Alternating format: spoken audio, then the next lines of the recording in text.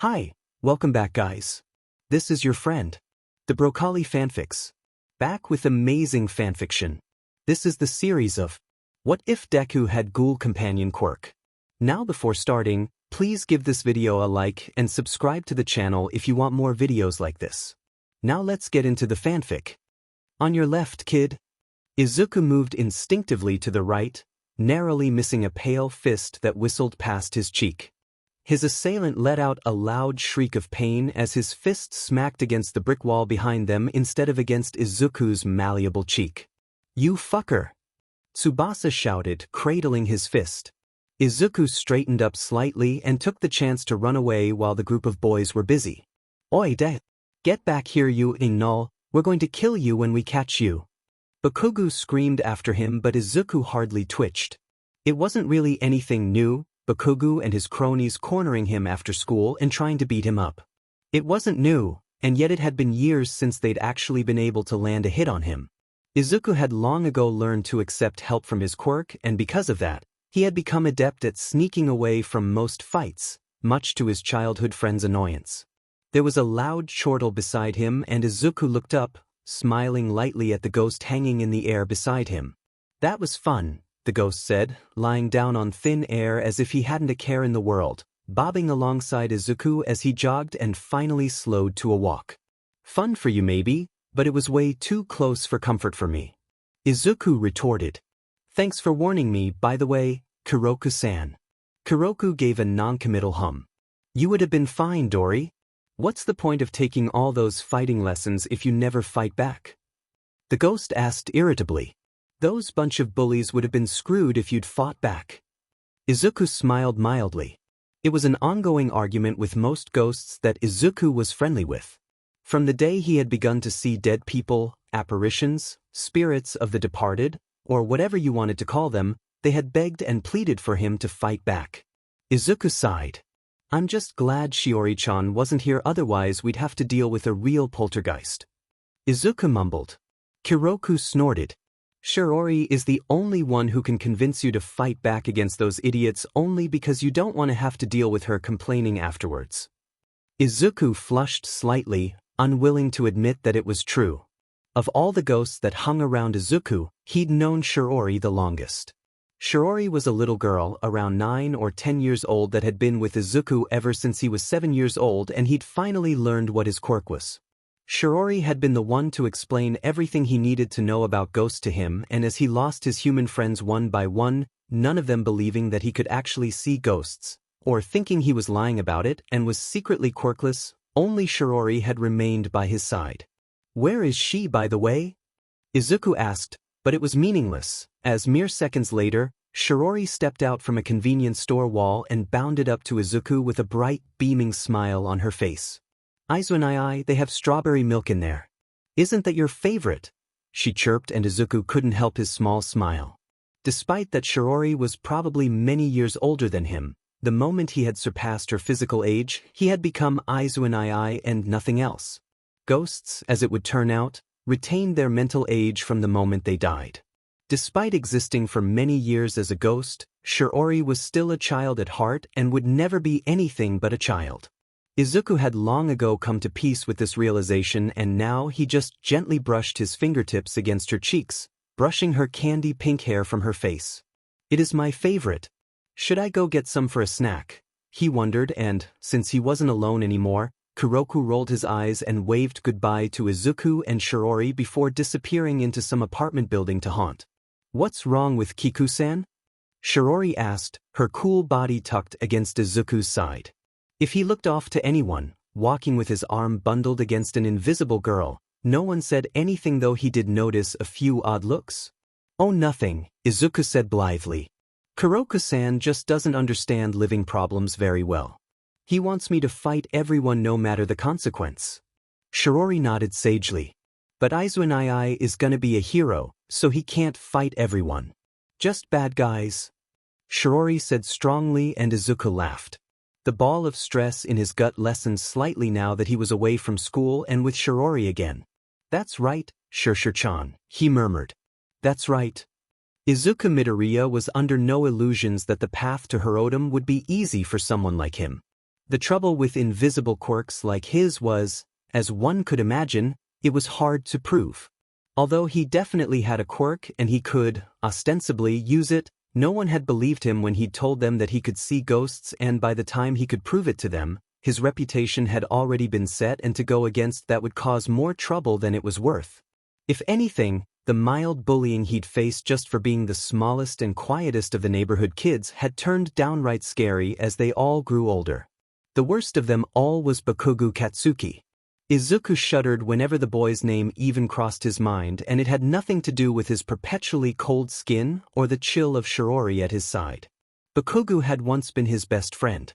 They'd grown up together and had been friends since they were in diapers.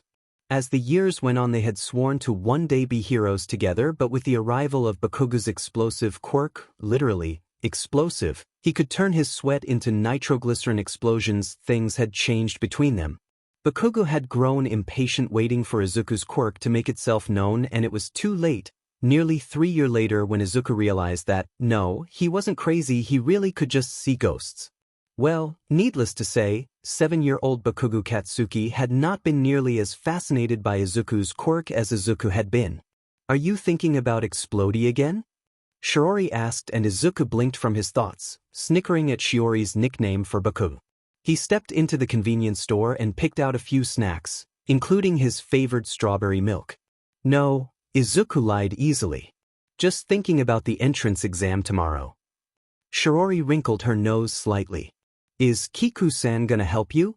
Shiori asked, floating through the refrigerators and narrowly missing someone's hand as they reached in to grab a drink.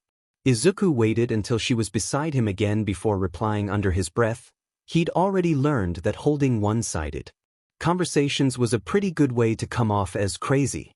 "No, I asked Yuki-chan to help tomorrow, just in case," Izuku said gently, and Shiori glared. "Aizu and I. Even though I'm just a kid, I've still been around for way longer than Yu-chan. Besides, you said my wings are very helpful." Izuku didn't know whether to laugh or cry. It was the millionth time he was having this conversation with Shiori. "You know I love your wings, Shiori-chan, but what if I need something more offensive in the exam? I can't just fly away. Yuki-chan's ice can make sharp and powerful spikes that can do some damage, and your gorgeous wings will be able to keep me safe too." Izuku promised, and Shiori grumbled a bit but accepted it. Shiori's quirk, when she had lived, was quite exceptional. She had the ability to manifest wings that would appear at her back depending on how much research she'd put into different types of wings. While she lived, she'd only ever managed to create monarch butterfly wings, as that was her favorite butterfly, but since Izuku had been able to borrow her quirk, he'd put a substantial amount of research in to create different wings with her quirk. When Izuku was 11 years old, he'd finally learned the full parameters of his quirk after sharing his name with Yuki, another ghost he knew.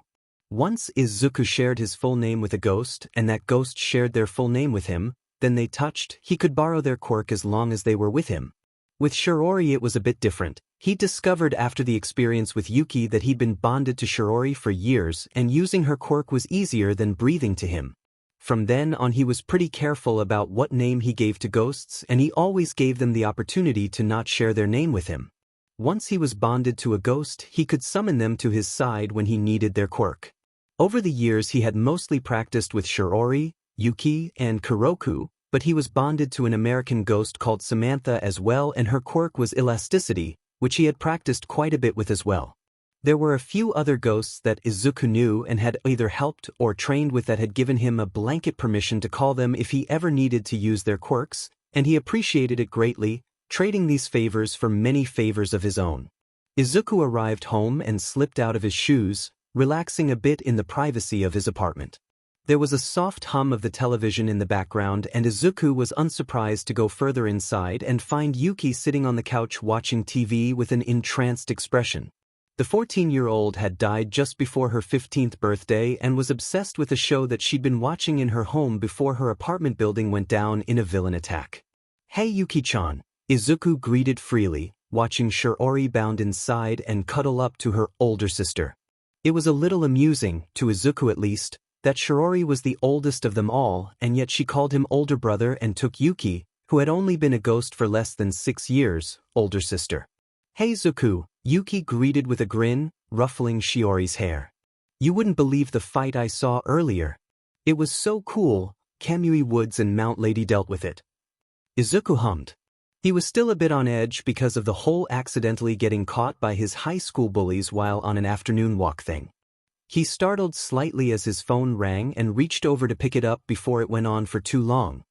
He noticed the caller ID and barely contained his small sigh. He closed his eyes, took a deep breath, and accepted the call even as he slumped against the couch. Hey Mom. Izuku. My baby. Izuku Midoriya cried. Oh, how are you my sweetheart? Izuku swallowed, hating the way his mother had the ability to transform him into a little boy despite his best efforts to grow and be independent. I'm doing fine. Just preparing for the exams tomorrow. He said, knowing full well that he was opening the door for. Both Shiori and Yuki glared as Inko immediately went on a loud tangent about her baby, hurting her and making her stress all the time since he was quirkless and weak, and would just end up getting hurt. I'm not quirkless, Mom, even if no one believes in me. I know the truth and I would like to think you know the truth too, but you refuse to believe in me, so all I can do is go to that exam tomorrow and prove it to you. Izuku said coolly. I'll prove it to you and to the world. Without waiting to hear more of her simpering, he hung up the call irritably. Seriously, it's been years. She saw my wings and she still doesn't believe that you have a real quirk. Shiori said with a deeply unimpressed look on her face, and Izuku just shook his head with a small smile. There wasn't much to say there. As soon as Izuku was old enough to take care of himself, his mother had taken a job considerably far away and had left Izuku to fend for himself, only doing the bare minimum to pay rent for a few months on a shitty apartment and have groceries delivered once a week, if that. In the beginning she called once a week, since he was only 12, but as the months passed those calls tapered off to once in a blue moon. She would visit once in a while and show up for any school meeting she was needed at, but since he'd started high school those visits had dwindled until now. It had been years since he'd actually seen her. Sometimes he indulged her, talking to her and steering clear of all triggering topics for the woman, and other times, like today, he simply got it out of the way to end the conversation faster so that she wouldn't feel the need to call him for another few months, hopefully. Nothing would get Izuku Midoriya to stop talking like Izuku reaffirming his dreams of being a hero could. Izuku had worked hard to study his quirk, but that wasn't all he did. He didn't want to rely on Ghost's quirks in order to be a hero. No, he had to do it on his own merit as well. Most of his free time was spent training physically as well as earning money online to fund the things he was sure his mother wouldn't pay for. Such as the gym where he trained with Shiori, Yuki, and Kuroku, as well as the dojo where he had been learning martial arts for a few years now from a mixture of his alive trainer Ishimoto-sensei, as well as from the long-passed-away Arashi-sensei, who haunted her dojo to make sure things were being run properly. Now, ready to complete the entrance exams for Yūrei Academy, Izuku had never felt as prepared as he felt now, and yet there was still a flicker of anxiety running through his veins. Perhaps it was Katsuki Bakugo standing over him, his rough voice and the popping sound of explosions in his ear, his voice demeaning. Don't even think about applying to Yūrei, no. I'm going to be the only student from this shithole that gets into Yūrei. Izuku sighed, flopping onto his couch with Yuki and Shiori. He had prepared a fairly simple dinner, just some miso soup and rice since it was just him eating. Just forget about everyone, Yuki advised. You don't need them. You have us and we're way better than everyone else. Izuku snorted. That he could fortunately agree with. He'd been truly blessed to meet his friends, and he knew that without them he would have been terribly lonely. All of his friends were ghosts, after all. The next morning Izuku was woken early by Shiori and Yuki in order to have enough time to have a big breakfast and take the train to Yūrei. He made a hearty breakfast since he would have to expend a lot of energy during the exams. Even though he wanted to, he didn't dare do any extra studying. Just trust yourself, Dori-chan, Mrs. Kitakani, the ghost that haunted the stairwell, said calmly, puttering around Izuku's apartment. She'd come to wish him well and do some tidying around the apartment so that he could come back to a clean home. Izuku's quirk gave strength to ghosts, so most ghosts that spent enough time around him were typically stronger and could interact with the living world. Mrs. Kitakani had known Izuku almost as long as Shiori had, though they weren't nearly as close. Still, she was the closest thing to a mother and caretaker Izuku had when he was a child, even while his own mother was still living there, and more so after she left. You know all the content, you've studied so diligently, and you're heaps smarter than most kids your age. She complimented, reaching out and stroking Izuku's hair gently. Izuku leaned into the touch despite himself. Izuku smiled dryly, not commenting on his doubt. A few other ghosts poked their heads in to wish him well, and he was grateful for the support. He wore a simple pair of sweatpants and packed an extra pair just in case. He was wearing a shirt that he would be able to remove easily in case he had to use Shiori's wings, and he'd packed an extra one to wear back home. He slipped into a jacket and a pair of shoes and packed a few granola bars and a bottle of electrolyte water, as well as his phone and house keys and train card. "All right," he announced. "I'm off, wish me luck everyone." "Good luck, Dory." A chorus of ghosts cried, and Izuku smiled, leaving his TV on for any of the ghosts who wanted to pass some time watching whatever popped up. Yuki and Shiori tailed him. Outside, Kuroku appeared and gave him a sporting clap on the back. "Give me a call if these girlies can't help you out, Dory." Kuroku had shared names with him but seemed to like calling him Dory either way. "Who knows, maybe you fight in a desert and you have to manipulate sand." When Kuroku died, he'd only been able to manipulate and move sand, but with Izuku's input and training they had graduated to being able to form rocks and even gather small sandstorms, and were working on tornadoes now. "I'll be sure to if I need you, Kuroku-san," Izuku said pleasantly, out loud since he was walking alone. He made it to the train station and was grateful that Bakugo wasn't there. His parents were probably taking him to the school, so it was doubtful that he'd run into anyone he knew. There were a few ghosts on the train, and when Shiori and Yuki boasted about Izuku's quirk and where he was going, they all wished him well. His cheeks were a bit pink, as a few of them even wanted to tag along to watch him in the exam. "Remember, if you want to be Aizawa's friend, you can share your name with him, and then he can use your quirk to be a hero," Shiori announced happily. "Aizawa likes my quirk best though." Izuku reddened as the ghosts snickered and snorted. "Oh yes, squirt? What's your quirk then?" an older boy asked with a charming grin. Shiori puffed her chest out. "I make really pretty wings," she revealed. "If Aizawa studies wings really well, then he can make bird wings, but all I could make were butterfly wings." "That's a really cool quirk," the boy said earnestly. "All I can do is make things unlock." Izuku thought this was an extremely helpful quirk, personally, but other ghosts didn't seem to think so. If he were alone, he might have mentioned something, but alas, he would look like a real psycho if he suddenly started talking to invisible people. He was, of course, talking from experience. When the train finally came to a stop, Izuku stepped off, finding himself inexplicably with an entourage of at least 7 or 8 ghosts. Now that he was walking alone, he chatted with them and even ended up sharing names with the lockpicking ghost, who he learned was called Eiji Hitori. In front of the Yūrei gates, Izuku paused and stared for a moment. He couldn't quite believe he was really there, and yet he was. He took a deep breath, feeling Shiori and Yuki at his side, and took his first steps towards Herodom. Despite the impressive size of the buildings, the grounds were crawling with people, and it was all a little confusing to navigate, but fortunately they had a lot of staff helping out, and Izuku had to genuinely bite his lip when he was given a schedule and map by a clone of the pro-hero, Ectoplasm. The ghosts ended up leaving his side since they were walking into too many people, causing a bunch of people to give him a wide berth as if they thought it was him making them cold. Izuku blushed at that. Hitori laughed. "We'll go watch from the rooftops, Dory-kun," he said. "Give me a holler if you need to unlock something super desperately." Izuku wanted to laugh, but he held it in as well as he could. The ghosts disappeared, leaving him with just Shiori and Yuki. He made his way to the large auditorium where the general exams were taking place, and he followed the swell of people inside, taking a seat at one of the free spots when he noted that they weren't being separated into sections at all. Each table contained a folder and a UA-branded pen, nothing more, and each section was separated by a cloudy glass to stop people from cheating. There was a girl next to him that seemed to have gills against her neck, and on his other side sat a boy with seaweed for hair. He smelled quite strongly, and Izuku's nose twitched despite himself. Behind him, Yuki and Shiori. were giggling and trying to touch his slimy-looking seaweed hair. Izuku sent them a look and Yuki pouted but obediently stopped and made Shiori stop too. "Welcome."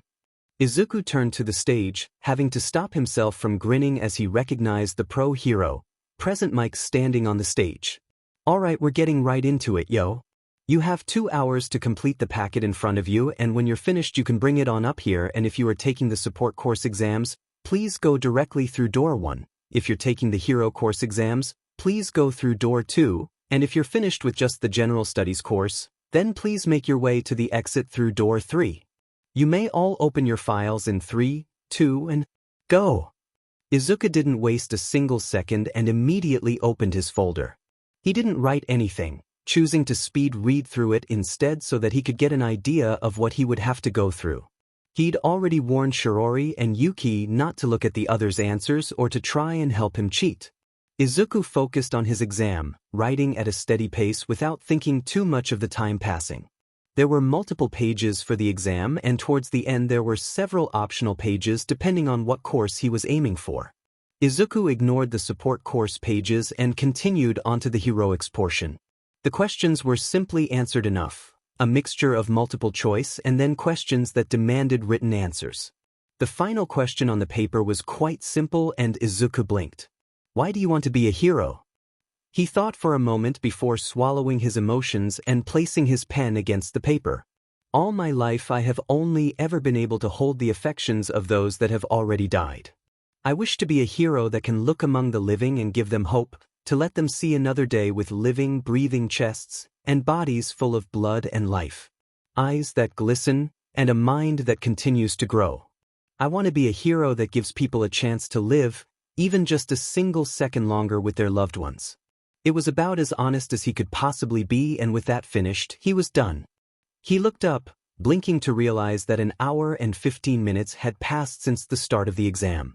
No one else seemed to be done, and the two beside him seemed to be actively panicking. He felt a little embarrassed to be finished first, but since there was time left he figured it would be good to go and have one of his snacks while he waited for the practical exam. Izuku stood up, slinging his bag over his shoulder. A few heads looked up at him as he stood before returning to their pages with even more fervor. "Aizawa, you're finished? You're so smart." Shiori cried out across the room, and Izuku barely concealed his wince at the loud noise, seeing his little ghost friend hanging around an oblivious Present Mike. The pro hero in question was looking at him as well, looking a little surprised, and Izuku colored a bit. He placed his folder down and Present Mike gave him a small smile. "Finished?" he asked softly. "Which door?" "2," Izuku replied, just as softly. "Can I eat in there?" Present Mike seemed a bit surprised but nodded eagerly, gathering his folder. "Sure thing, listener," he encouraged. "Come on, I'll get you settled." Izuku was going to protest, but Present Mike made some sort of signal towards the roof, and then a clone of ectoplasm walked through to take his place at the front table while Present Mike led Izuku through door 2. "First time in a while a student has finished this early," Present Mike said, marginally louder now that they were enclosed in a room. The new room looked pretty similar to the last one, but a bit smaller. "Feeling confident?" "Oh, I didn't even think about anything but finishing," Izuku admitted embarrassedly. "I knew I'd spiral if I went to look back through it, so I just finished it and closed it." Present Mike laughed loudly, his voice echoing slightly. Only Izuku could hear Shiori and Yuki laughing with him. "I'm sure you did fine. Anyway, you're the first one done, so you're in the first section of participants, examinee 1. Present Mike gave him a little square of fabric to wear over his clothes that had the number 1 printed on it, and Izuku pursed his lips. "Do we have to wear these during the examination?" he asked, and Present Mike blinked and nodded. "Will it interfere with your quirk?" he asked wisely, and Izuku nodded slowly. "I'm wearing a shirt that I can easily remove, but if this covers my back then it will probably get ripped or torn away. Could I wear it over my hips instead?" Izuku demonstrated, and Present Mike laughed and nodded his head acceptingly as he tied the fabric around his waist, displaying the number 1 over his butt. "That works for me," Present Mike said with a grin. "Good luck out there, little listener."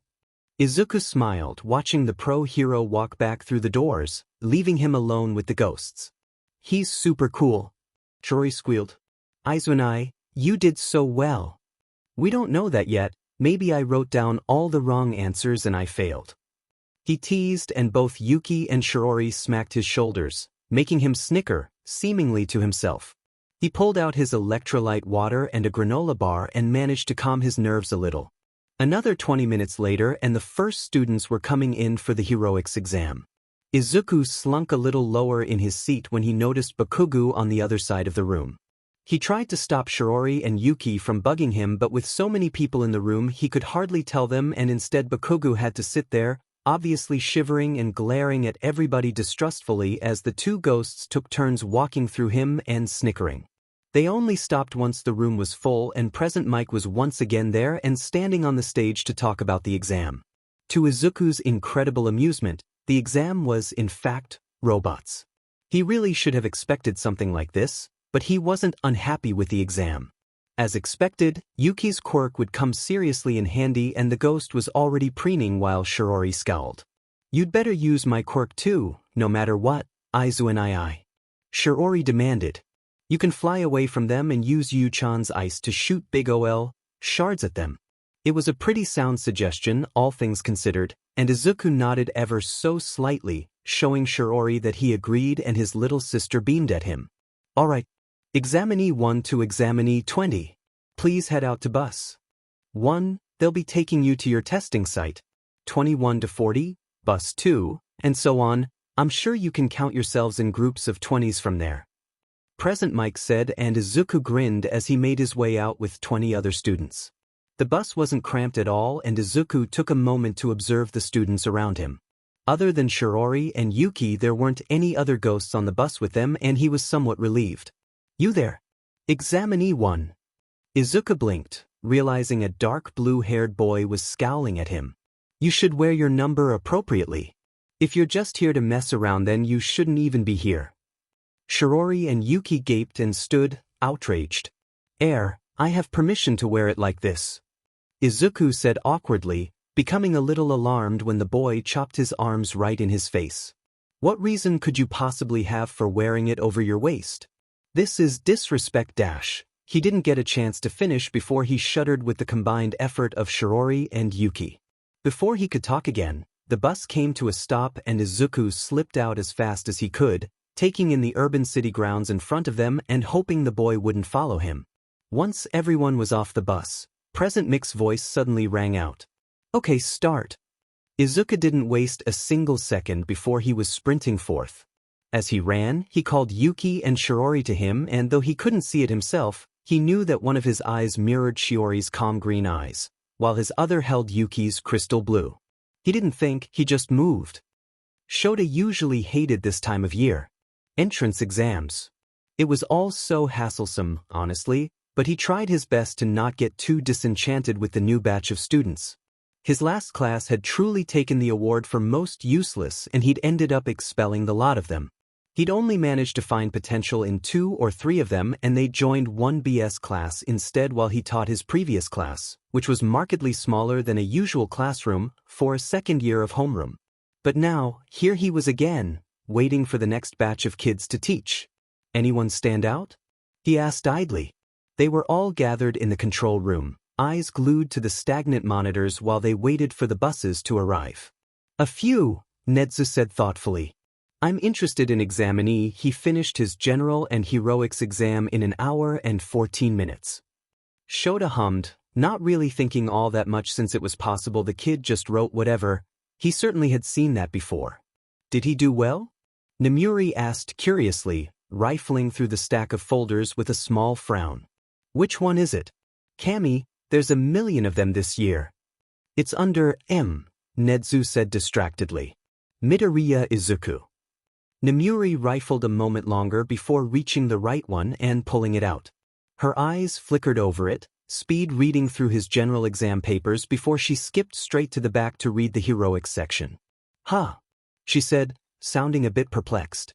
Well, you don't see that every day. What a curious answer. What is it? Hisashi asked, bouncing on his heels. He was standing at the observation deck but could clearly still hear them. He was super polite, very cute, asked if he could wear his number around his waist 'cause of his quirk, whatever it is. The last question, the one about why they want to be heroes. You know how many we get that just want to be famous, or want to be like All Might? At their hum she continued, well, this one said, Nemuri paused to get to the right place, all my life I have only ever been able to hold the affections of those that have already died. I wish to be a hero that can look among the living and give them hope, to let them see another day with living, breathing chests, and bodies full of blood and life. Shota blinked, utterly confused. He wasn't the only one. As Nemuri read, a few of the other teachers looked up and even Hisashi looked over with a confused frown. Eyes that glisten, and a mind that continues to grow. I want to be a hero that gives people a chance to live, even just a single second longer with their loved ones. Nemuri finished, placing the paper down and looking up for their reactions. There was a moment of stark silence. What an interesting student. Nedzu commented and Shota silently said a prayer for the kid on the off chance he got into Yūrei. A chill seemed to go down Shota's neck and he sighed, rubbing the skin there. He'd always run a bit cold and he'd had cold shivers often over the years, so it really wasn't much of a surprise to him, though it was still annoying. What's his quirk? Vlad King asked with a grunt. First bus is here, that should be his one. Nemuri stood up, once again rifling through a bunch of papers at the speed of light. It wasn't her quirk, she was just that used to going through paper files at an alarming rate. She pulled out a sheet and her brow furrowed further. Midoriya Izuku, 18, his quirk is medium. She turned to face them, holding the sheet of paper. It just says medium, and the section where it's supposed to explain the quirk is blank with a note from the quirk counselor saying that Midoriya could never prove the existence of his quirk but that multiple sources indicate he has a quirk factor. Shota rose up from his slouch slightly, holding his hand out for the paper. Sure enough, it was exactly as Nemuri said and he frowned. What the hell is his quirk then? He asked rhetorically. Nedzu pressed a button and one of the cameras panned to Training Ground 1 where the students were disembarking from the bus. One of them, Midoriya, he noticed by the number 1 on his hip, was the first off the bus and he looked somewhat flustered. We'll find out in due course. Nedzu said soothingly. Let the trial begin. And so it began. Shota was quite proud to see that Midoriya ran off the second Hisashi started the exam while others hesitated, forcing him to scold them.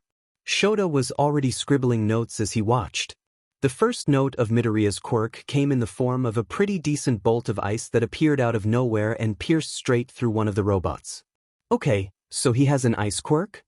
Shota asked confusedly. How is that not proof of a quirk? It was confusing. Midoriya was obviously familiar with his quirk and he used it well, flitting all over the urban setting and even employing some impressive parkour as he took down the robots. Shota tried to pay attention to the other students as well, not just in the first section but in the others as well. There were a lot of impressive quirks, and yet somehow his eyes kept wandering back to Midoriya. And not a moment too soon, the zero-pointer had just been released. Shota watched as students in all the courses ran for their lives. All except one. Shota watched, mildly alarmed, as Midoriya ran towards the hulking robot, pausing in front of it. Nedza didn't even need them telling him to adjust the camera, he did it himself and gave them a new angle, showing another student, a girl, trapped beneath a piece of concrete. Audio. Shota demanded. The room was filled with noise, but they could hear the two speaking above it with some careful muffling from Nedzu. Limit and then I throw up. Okay, well don't worry, I've got you okay? Midoriya said soothingly. He seemed to concentrate, eyes flickering towards the robot that seemed to be getting even closer to them. Shota noticed the strange color of his eyes, one green and one blue. A pillar of ice shot up from the ground, jolting the rock off of the girl, but their time really was getting thin and Midoriya seemed to notice it as he grabbed the girl's hand, pulling her into his arms. Nedza dash. But it wasn't necessary to power down the robot because right there before their eyes, Midoriya ripped off his tank top, momentarily shocking them all at the sheer absurdity. The girl in his arms seemed equally distracted by his muscles, as a pair of dark wings burst from between his shoulder blades. Midoriya took to the air, wings beating against the wind as he adjusted his grip on the girl and took them to safety. Shota wasn't the only one gaping at the screen. Where the F did that come from? Nemuri balked. Wings? What about the ice? None of them had an answer for her. It was too perplexing. Never before had they seen such a bemusing quirk. Even Nezu looked confused, and that really was a first. They watched as Midoriya landed, placing the girl safely on the ground and his cheeks pinkening in embarrassment. His wings seemed to stretch and flutter behind him before pulling closer and disappearing with a small pop. Nezu pressed the button to end the exams and they all stared at the screens. I call dibs.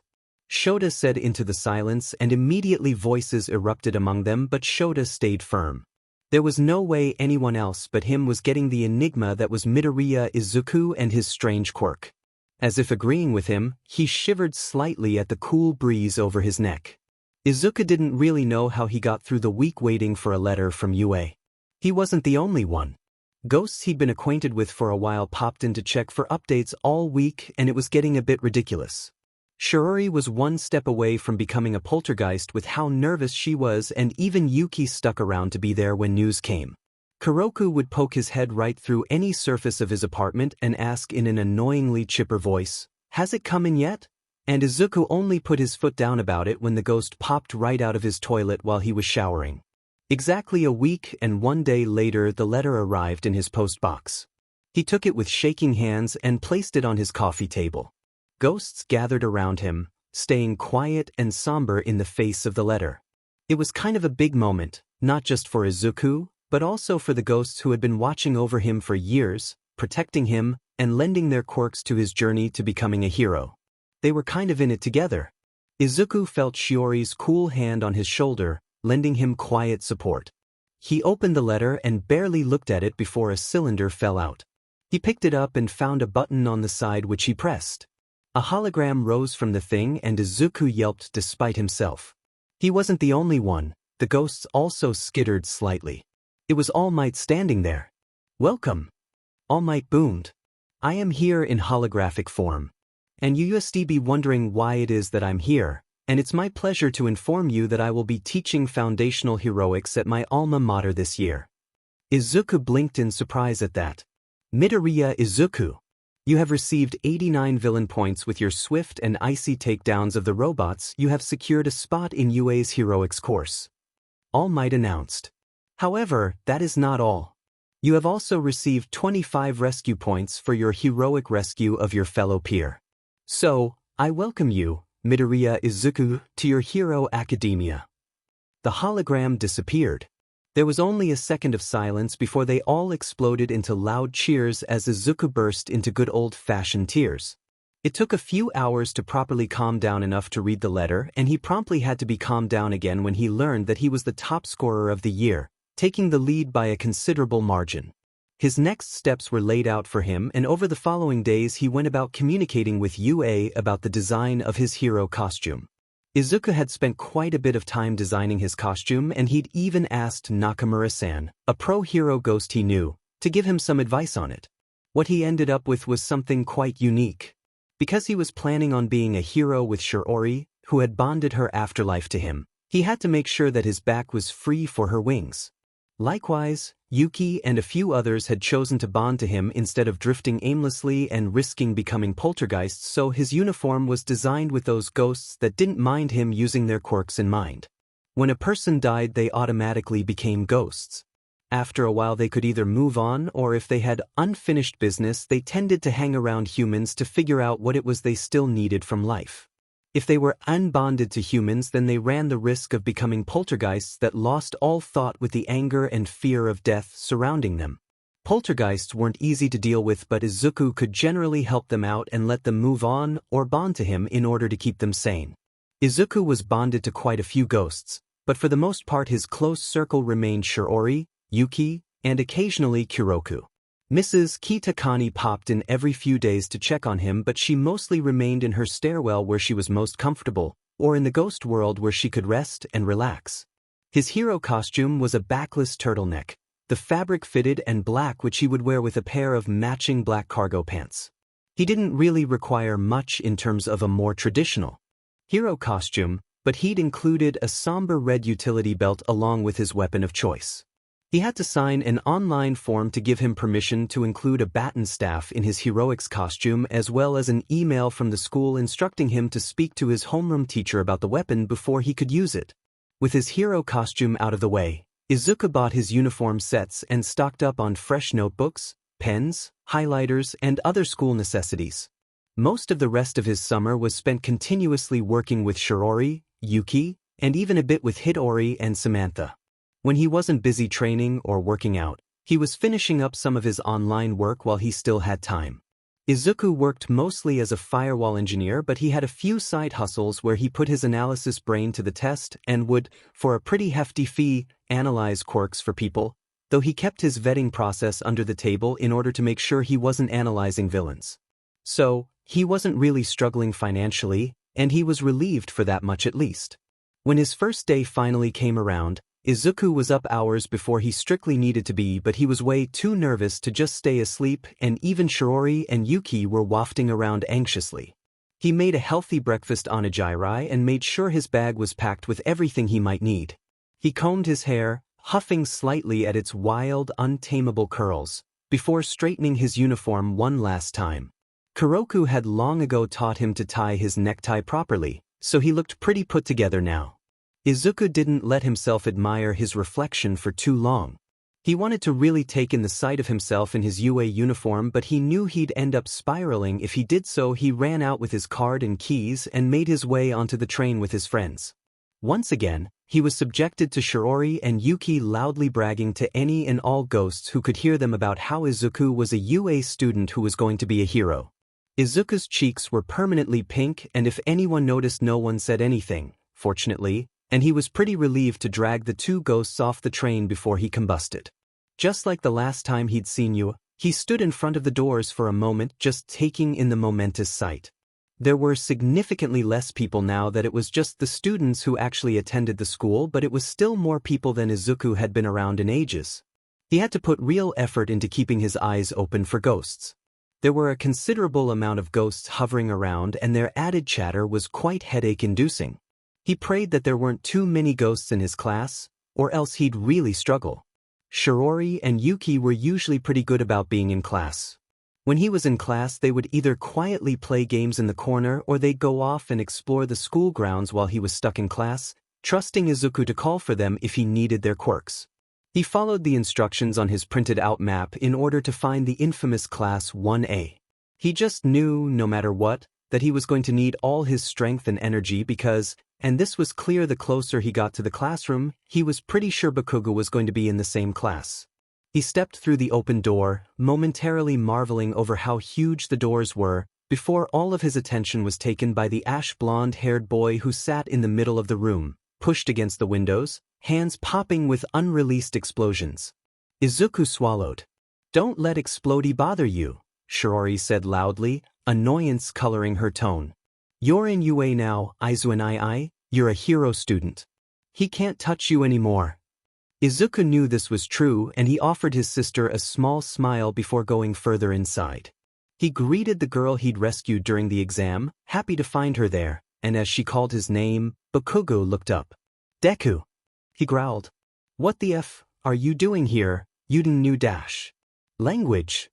The blue-haired boy who had told him off on the bus exclaimed, looking horrified.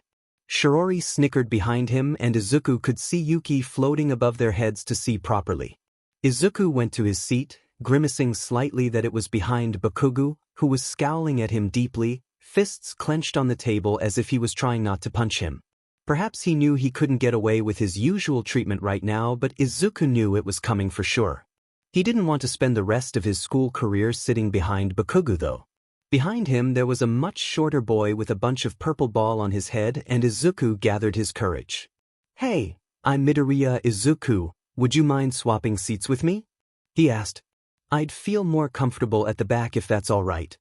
The boy looked surprised, but he shrugged and stood up, hopping off his chair, and Izuku was relieved, swapping seats with him and ignoring Bakugo's answering growl of rage. Safely behind someone else, and in his favored seat in the classroom, right at the edge and in the corner of the room where it was most private, Izuku finally gave the classroom a scan. His eyes paused on what looked like a rather large yellow larva lying on the ground behind the teacher's desk. There was a boy standing above it with a fairly amused expression on his face as he looked around at the classroom. The boy was handsome, his features regal and angular. His hair was a soft, powder blue and it seemed to defy gravity around him, looking almost like candy floss that Izuku wanted to touch. Izuku might have mistaken him for the homeroom teacher, but he couldn't have been as he was wearing the Yūrei uniform as well, and, not to mention, he was pretty clearly a ghost. His crystal blue eyes swiveled, meeting Izuku's. He didn't seem to be expecting anything, but Izuku offered a somewhat shy wave and the boy straightened up, looking beyond surprised. "Go introduce yourself," Izuku said under his breath, to Shiori and Yuki. "Tell him about my quirk." Shiori beamed and nodded, bounding up to the ghost boy, who now looked a mixture of confused and mildly concerned. With that out of the way, Izuku couldn't help but look back down at the larva. To his astonishment, the caterpillar moved, revealing a human face at the top of the body, and Izuku blinked, once, twice, making direct eye contact with the man. He watched, bemused, as a dark-clothed man stepped out from the husk, which he belatedly recognized was a sleeping bag, and stood tall in front of the class. No one else seemed to pay him much mind until he rapped his knuckles against the table, bringing the class to a screeching halt. "It took you all way too long to realize I was here," he said, tone-bored. His voice was low and gravelly, almost as if he'd just woken up. "Only one of you even noticed I was here in the first place. That's pathetic, do better." "I'm your homeroom teacher, you can call me Aizawa," he said blandly. "Put these gym uniforms on and meet me on the field for a quirk assessment test. If you aren't outside in 15 minutes, you'll regret having even come to class today." With that, he promptly climbed right back into his sleeping bag and closed his eyes. Izuku was the first to stand up, walking to the front and grabbing the uniform that had his name on it. The other students clambered after him, and along with them, the ghosts. The new ghost bounded after him and Izuku met his eyes. "You can really see me?" he asked, surprised, and Izuku gave a short nod. The boy grinned, looking quite happy with that. "You're the ice and wing boy, aren't you?" he said. "The teachers were so confused over your quirk. I didn't know you were using ghost quirks. That's incredible." Izuku smiled mildly. "I'll wait outside for you," the ghost said. "I'll show you to the field. It's show's start of term trick, telling the class they have 15 minutes to get to the field when obviously no one would even know where the field is." Izuku felt his stomach drop. He sent the boy a grateful look that was laughed at, before he ducked into the changing rooms to change into his gym uniform. Divided into just the boy, Izuku spared a second to glance at his new schoolmates. They were certainly an eclectic group, and Izuku wondered if he was destined to befriend any of these boys or if it would just be middle school and high school all over again. Dressed in his uniform, and in record time really, he slipped back out to find a moment with the handsome ghost waiting on him. The ghost grinned at him when he stepped out. "Done first, show will like that. If you run for it, you'll be there before everyone else," the boy suggested, and Izuku smiled a bit shyly. "Well, don't let it be said that I'm not above buttering my homeroom teacher up." Izuku shrugged and the boy burst out laughing, leading the way to the field. "I'm Shirakumo Oboro." The boy introduced himself. "Your little ghost said if I told you my name and you told me yours, despite that I already know it, then the beginning of a bond would be formed and you could use my quirk. Is that true?" "It is," Izuku confirmed. "If I share names with a ghost, then the bond forms. If I touch you afterwards, then it opens the possibility of you being drawn into my body and I would be able to use your quirk after some practice." "You can touch ghosts?" Shirakumo asked, sounding thrilled. "Hey man, it's been forever since someone alive even talked to me. If you want to touch me, then I'll be all for it." "You don't mind that I could use your quirk?" Izuku asked curiously. "Not that I would use it without permission, of course." "I don't mind," Shirakumo assured him. "I probably wouldn't use it in front of Sho without telling him about it first. It might give him a heart attack." Izuku assumed that Sho must be Aizawa and that Shirakumo was probably bonded to Aizawa in order to remain as a sane ghost. "I'm Midoriya Izuku. Most ghosts call me Dori, but those are just the ones who don't want to share names with me." You can call me Izuku if you like. Izuku offered kindly. Shirakumo beamed at him. You can call me Oboro, the ghost said happily. Come on, the field is this way. They went out of the building and sure enough Aizawa was standing in the middle of the grounds looking at his watch. The man looked up when he noticed Izuku's arrival and arched a single brow. Izuku flushed. The downside to buttering your homeroom teacher up is that you have to stand here awkwardly while you wait for everyone else. Izuku muttered under his breath and Oboro laughed loudly for only Izuku to hear. Shiori and Yuki were standing around Aizawa, waiting for Izuku to arrive. He's harmless, Oboro promised. Well, not really, but don't worry. He called dibs on you, so I doubt you have a lot to worry about today. Izuku did not know what to make of that. Izunai, this sensei is super funny, Shiori announced. He crawled here like a slug in that sleeping bag of his. Oboro lost it again and Izuku prayed that Aizawa thought he was flushed because of the sun. Midoriya. Aizawa greeted when Izuku came to a stop in front of him, at a decent distance away. Sensei, Izuku mumbled back.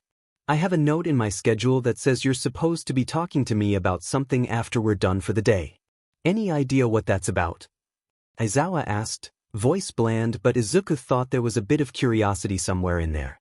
I think I'm supposed to get your approval for my support weapon. Izuku remembered. I was told I wouldn't be able to carry my baton if I didn't prove I could handle it at a beginner level. Aizawa blinked. A baton, he said, ping his head. You don't see that every day. Can you handle it at a beginner level? I've been training with it for over 6 years, sensei. I'm very comfortable with my baton. Izuku replied a bit dryly. A few other students were pouring out of the building now. Well, stay after class and we'll check you out in gym beta. Aizawa allowed, falling silent again as other students caught up around them.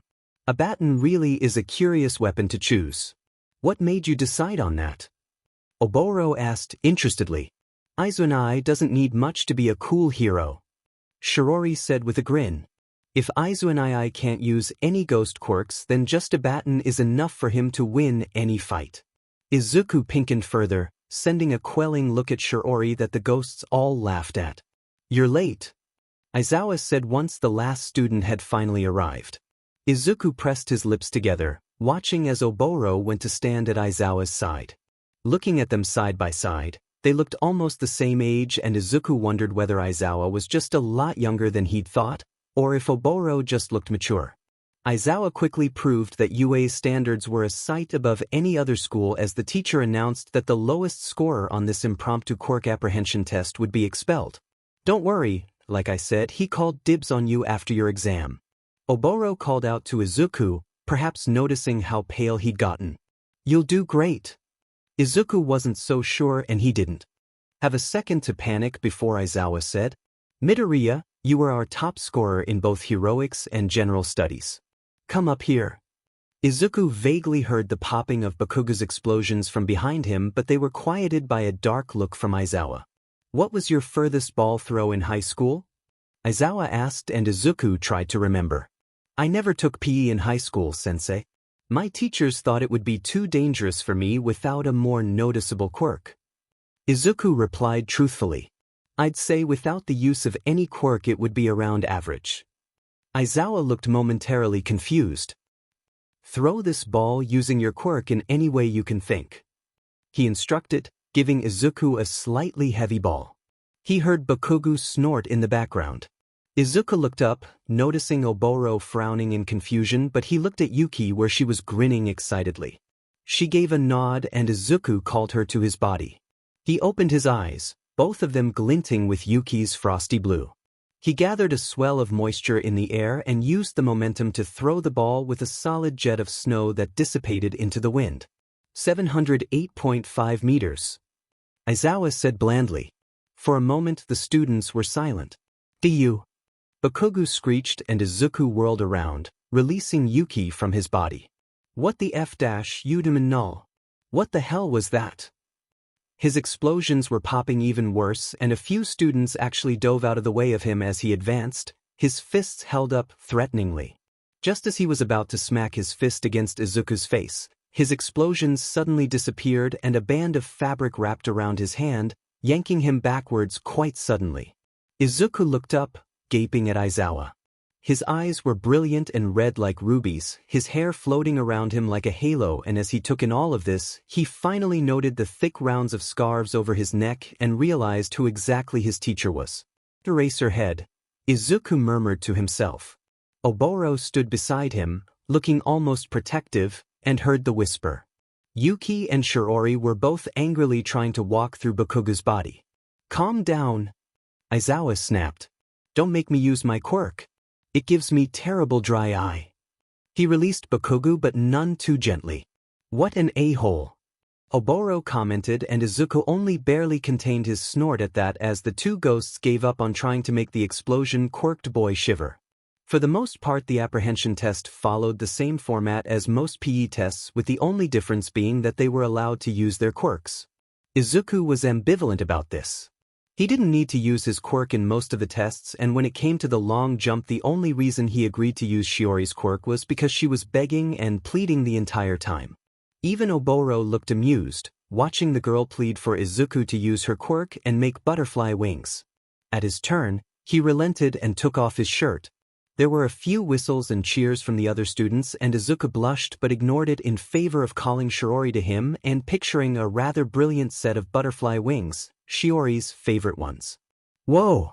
someone shouted when they burst from his back, and Izuku took to the air, flying a distance up and then over the long jump area. "I'll mark it as infinity," Aizawa said, though he looked even more confused. "I thought you had bird wings during the exams." "Any wings," Izuku said, landing safely next to him, since he was standing at the other end of the long jump area. "As long as I know what they look like and their structure, they can be any wings." Aizawa looked like he wanted to ask more, but he didn't.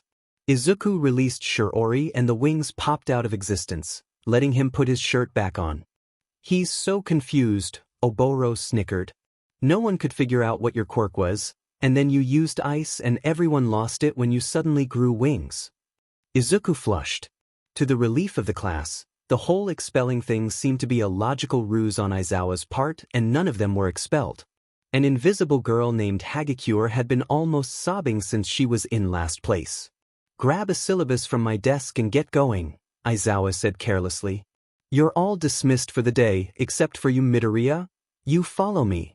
There were a few whispers and looks, but Izuku tried to ignore them and just followed Aizawa along with the three ghosts. He could feel Bakugo's dark look. "Do you have a training baton that you can demonstrate with?" Aizawa asked, and Izuku nodded. "I brought my own baton with me today in case I needed to demonstrate," he assured. "It's in my locker." Aizawa hummed and they walked to the lockers mostly in silence, save for the sound of Yuki and Shiori chatting with Oboro, which he listened to with half an ear to make sure they didn't say something embarrassing to the ghost. Izuku grabbed his baton from his bag and followed Aizawa to Gym Beta. "Your papers were very unclear about your quirk," Aizawa said eventually. "I wonder if you can't clear it up for me. Two opposing quirks like that are very rare, and yet I seem to have two students this year who have two wildly different quirks in them." "I only have one quirk, sensei," Izuku said quietly. "I can just do a large amount of things with it." "And what is it exactly?" Aizawa pressed. Izuku bit his lip. "Not many people tend to believe me when I talk about my quirk," Izuku said carefully, as they entered the gym. There were one or two older students working around the area. Two students were sparring on one of the mats while a girl filmed them and offered encouragement. "Try me," Aizawa said dryly.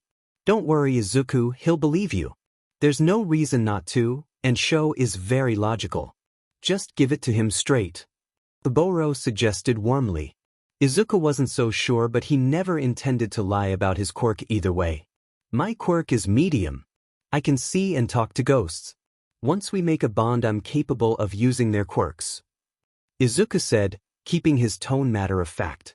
"The ice comes from my friend Yuki, while the wings come from my younger sister Shiori-chan." Aizawa paused, turning to stare at him somewhat blankly. Oboro muffled a snicker and Izuku pressed his lips together. "I told you not a lot of people believe me," he offered awkwardly. "How do you form bonds with them?" Aizawa asked carefully, as if he was testing the waters of neither believing him nor outright disbelieving. Izuku raised a brow. We share names and touch, that's enough for most ghosts and I can call them to me when I need their help. Izuku explained. For example, Yuki Dash, he called her, and his eyes became crystal blue. He showed a small flurry of ice in his palm, then released her. And I'd call Shiori, but I really don't feel like disrobing again. Shiori pouted while Oboro laughed. Aizawa seemed to half snort, but he was mostly looking a bit disbelieving. Ghosts, huh? Well, I guess that explains the confounding mixture of ice and wings. He mumbled. What other quirks have you used? I can manipulate sand with Kuroku-san's quirk, and I've trained a lot with Samantha's elasticity quirk. Itori-san has an unlocking quirk that'll be helpful if I ever forget my keys, I guess. So, Sensei, if you ever forget your keys, just give me a call and I'll come unlock anything for you. He said warmly, and Aizawa snorted. I'll keep it in mind, he commented. Get on the mat, no quirks, we'll spar and you can use your baton. Izuku didn't disrespect him by asking if it was fair since he was a pro hero, and that was an advantage if there ever was one. He put his bag down, taking out his baton, and entered the mat. From the corner of his eye, he noted that the 3 older students had paused their sparring and were instead turning to watch them curiously. Aizawa settled into a traditional fighting stance and Izuku mirrored him. Shall I moderate, Sensei? The girl who was filming the other 2 boys asked, as the 3 came closer. Aizawa nodded in agreement and refocused on Izuku. Start! She called, watching with keen eyes, and Izuku immediately went offensive as Aizawa poised to strike. He'd sparred with a lot of people before, fighting against many different styles, but never before had he felt like fighting was almost a dance. His baton twirled, striking out and smacking against toned, trained arms. He demonstrated all sorts of tricks that he'd learned, using its extending ability to flip himself around the mat to come at Aizawa from different angles. They were sparring, but since this was more to show that Izuku could handle the baton, he wasn't exactly going all out to win the match. The girl moderating them was giving some highly distracting commentary, but Izuku had more than enough practice fighting while tuning out the commentary from ghosts, so it didn't bother him much, but he could tell Aizawa was half annoyed by the comments just by his expression. Izuku thought she was pretty funny though. He was tiring but holding his own pretty well. Aizawa seemed to notice that, and to Izuku's mortification he began fighting with more energy, as if to say, "Come at me harder." Izuku's cheeks darkened, but he answered in kind, focusing on the fight and pulling forth all his ability and training in order to beat his sensei. It was kind of a pride thing at this point, and in the end, the only reason he managed to win, and win, was somewhat of an exaggeration considering they were sparring with the intent on just knocking each other down, was because of a lucky shot he took where he basically tucked and rolled as he was falling and jutted his baton out to knock Aizawa's legs out from under him, sending the man sprawling. Oboro and the other 2 ghosts were loudly shouting their approval, and the large blonde boy who was watching cheered loud enough to rattle Izuku's bones. Wow. I've never seen a first-year hand it to you like that, sensei. He cried, and Izuku turned red, standing up. Aizawa stood as well. That was impressive, Midoriya, Aizawa said, a bit breathless. Where did you get this baton? I wasn't expecting it to extend too much, and that's why you caught me in the end. It's more like a staff, and yet your ability to lengthen it at will is quite something. I made its sense. I took a few lessons on hero-grade support weapons, and this was my design. It can actually extend way longer depending on how many times I press the button on it and how tightly I'm holding it. Izuku explained, stepping back and demonstrating as the baton extended a few feet. That's so cool! The girl cried. Oh, I'm Nijire Hado. Nice to meet you. Midoriya Izuku. Izuku introduced himself. He learned that the 2 boys with her were Togata Mirio and Amajiki Tamaki. Well, you're more than capable of working with your support weapon, Midoriya. Did you give the design to the support department for your costume? Aizawa asked, and Izuku nodded. I did. I haven't seen the finished product yet, but Power Loader-san said that it would only be included with your approval. Izuku reminded. Aizawa nodded. Don't worry about it. I'll let him know it's fine. Aizawa agreed, and Izuku smiled. You should give me your number, Kohai. I want to spar with you sometime too. Togata said eagerly. I'm pretty weak at quirkless fighting and it's something I want to get better at and you seem like you know a thing or two. Izuku was flattered and he immediately gave the older boy his phone to put his number in, finding himself with Nijire Hato's number as well, and both he and Aizawa watched, somewhat bewildered as Amajiki fought some inner demons to get himself to put his number in Izuku's phone as well. Izuku said his goodbyes since Aizawa was apparently going to stay behind and work with the 3 students on their fighting. Izuku offered Oboro a small smile, and the ghost beamed at him. He couldn't quite believe it. He'd completed his first day of Yūrei, fought and won against a pro hero, met a handsome new ghost, and his baton was approved. It really was a pretty good day. To his surprise, Oboro tagged along when it was time for Izuku to leave school.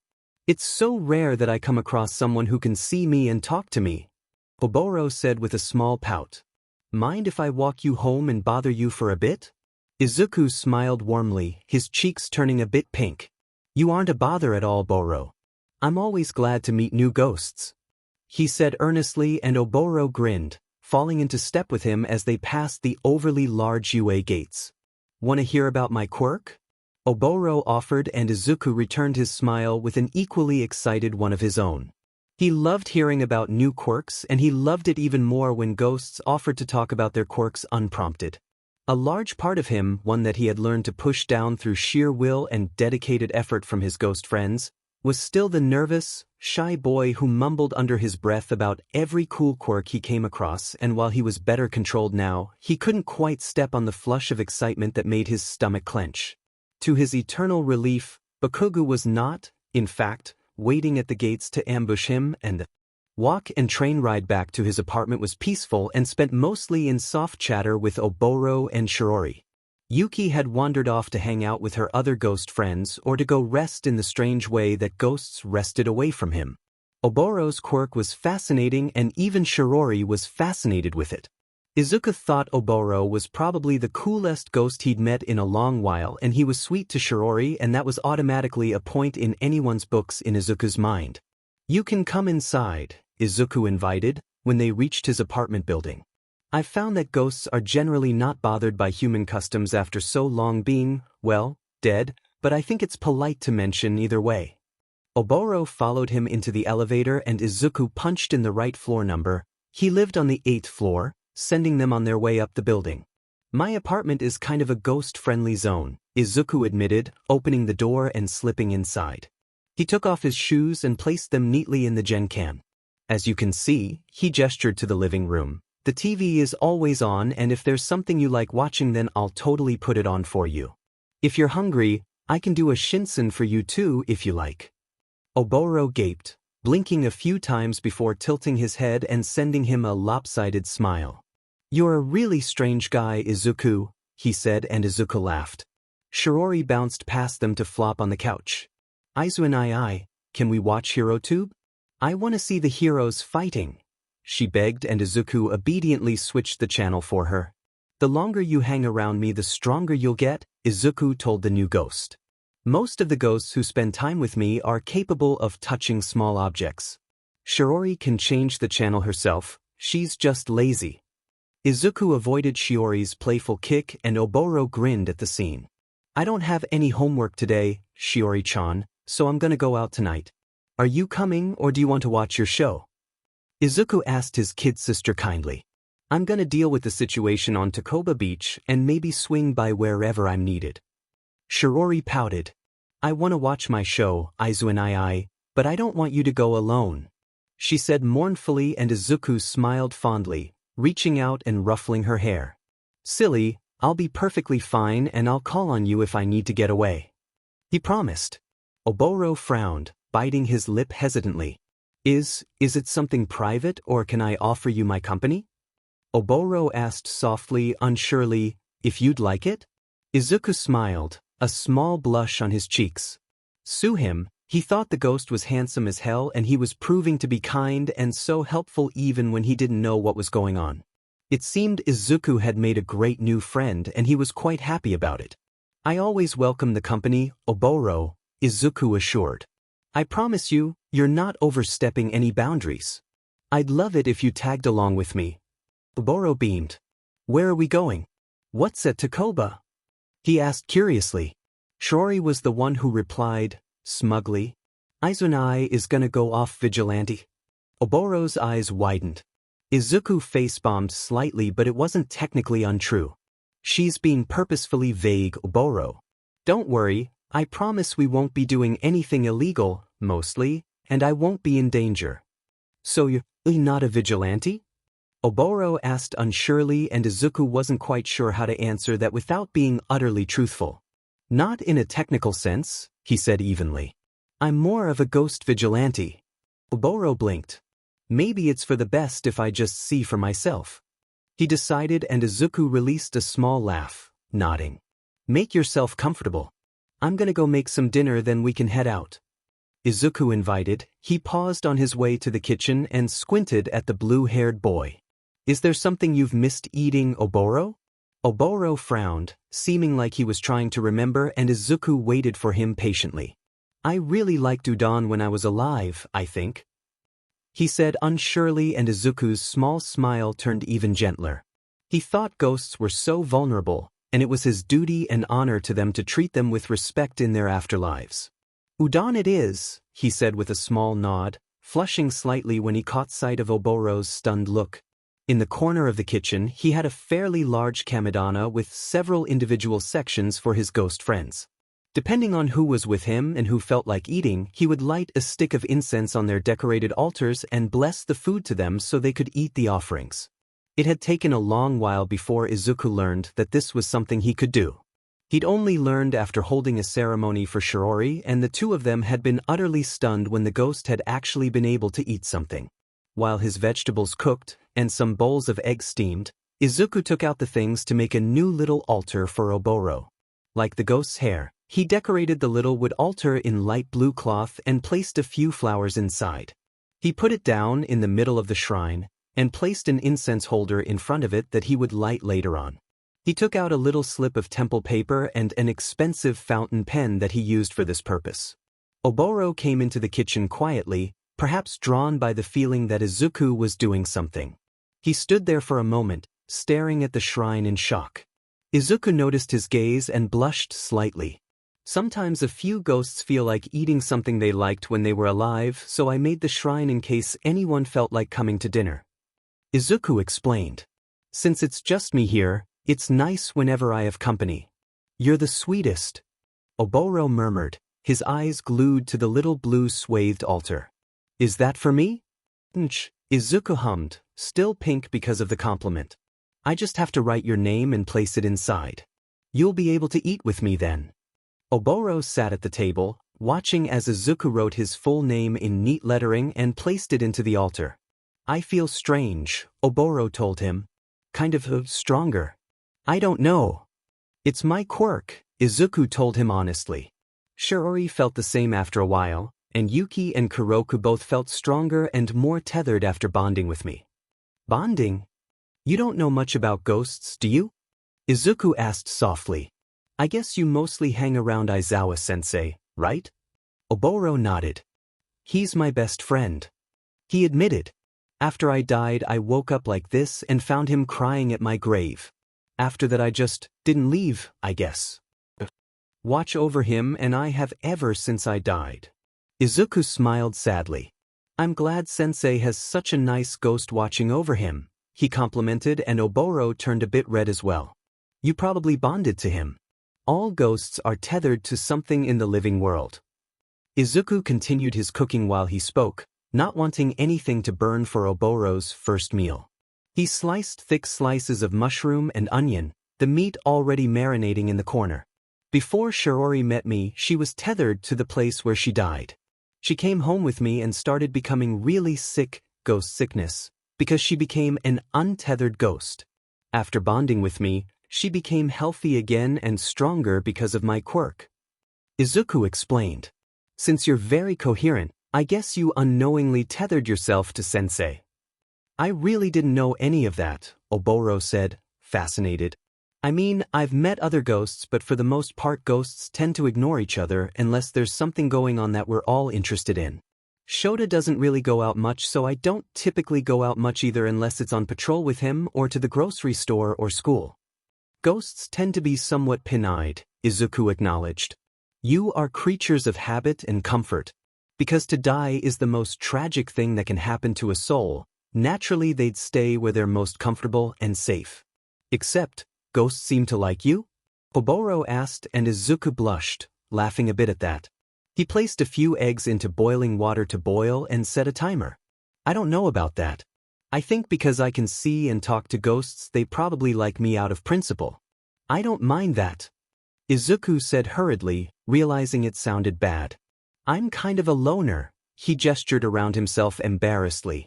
Not everyone reacts as nicely as Aizawa-sensei did when they learn that all your friends are ghosts, and I promise you, the kid walking around talking to his invisible sister wasn't exactly the most popular kid in school.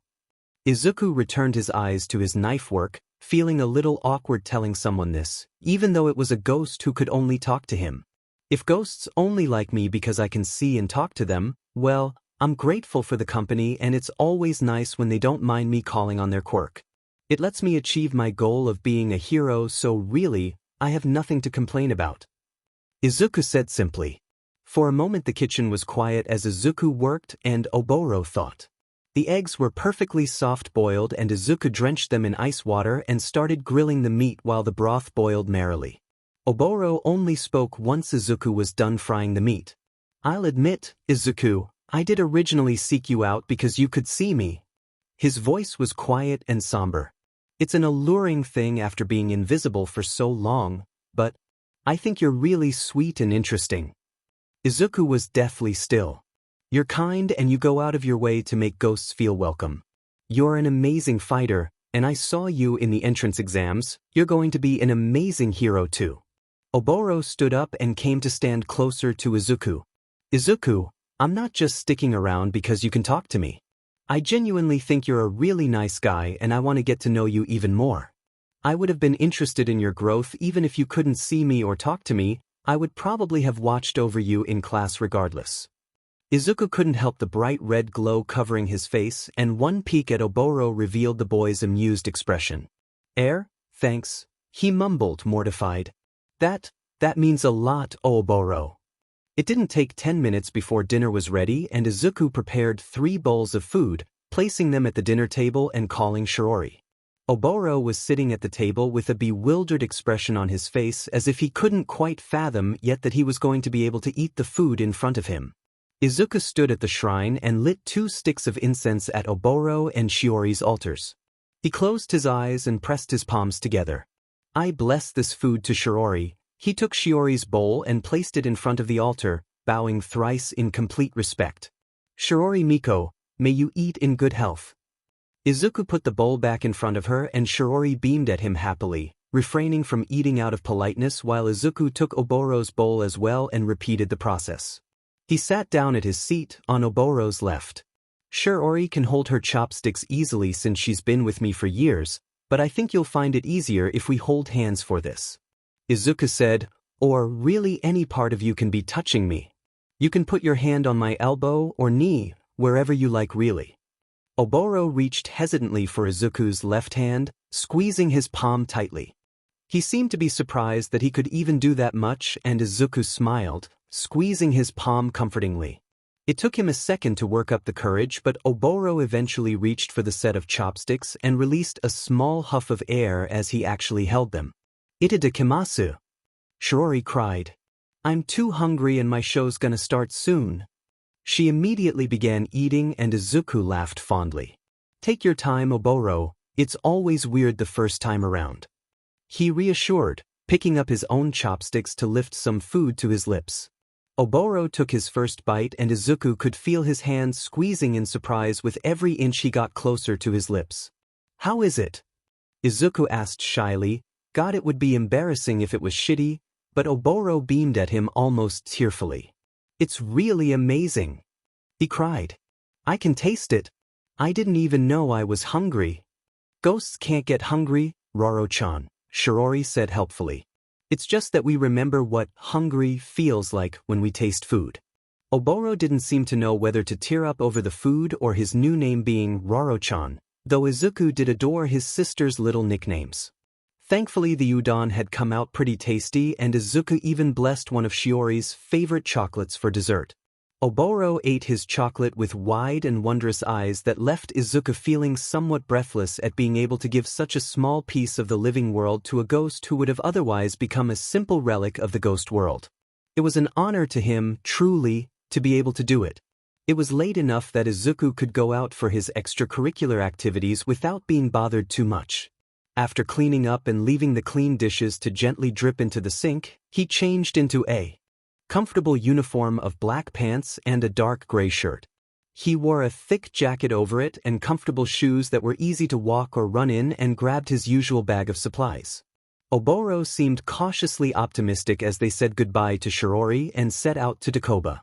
Izuku was worried things might be awkward, but even their small silence was comfortable, to his private relief. So, and please don't answer if it's too nosy of me, I mean we did literally just meet today, but I was curious, there's not a lot of pictures of any parents in your apartment.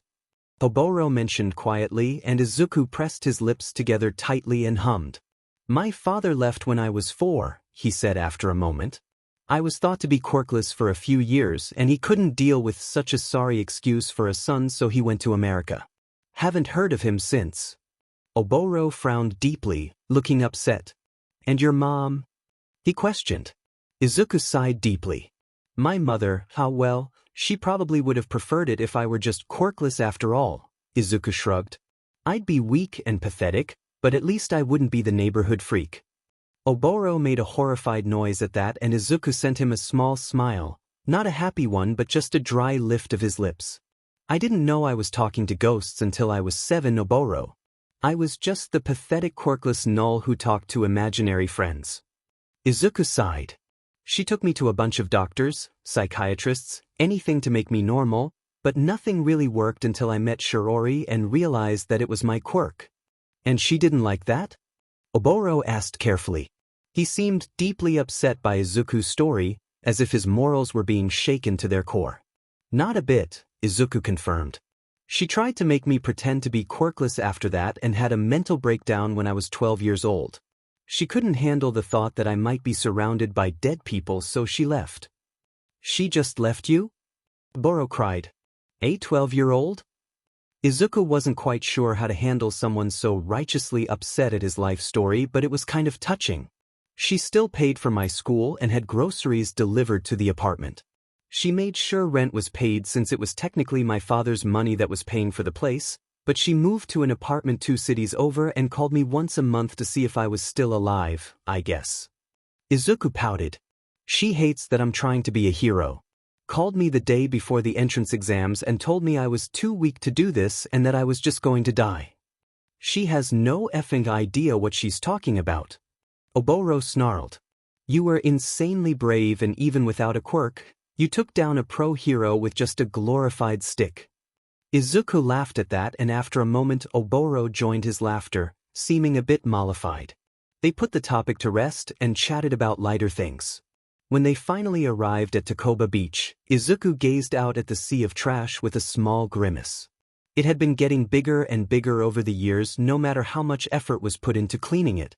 I usually clean the beach over the weekends, he told Oboro. The trash used to reach all the way to that pier over there, but I've cleaned it up to this point.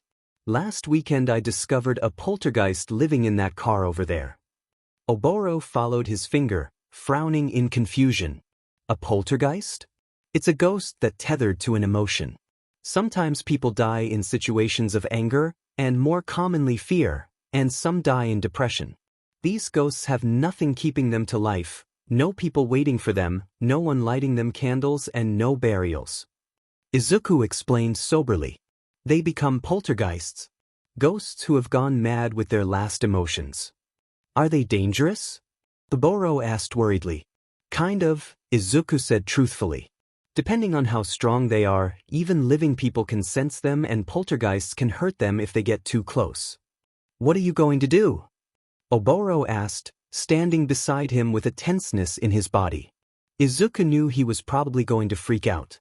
I'm gonna go talk to them, he announced, and Oboro's eyes widened in horror. Whoa. Wait, why would you? You just said they're dangerous. Why would you go talk to them? He cried and Izuku smiled, reaching out and patting his arm comfortingly. That's just what I do, Oboro. Trust me, it's gonna be okay. Izuku promised. It's dangerous to let them stay here and get stronger, so I have to figure out what's got their emotions all tangled up so I can help them move on. This is Dash. Oboro didn't seem to know what to do and was wringing his hands anxiously. Izuku. Izuku sent him a reassuring smile and made his way to the beat-up car where he could hear a faint miming noise. After a second, Oboro inched closer extremely reluctantly. Izuku stood as close to the car as was safe. Hello, he called out. I know you're in there. I can hear you crying. Won't you come on out and tell me what's wrong? The miming paused for a moment. Around him, the energy changed and became heavier, filled with a deep and unsettling sense of danger that Izuku ignored even though Oboro shifted uncomfortably.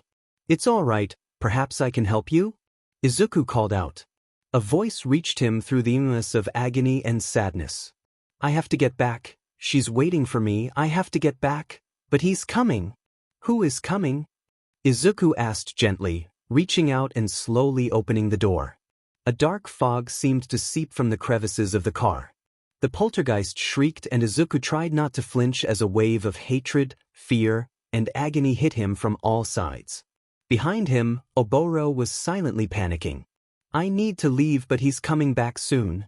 The car door burst open and Izuku jerked backwards, taking in the gruesome sight of the poltergeist. Her body was utterly deformed, likely from a car accident, and her white hair lay around her shoulders, limp and dripping crimson blood onto a grimy dress that was probably beautiful once. Izuku tried his hardest to ignore the heavy and crushing malevolence that was trying to push him backwards in order to focus on every single detail he could note about her. I need to go home, but I can't leave. She's waiting for me, but he's gonna be here any minute now. You're hiding from someone? Izuku clarified. Can you tell me who he is? He's dangerous. Takuma-san is gonna kill me if I don't marry him. I already told boss that I wasn't gonna do it. Takuma-san found out and he's coming for me. The poltergeist became even more distressed and Izuku instinctively dodged the agitated spirit's clawed hands, but he wasn't quite fast enough and he hissed when her lengthened black nails managed to dig through the skin on the back of his hand. He cradled it to his chest as Oboro cried out and reached for him, trying to pull him back and away from the ghost. I'll find out where he is and let your boss know you're here, okay? I promise, Izuku told the poltergeist. Won't you tell me your name? I don't know. Oh God. Takuma-san, just leave me alone. Don't hurt me. Eri-chan's gonna be all alone if I'm gone. The poltergeist seemed to lose all steam, walking morosely back to the dilapidated car and ensconcing herself once again in the wreck. Izuku took a deep breath when the oppressive cloud hanging over them dissipated once she was gone and back inside the dilapidated car that was her chosen purgatory. He finally stepped back and allowed Oboro to drag him back to wherever he deemed was safe, which ended up being all the way to the top of the beach, under a street lamp. Okay, so you're crazy. What the F dash? Oboro cried and Izuku sent him a dry smile at that. He looked down at his bleeding hand and pursed his lips. It's just what I do, Oboro, he said earnestly. Who else is going to save them? Oboro paused his own agitated movements. He'd been about to start emulating the poltergeist with how anxiously he was wringing his hands, staring at him like he was the ghost. Izuku quietly sat down on the gravel and reached into his bag with his good hand, producing a bottle of disinfectant and a roll of bandages. I'm not a vigilante to living standards, but I usually spend my free time helping ghosts. They deserve to be saved too, and I'm the only one that can help them. Izuku said softly, wincing as he cleaned his hand. The cut was actually quite deep, but he didn't think Oboro would care to know that it might need stitches, and bandaged it as best he could. Oboro crouched beside him, watching him with a pained expression. So what? You go around solving ghosts' problems? He asked tightly, and Izuku sent him a somewhat pained grin. Basically. He agreed. Have you got any problems, Oboro? Anything I can help you with? Oboro scowled. Yes. I'm stuck with a couch potato as a best friend, and now I've befriended a maniac with a hero complex for ghosts. He cried. Izuku burst out laughing. I prefer the term ghost vigilante, thanks. He quipped, and Oboro rolled his eyes, staring at Izuku almost fondly. What the heck am I going to do with you? He muttered, quietly as if he was talking to himself. Izuku flushed. To distract himself, he took out his notebook and made a few notes on what the poltergeist had said in order to do some research on her later to find out her identity. He looked out at the beach. Okay, I can't help her tonight, I'll have to do some research with the names she provided. He mused.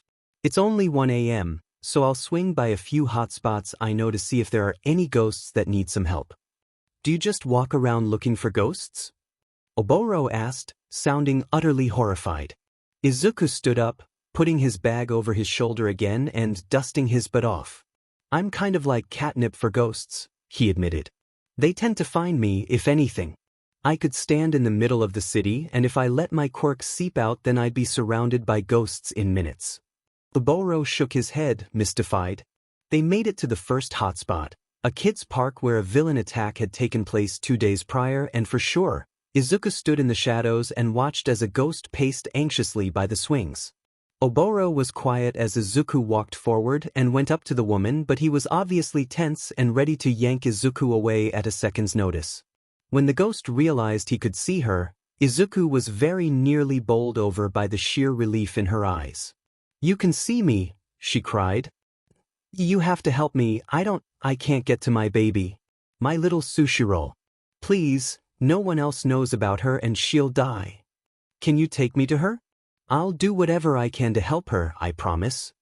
Izuku swore. He was reasonably certain that sushi roll was probably some type of pet, and grateful tears spread down her cheeks. She reached forward and hugged Izuku tightly, tight enough to bruise. Thank you, oh thank you, she's right this way, come, she cried, walking speedily away, and Izuku had to jog to keep up with her while Oboro just glided. She's been crying for me, but the walls are too thick and my neighbors were on vacation, the woman told him when they arrived at an apartment building. Can you tell me what floor you were on? Izuku asked politely. I can't just go through the door since I don't have the security code and people might wonder why I'm there. Oh, I lived on the 11th floor, she said, and Izuku nodded, nonplussed even though Oboro lifted his brow in bemusement. I'll meet you there, alright? I promise I won't leave you alone. I'll help you in sushi. Izuku promised, reiterating it, and the ghost wept, once again hugging him tightly before dissipating into the thick air around them. How are you going to get to the 11th floor without going inside? Oboro asked when they were alone. Izuku grinned, reaching into his bag and pulling out his baton. This isn't for decoration, you know, he said, and Oboro blinked, gaping in utter shock as Izuku led him to the edge of the building and held the baton ever so slightly away from him, gripping it in the right part. How high would you say that floor is? Izuku guessed. I think it's probably 110, maybe 140 feet? I guess, Oboro said, bewildered. Don't tell me you're going to dash. Izuku grinned and squeezed his baton, slamming it down and touching a switch that extended it outwards, shooting Izuku up along with it. He grabbed onto the ledge of the fire escape and used the momentum to swing himself forward to balance on the edge of the 11th floor windows. Inside, the ghost beamed at him. You're going to send me to the grave, Midoriya Izuku. Oboro hissed at him, gliding up to where he was. Izuku snickered. I told you I've done this before, Oboro, he said mildly. I promise I know what I'm doing. I'm as safe with it as I can be. Oboro pouted. Okay then, how are you going to get this window open, Mr. Ghost Vigilante? He asked a bit sourly, arms crossed over his chest as he glared at Izuku. Izuku just beamed. One call to Hidori, the ghost who could unlock things, and the window was easily unlocked. Izuku crept inside, still possessing Hitori's quirk, and followed the female ghost to her apartment number. He used Hitori's quirk to unlock the door and then released the helpful ghost. Inside, the ghost cradled her cat, Sushi, who turned out to be a very old and feeble white cat. While the ghost cried over the cat, Izuku reached out to scratch the cat's chin and then refilled its water and food bowls.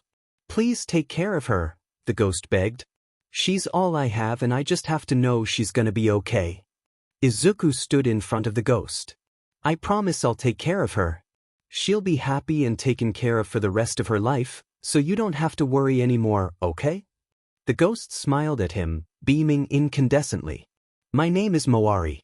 Shiriko Moari. She said sweetly, her tears drying and her physical wounds healing as she glowed with a bright inner light. Izuku bowed to her deeply. It's my honor to meet you, Shiriko Moari. May your rest be easy.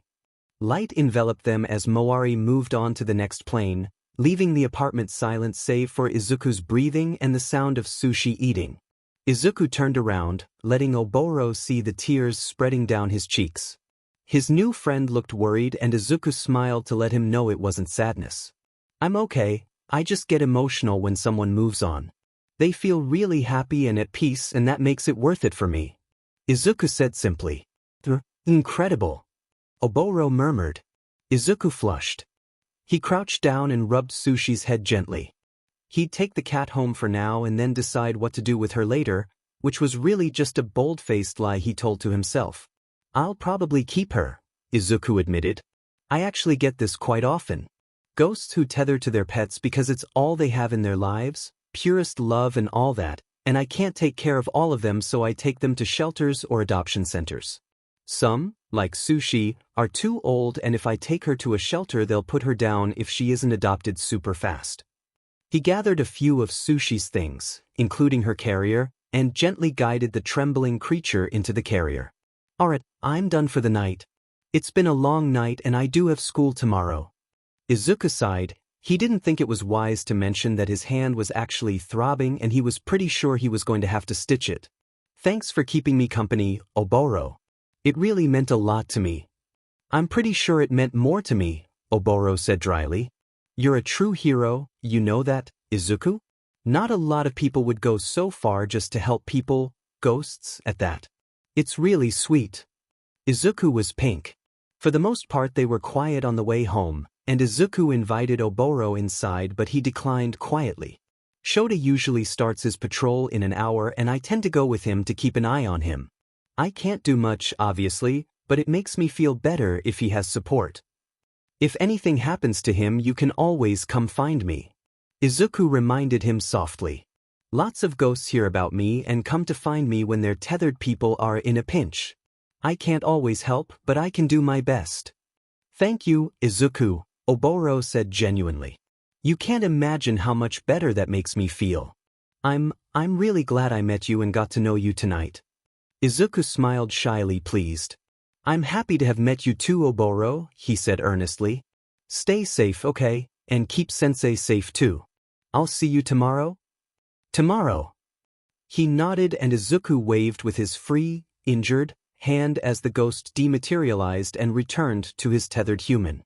He stood there for a moment, staring at the empty space around him. Well, it's just you, me, and Shiori tonight, Sushi, he said softly. Come on, let's introduce you to your new home. Shiori was thrilled to meet Sushi and after getting the cat settled and hooking Shiori up with a new TV program, Izuku finally collapsed in bed, exhausted. The next morning he woke up to Sushi making herself very comfortable on his pillow. He took a few pictures of her, scratching her chin and rubbing her fur until she got annoyed with him and sprung off the bed while he snickered. Before she left he had removed her collar pendant to get it redone with his phone number in case she ever got out of his apartment. She'd managed to wake him up 10 minutes before his alarm so he slouched tiredly to the bathroom to wash up for the day. After one too many incidents, Izuku had long started keeping a medical kit in his bathroom and now it came in handy when he unwrapped the bandage around his hand. His pain tolerance was pretty high but even he could admit his hand hurt a great deal. The shoddy bandage job from the previous night was a pain to deal with and as he suspected, after washing and disinfecting the cut properly it reopened and Izuku had to employ his questionable skill at sewing his own skin shut with 4 or 5 tiny stitches. His hand, now really throbbing, was rebandaged and Izuku ambled to the kitchen for a cup of coffee to settle his rolling stomach. Shiori was playing with Sushi quite happily on the floor. Could cats see ghosts? He had no idea but it certainly seemed that way to him, and Izuku listened to them with a small smile while he made himself some breakfast and then opened his laptop to do some slightly illegal work.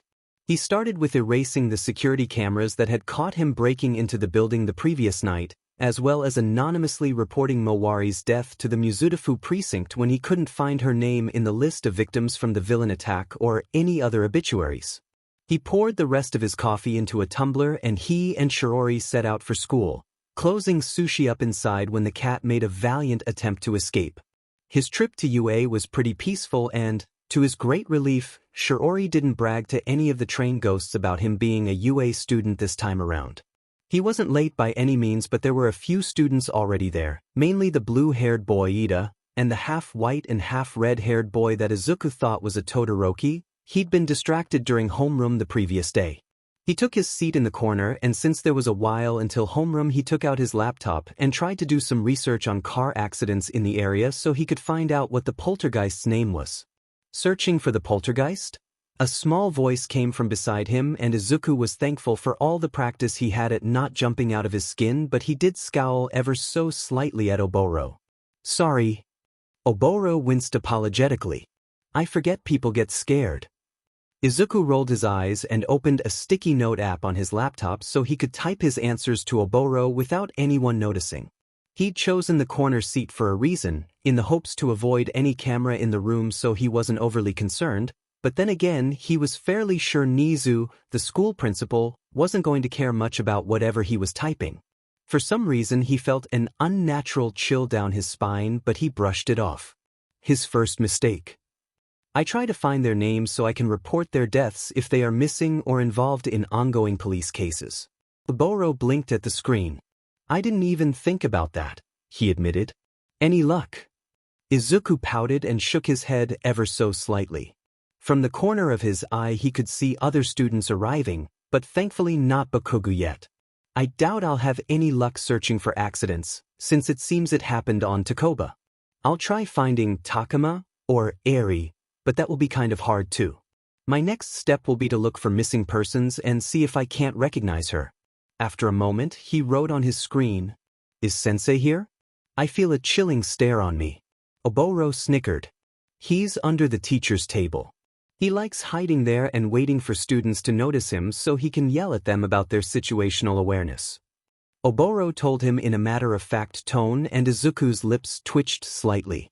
He was feeling a little mischievous, so he leaned downward slightly and made direct eye contact with the man, watching his eyes widen slightly. Oboro and Shiori both burst out laughing. Slug-sensei is so funny. Shiori cheered, skipping over to Aizawa to look at him up close, and Oboro lost it again at Slug-sensei. Izuku waved surreptitiously and Aizawa rolled his eyes slightly but nodded to him in acknowledgement. The classroom was filling up and Izuku pursed his lips slightly when Bakugo finally entered, pausing to scowl at Izuku darkly. Shiori abandoned Aizawa in favor of walking right through Bakugo and cackling when the boy shuddered. Why is she walking through that boy? Oboro asked confusedly. Izuku sighed. She hates him because he doesn't like me very much. She and Yuki-chan made it their mission to bug him whenever they can. Why doesn't he like you? Oboro asked and then mumbled, What's not to like? Izuku flushed. Thanks, he typed, and then, I've known Bakugo since I was a baby. We used to be friends, but let's just say we grew apart. Oboro frowned at his screen, but Izuku didn't type anymore. More students had arrived and there was a low hum of chatter in the classroom, so he closed his laptop and packed it away in preparation for class to start. Shiori finally stopped walking through Bakugo, though she seemed to decide that the second best place to be was to perch on Aizawa's desk to mimic him. At least Oboro seemed mightily entertained by it and even spent the class playing with her and mimicking the teachers while Izuku tried not to laugh. During the morning classes were pretty normal and Izuku was breezing through it. He was already fluent in English, so it was by far his easiest class, and after completing the work he spent the rest of his time trying to search for Takuma since he was pretty sure he'd been the cause of the poltergeist's death. Shiori had disappeared to look around Yūrei and Oboro was with Aizawa, though he'd promised to come watch their first heroics class in the afternoon. Izuku sat in heroics nervously waiting for All Might to arrive. He was kind of on the fence about the number one hero. On one hand, Izuku genuinely respected the man and all he did for the world, and on the other he'd kind of crushed Izuku's dreams when he was 12 years old and he doubted the man would even remember him. Izuku had been so depressed, and it was only the diligent care of Shiori and his other sensei that had saved his life. Hayako-sensei had been furious at the #1 hero and had sworn on his own death to train Izuku to be even better than the heroes of today. Izuku pursed his lips, shaking his head slightly to rid himself of the memories of his past. Hayako-sensei? He shivered. He was going to be so mad when he realized he'd missed Izuku's Yūrei entrance. Later's problems, Izuku, he thought to himself soothingly. I am here. All Might shouted, bursting through the doors in his gilded Silver Age costume. Coming through the door like a normal person. Izuku was vaguely aware of the applause and he joined in, but his eyes were more focused on the strange 7 ghosts surrounding the pro-hero. He'd met All Might before, but those ghosts hadn't been there at the time, and if they had, he certainly hadn't noticed them while he was, trying to clasp onto his crumbling hopes and dreams. All 7 of them were standing around the man, watching the class with interest, and Izuku tried hard to pay attention only to All Might even as Oboro slipped in next to him. We'll be training in Ground Zeta today, you young zygotes. All Might announced cheerfully. Battle training. So get into your new hero suits and let's go. Really? Battle training? Oh, Sho is going to blow a gasket. Oboro commented with an arched brow. He's supposed to do a lesson on hero costumes and do an evaluation on each costume before any of the support gear is used in battle. Izuku squinted but said nothing as he made his way to grab his suitcase that contained his hero costume. On his way out, he accidentally made eye contact with one of the ghosts surrounding All Might, a blonde woman who blinked at him and pet her head. Shiori lingered behind to chat to the 7 ghosts so he would find out about them later, probably. He chose to change in a private stall and noticed that Todoroki did the same, whereas the others were out and proudly almost half-naked, even Bakugo, who Izuku knew had little to no shame. Izuku's costume was perfect, exactly as he designed it, and it fit him like a glove too. His back felt a little naked and he made a mental note to request a DNA fabric panel for extra protection, especially in winter. For now, it would allow Shiori's wings to burst out without having to get undressed every time though. His baton he tested as he walked out of the changing rooms.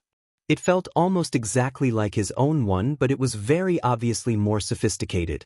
Wow. You look great, Midoriya-kun. Kirishima complimented enthusiastically. Izuku flushed. Thanks, Kirishima-kun, you look really cool too. I love the Crimson Riot reference. Returned, and Kirishima beamed, loudly thanking him for noticing it. The other boys looked pretty impressive too, though Izuku privately thought that Bakugo's braces looked way too clunky and Ida's suit seemed far too loud and lacked proper mobility. These complaints were nothing to what he felt when he saw the girls. For a moment he just gaped. Was she? Yep, Oboro said darkly. She's just fully naked. Not even any shoes, literally just wearing gloves. Izuku schooled his face as best he could. Maybe he'd speak to her about it later. You look amazing, by the way, Izuku, Oboro complimented happily, giving him a once-over. I love your suit.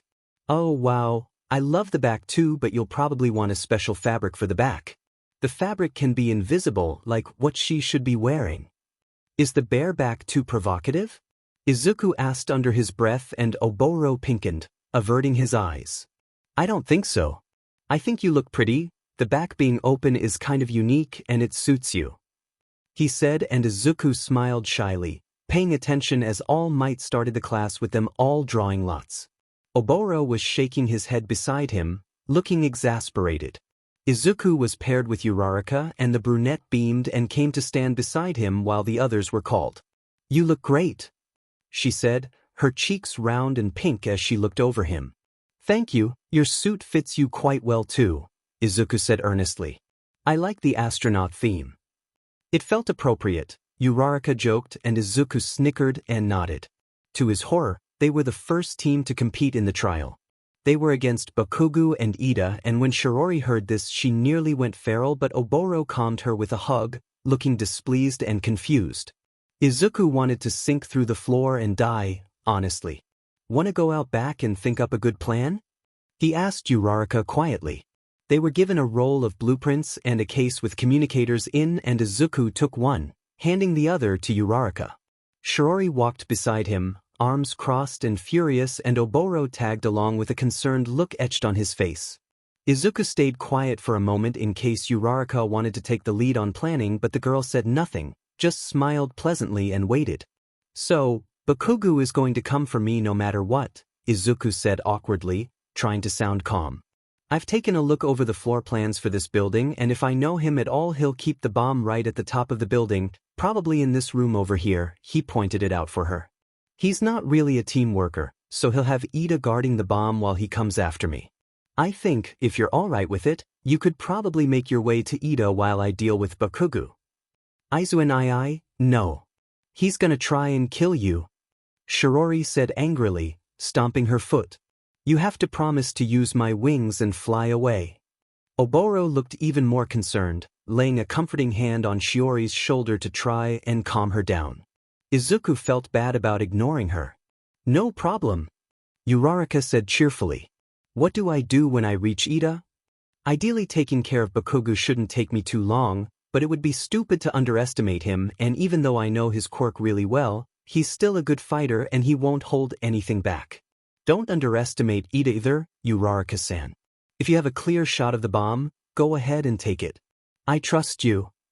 Shiori was pacing anxiously, and it was taking a bit of effort to keep his focus entirely on Uraraka, who was nodding along to his every word.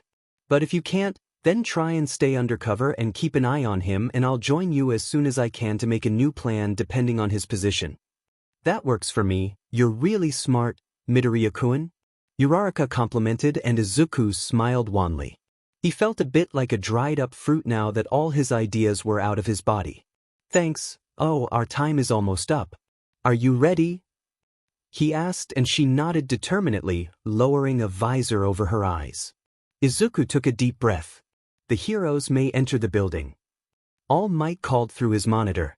Immediately the two of them split up and Izuku stayed hidden, making sure their communicators were connected and on, and receiving several check-ins from Uraraka.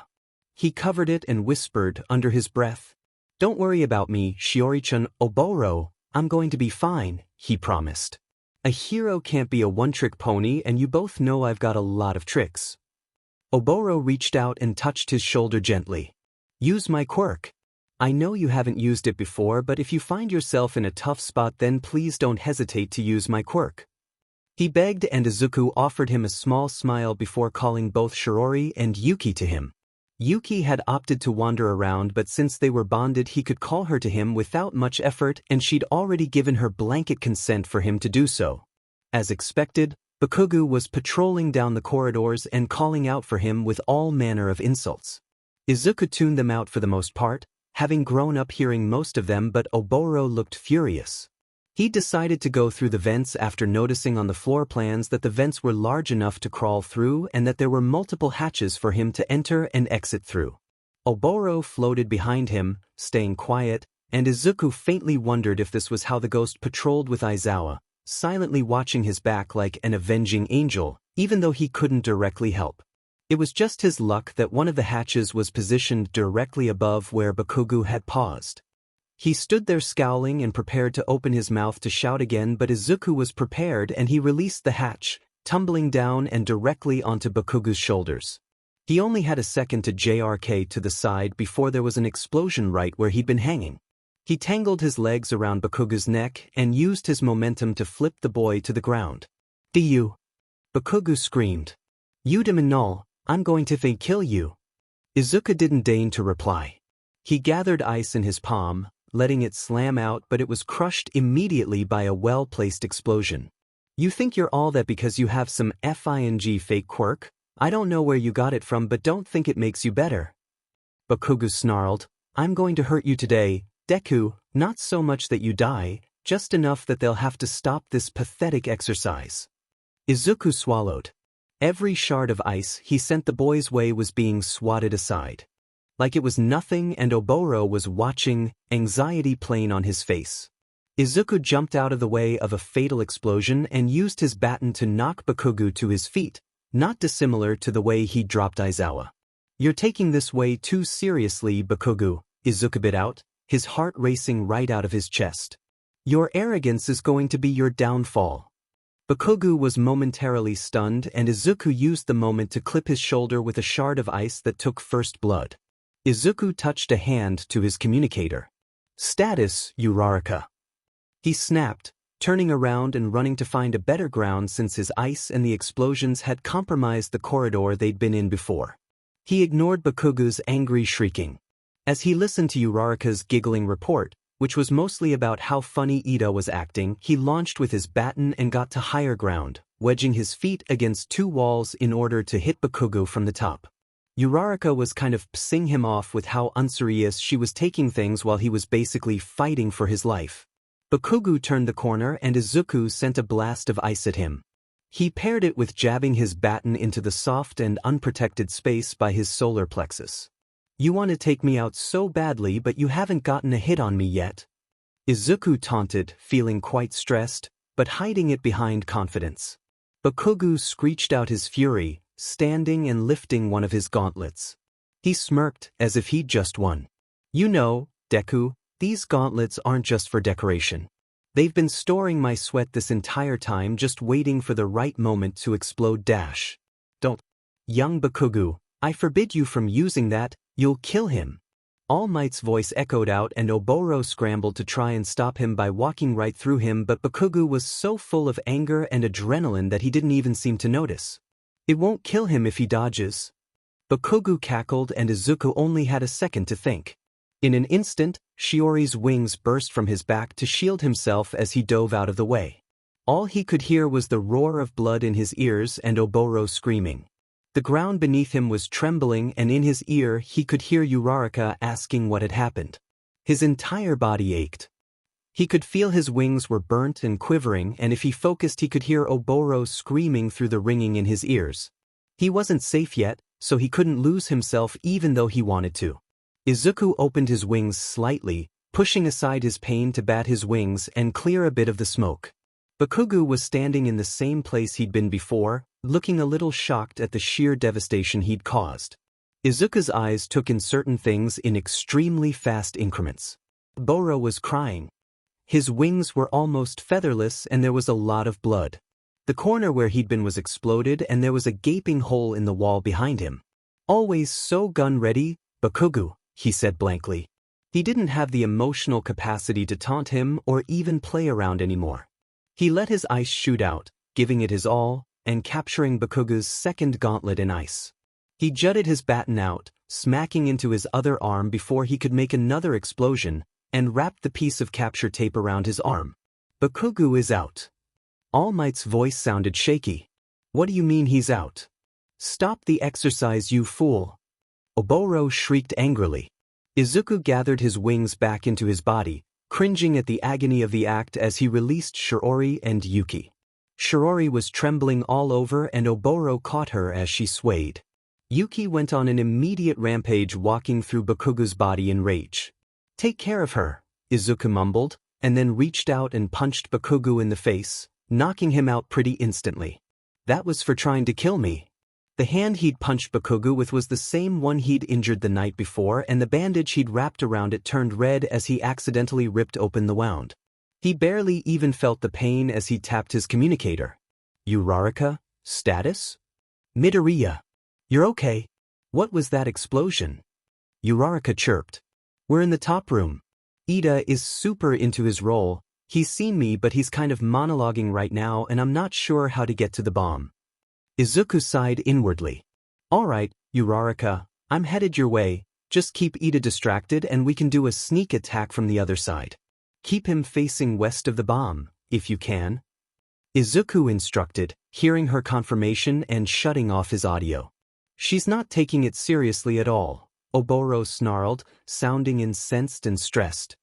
He was holding a passed-out Shiori in his arms and Izuku spared his sister a glance, reassuring himself that she was just asleep. Not everyone is ready for this side of heroics. He murmured under his breath so that the audio wouldn't pick it up. Hayako-sensei had made DMN certain that Izuku was prepared for this part of heroics. He'd trained Izuku and he'd made sure that Izuku had that thing that allowed heroes to keep going. Izuku's back was coated with blood. When he turned around, he heard Oboro inhale in horror at the sight. When his wings had retracted, the injury sustained had transferred to his back, leaving 2 raw wounds right by his shoulder blades. Izuku went over to the wall and noticed that they weren't actually that high up, and by his calculations the top room wasn't much higher. "Izuku, don't you effing dash." Oboro didn't even finish the words as Izuku promptly jumped right out of the hole in the wall, extending his baton and launching himself up and onto the window ledge of the highest room with only a slight stumble. He felt a little shaky from blood loss, but overall he wasn't too bad.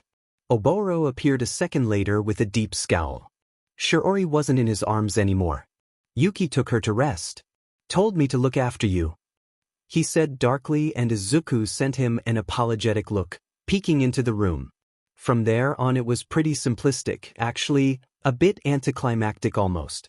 Izuku had somehow managed to land right at the windowsill closest to where Ida was protecting the bomb, and the guy didn't even seem to realize that he'd left the bomb in such a vulnerable position, as he was too busy acting like a cartoonish supervillain with Uraraka snickering at him while she, at least, stood west of the bomb to distract Ida. "These students are FNG useless," Oboro said succinctly. Izuku wished he had the energy to laugh, but he just silently picked the lock, not having the energy to call Hidori for help, and he could pick locks just fine with a hairpin he had in his utility belt. He slipped into the room, swaying slightly since he'd probably lost more blood than was healthy. He stood there and watched his 2 classmates for a second before awkwardly reaching out and touching the bomb while Oboro face-palmed at the stupidity. "The heroes win. Everyone make your way back to the control center for an evaluation before the next round." All Might called through the monitors, and Ida gasped, whirling around and gaping at Izuku where he was standing while Uraraka clapped happily, bouncing on her heels. But where did you even come from?" Ida asked, face horrified. "I didn't even hear you or see you." Neither of them seemed to notice how injured he actually was. "I came from the window," Izuku revealed easily. "Don't worry about it, Ida-san. I can be very light on my feet, and I had the support department put mufflers in my boots." He gestured for the 2 to walk in front of him while he took the rear. "Bakugo passed out, by the way," Izuku mentioned. "He's your teammate, Ida, so you should probably go help him out." "Izuku, you need to see Recovery Girl, please," Oboro begged. All Might should have stopped this the second that a-hole pulled the trigger. "You're losing so much blood." Ida nodded and sped off to collect the blonde while Izuku and Uraraka made their way to the control room. "You were amazing, Midoriya," Kirishima shouted the second they entered. "So manly. So cool. How did you even survive that explosion?" Izuku wished he could admit that he hadn't survived it, not really, but he just smiled tightly and turned to All Might. "Sorry, All Might-sensei, but I'll leave now if you don't mind. I think I should go see Recovery Girl," he said politely. "Are you injured, Midoriya?" Uraraka asked worriedly, turning around to gape at him as Ida returned with Bakugo, who was still a little dazed. "Midoriya, is that blood?" Ida shouted, practically dropping Bakugo onto one of the plastic chairs. Izuku smiled tightly. "Everyone, please excuse me. I wish you all well on your own trials today." With that said, he bowed slowly and then turned around, letting them all see the mess of blood painted against his back. He listened to the sharp inhales of horror before he walked out on his own 2 feet and merit. Oboro followed him immediately. "Izuku, please," text Shota. "I'm begging you. He'll send a medic bot. You don't have to walk to the nurse yourself." Oboro begged, and Izuku pressed his lips together tightly. "I'm okay, Oboro," he whispered. "It's a lot of blood, but it's mostly flesh wounds. My wings took the brunt of it, but there isn't any permanent damage and the burns will heal easily." "Izuku-dash," Oboro choked slightly. "He tried to kill you. That's way more than just not liking you. He should be expelled."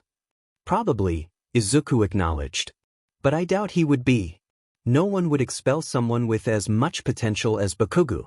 Believe me, I'd know." Izuku walked slowly, entering Yuei's main building and wrapping his shirt a bit higher so that he didn't trail blood on the floor. A few students walking around gaped at him in horror. "Midoriya-kun."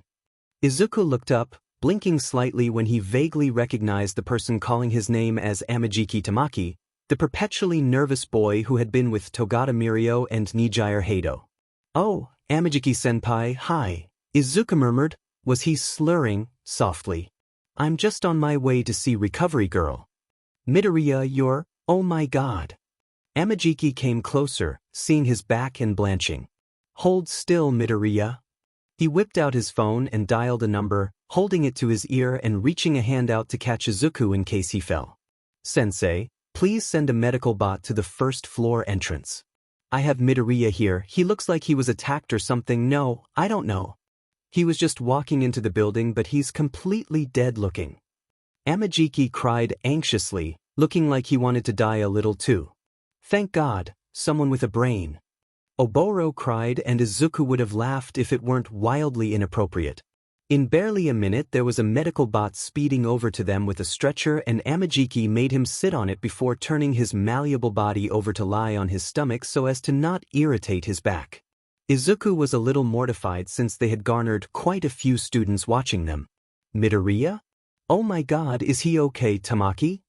Togata was there now, and walking speedily with them on the way to Recovery Girl.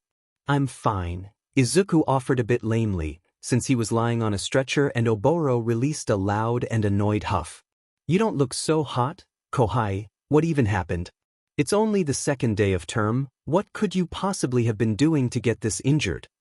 Togata asked, sounding genuinely confused. "Battle training," Izuku definitely slurred. "Why should see the other guy?" "Battle training?" Amajiki blurted, forgetting his shyness. "It's the second day of term. Who on earth stuck you in battle training?"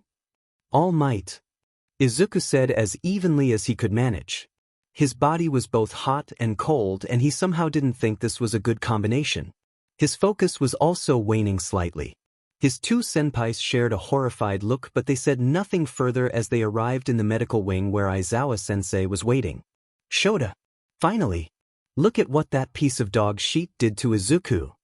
Oboro cried out, relief coating his voice, and Izuku coughed slightly to hide his small laugh.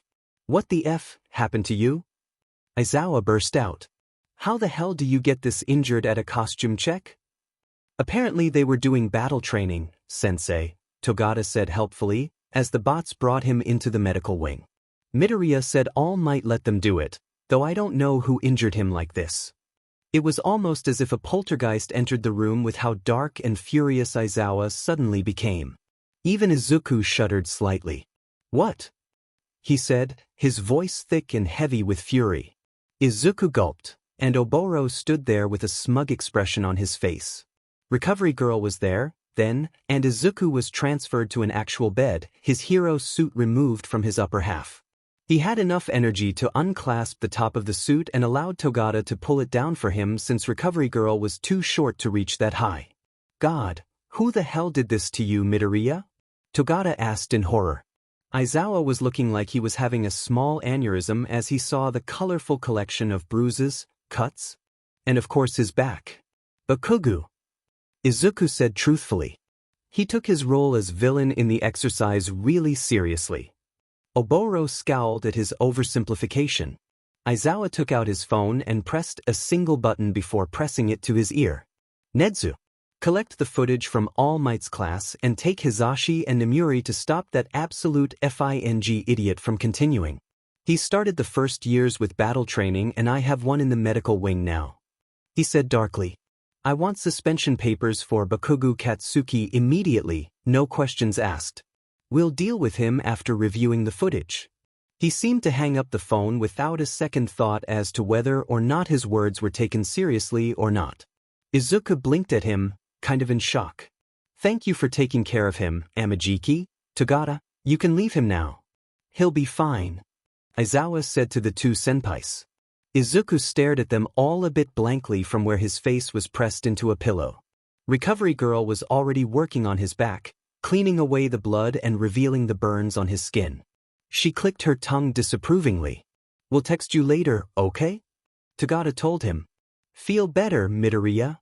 Izuku offered him a wan smile, but it was more of a grimace as Recovery Girl touched a tender spot. "These burns are quite deep here. What happened, Sonny? Just as she worked. It's going to hurt for a few days, but I should be able to heal it just fine.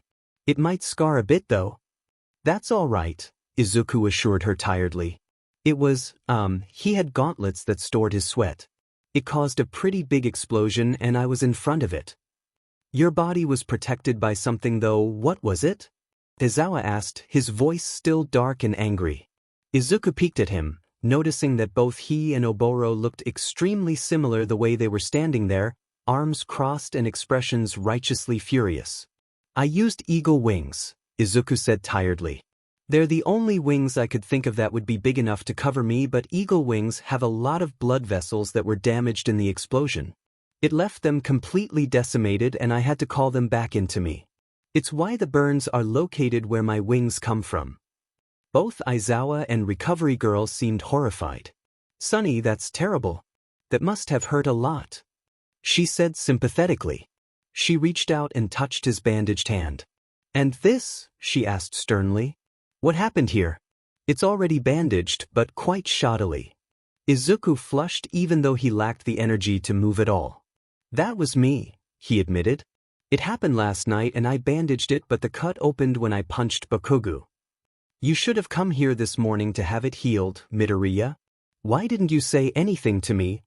Aizawa asked disapprovingly, and Izuku pinkened further at Oboro's expression. This is why you should listen to me, Oboro told him, and Izuku swallowed past a lump in his throat. Sorry, he mumbled.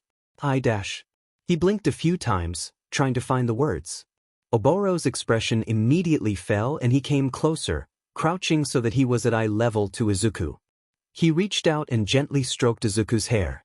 I'm sorry, Izuku, he apologized mournfully. I didn't mean to make you feel bad.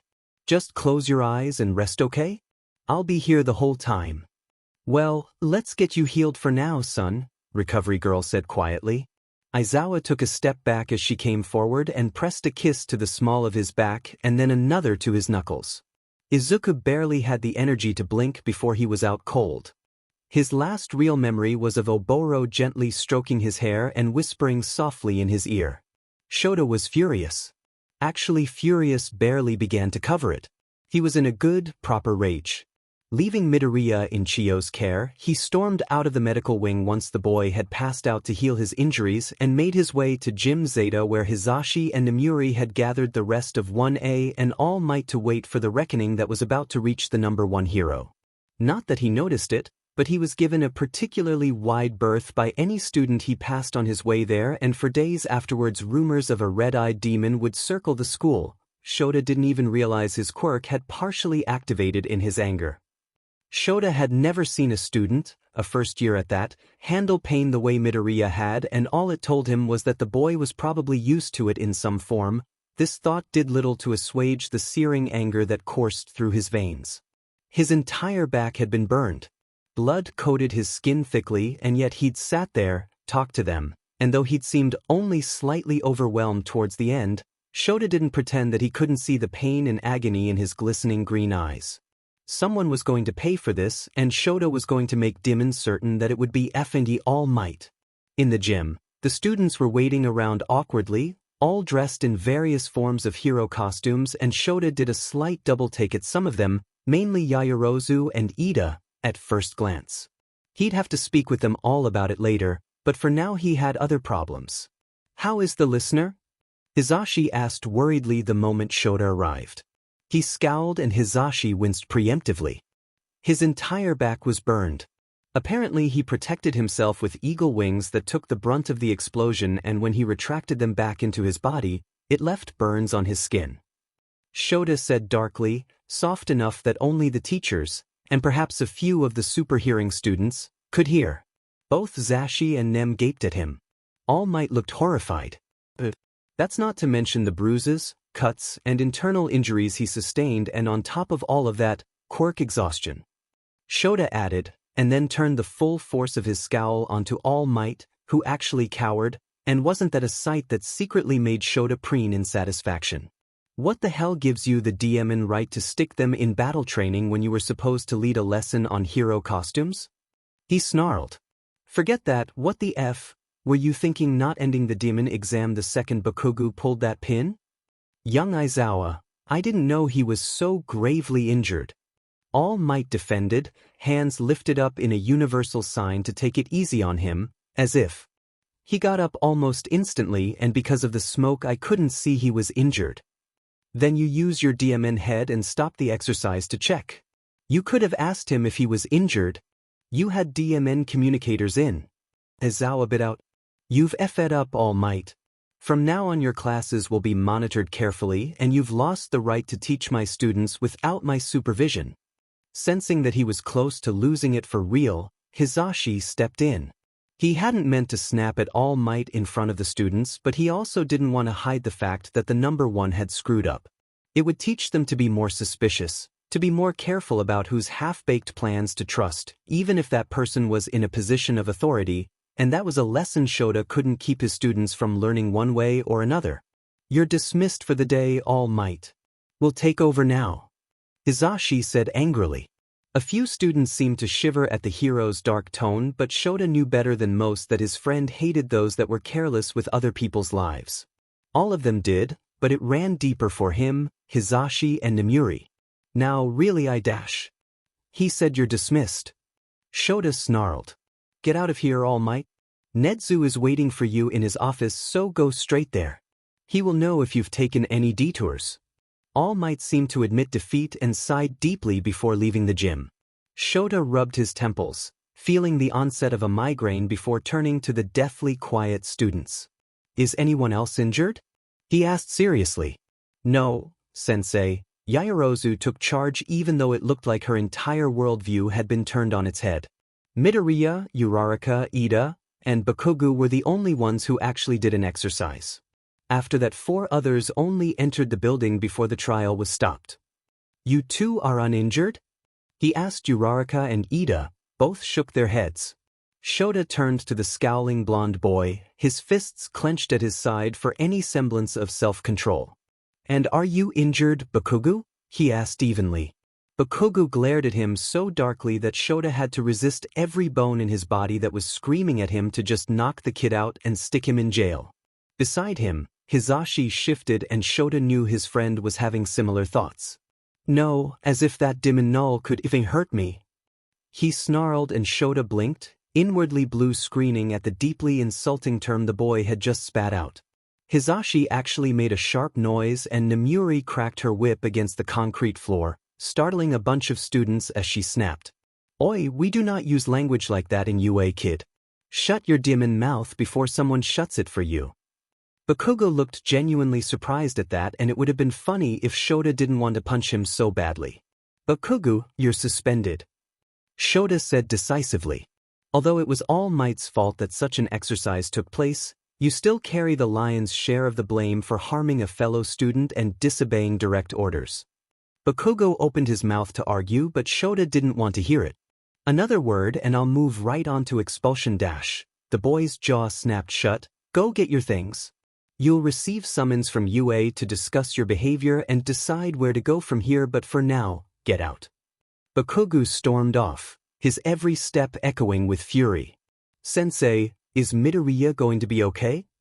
Kirishima asked quietly, his fingers twisting worriedly in his lap. He was so manly, he didn't even look injured from the front until he turned around and we saw his back. None of yous could tell he was injured at all. Midoriya will be fine, Shota said tiredly. He's with Recovery Girl now. I understand all of you must have been excited to do battle training, but none of you are ready for that.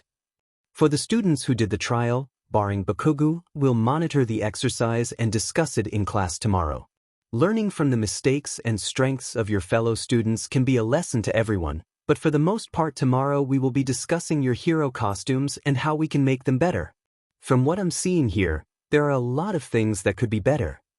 Shota eyed a few of them distastefully before, again, doing a double take. Excuse me, Hagakure, are you naked? He asked, kind of blurting it out, when he finally noticed the pair of floating gloves hovering beside Ishido. Nemuri squawked at the sight. Hisashi covered his face, thoroughly done with the entire day, and Shota was this close to doing the same, or possibly attempting to knock himself out just for an excuse to sleep. Oh, yeah, all they put in my hero box was the gloves. Hagakure said embarrassedly. I didn't know what kind of suit to design, so I asked them to come up with something and, well, this is what I got. Shota swallowed past some bile. I'm deeply sorry on behalf of Yūrei. That never should have happened. Please return to the locker rooms and get changed back into your uniforms, all of you. Class is dismissed for the day. Shota hadn't even been involved in what had happened, and he was exhausted as if he himself had just run a marathon. Jesus, Sho, the entire FING area that was exploded is covered in blood, Hisashi hissed once they were alone.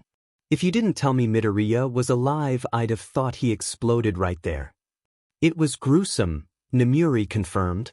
I don't know if it was an accident, or if Bakugo didn't know how powerful the gauntlets would be, but if Midoriya didn't have those wings to protect him, he'd have been dead twice over. Shota's stomach clenched at that. He hated the thought of any of his students being injured, but there was something about the vision of the light leaving Izuku Midoriya's eyes that left him distinctly uncomfortable. He walked into the front doors of Yūrei on his own 2 feet. Apparently Amajiki found him and called me to send a medical bot. Shota bit out. He was in a real state. Let's go check on him, Hisashi decided, wringing his hands anxiously. I put our assistant teachers in charge of closing the school day, so we're all free now. They made their way back to the medical wing where Chio was typing at her desk with an upset frown. Midoriya was fast asleep, with a few bandages covering his back and a new and clean one wrapped around his hand. Shota silently fought the urge to wake the boy up and find out just exactly what had happened to make him hurt his hand and what he was thinking by not getting it healed first thing. The thought that he'd gone through the whole day with a bandaged hand and he hadn't even noticed, never mind that he'd only seen Midoriya for about 10 minutes during homeroom, grated at his already frayed emotions. How is the listener, Chio? Hisashi asked when they entered. He went over and gently brushed a lock of hair away from Midoriya's forehead, shivering slightly at a draft that wafted over his neck. He should wake up within about 2 hours, Chio told them, clicking her tongue in annoyance. He was in bad shape though. I don't know who did this, but I hope whoever did is expelled, or at the very least suspended. They explained what had happened to her, and her displeased scowl ran even deeper against her wrinkled face. This boy is going to be a problem child, I just feel it in my bones, Chio said exasperatedly. Shota, I'm telling you this because you are his teacher, but his hand dash. Shota straightened up. He stitched his own cut. Shota blinked. What? Nemuri balked at the very thought. How bad was the cut that it needed stitches? Did he tell you he did it himself?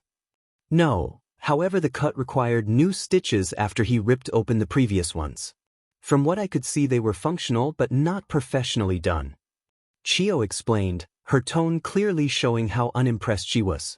He said he injured it last night, so either he gave himself stitches last night or this morning.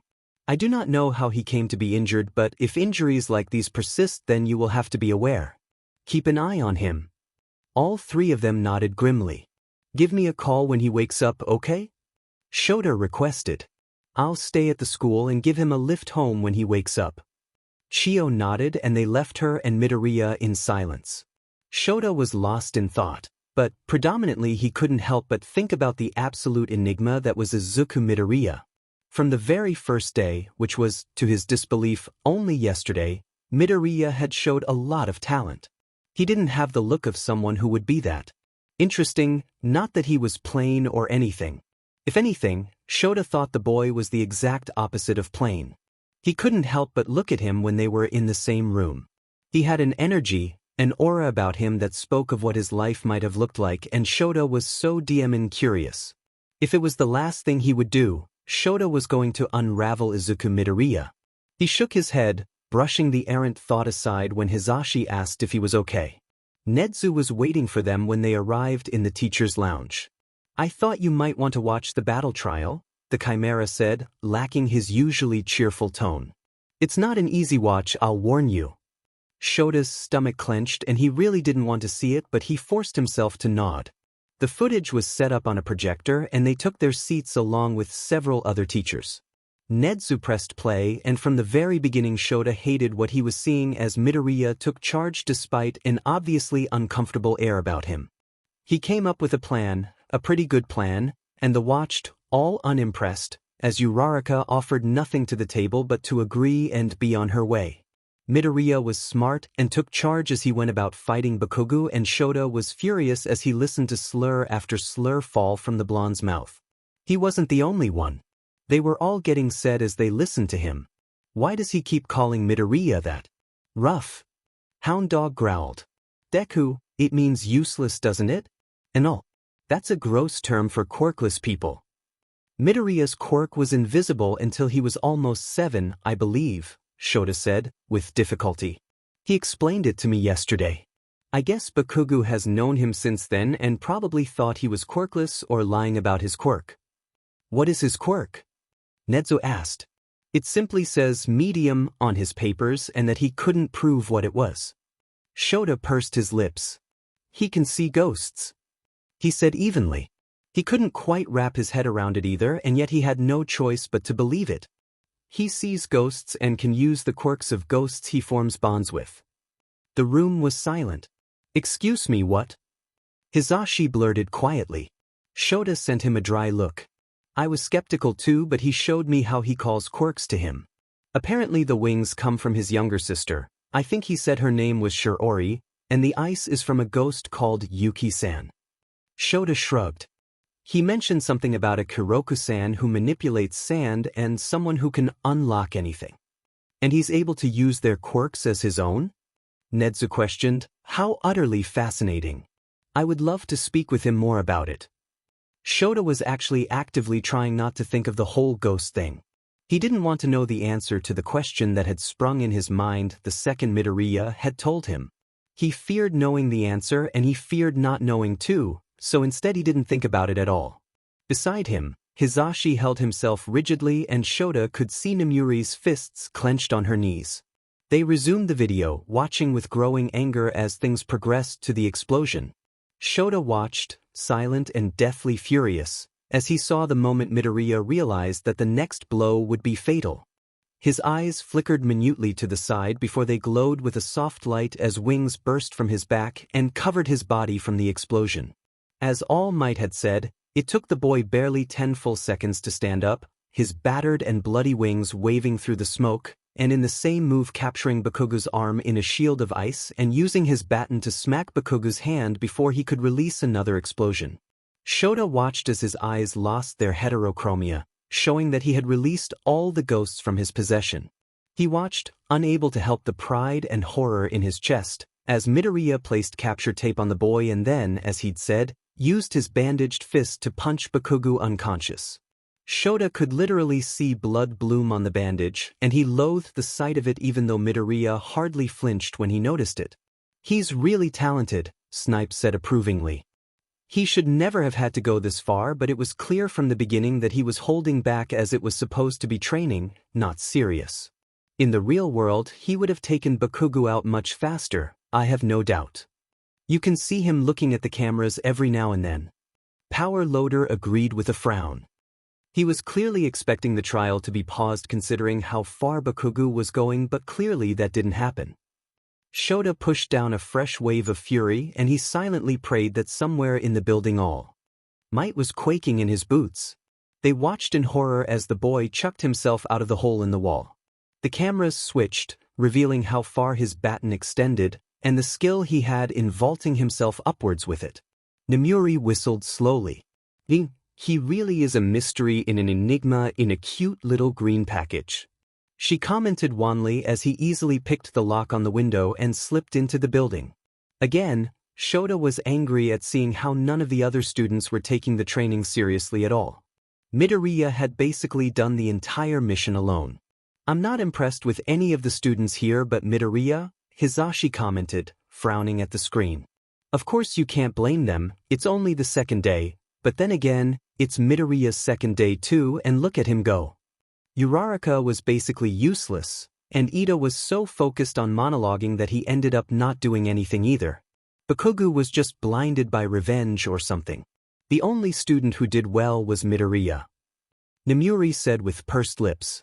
They'll have to learn to do better the next time they have a trial like this.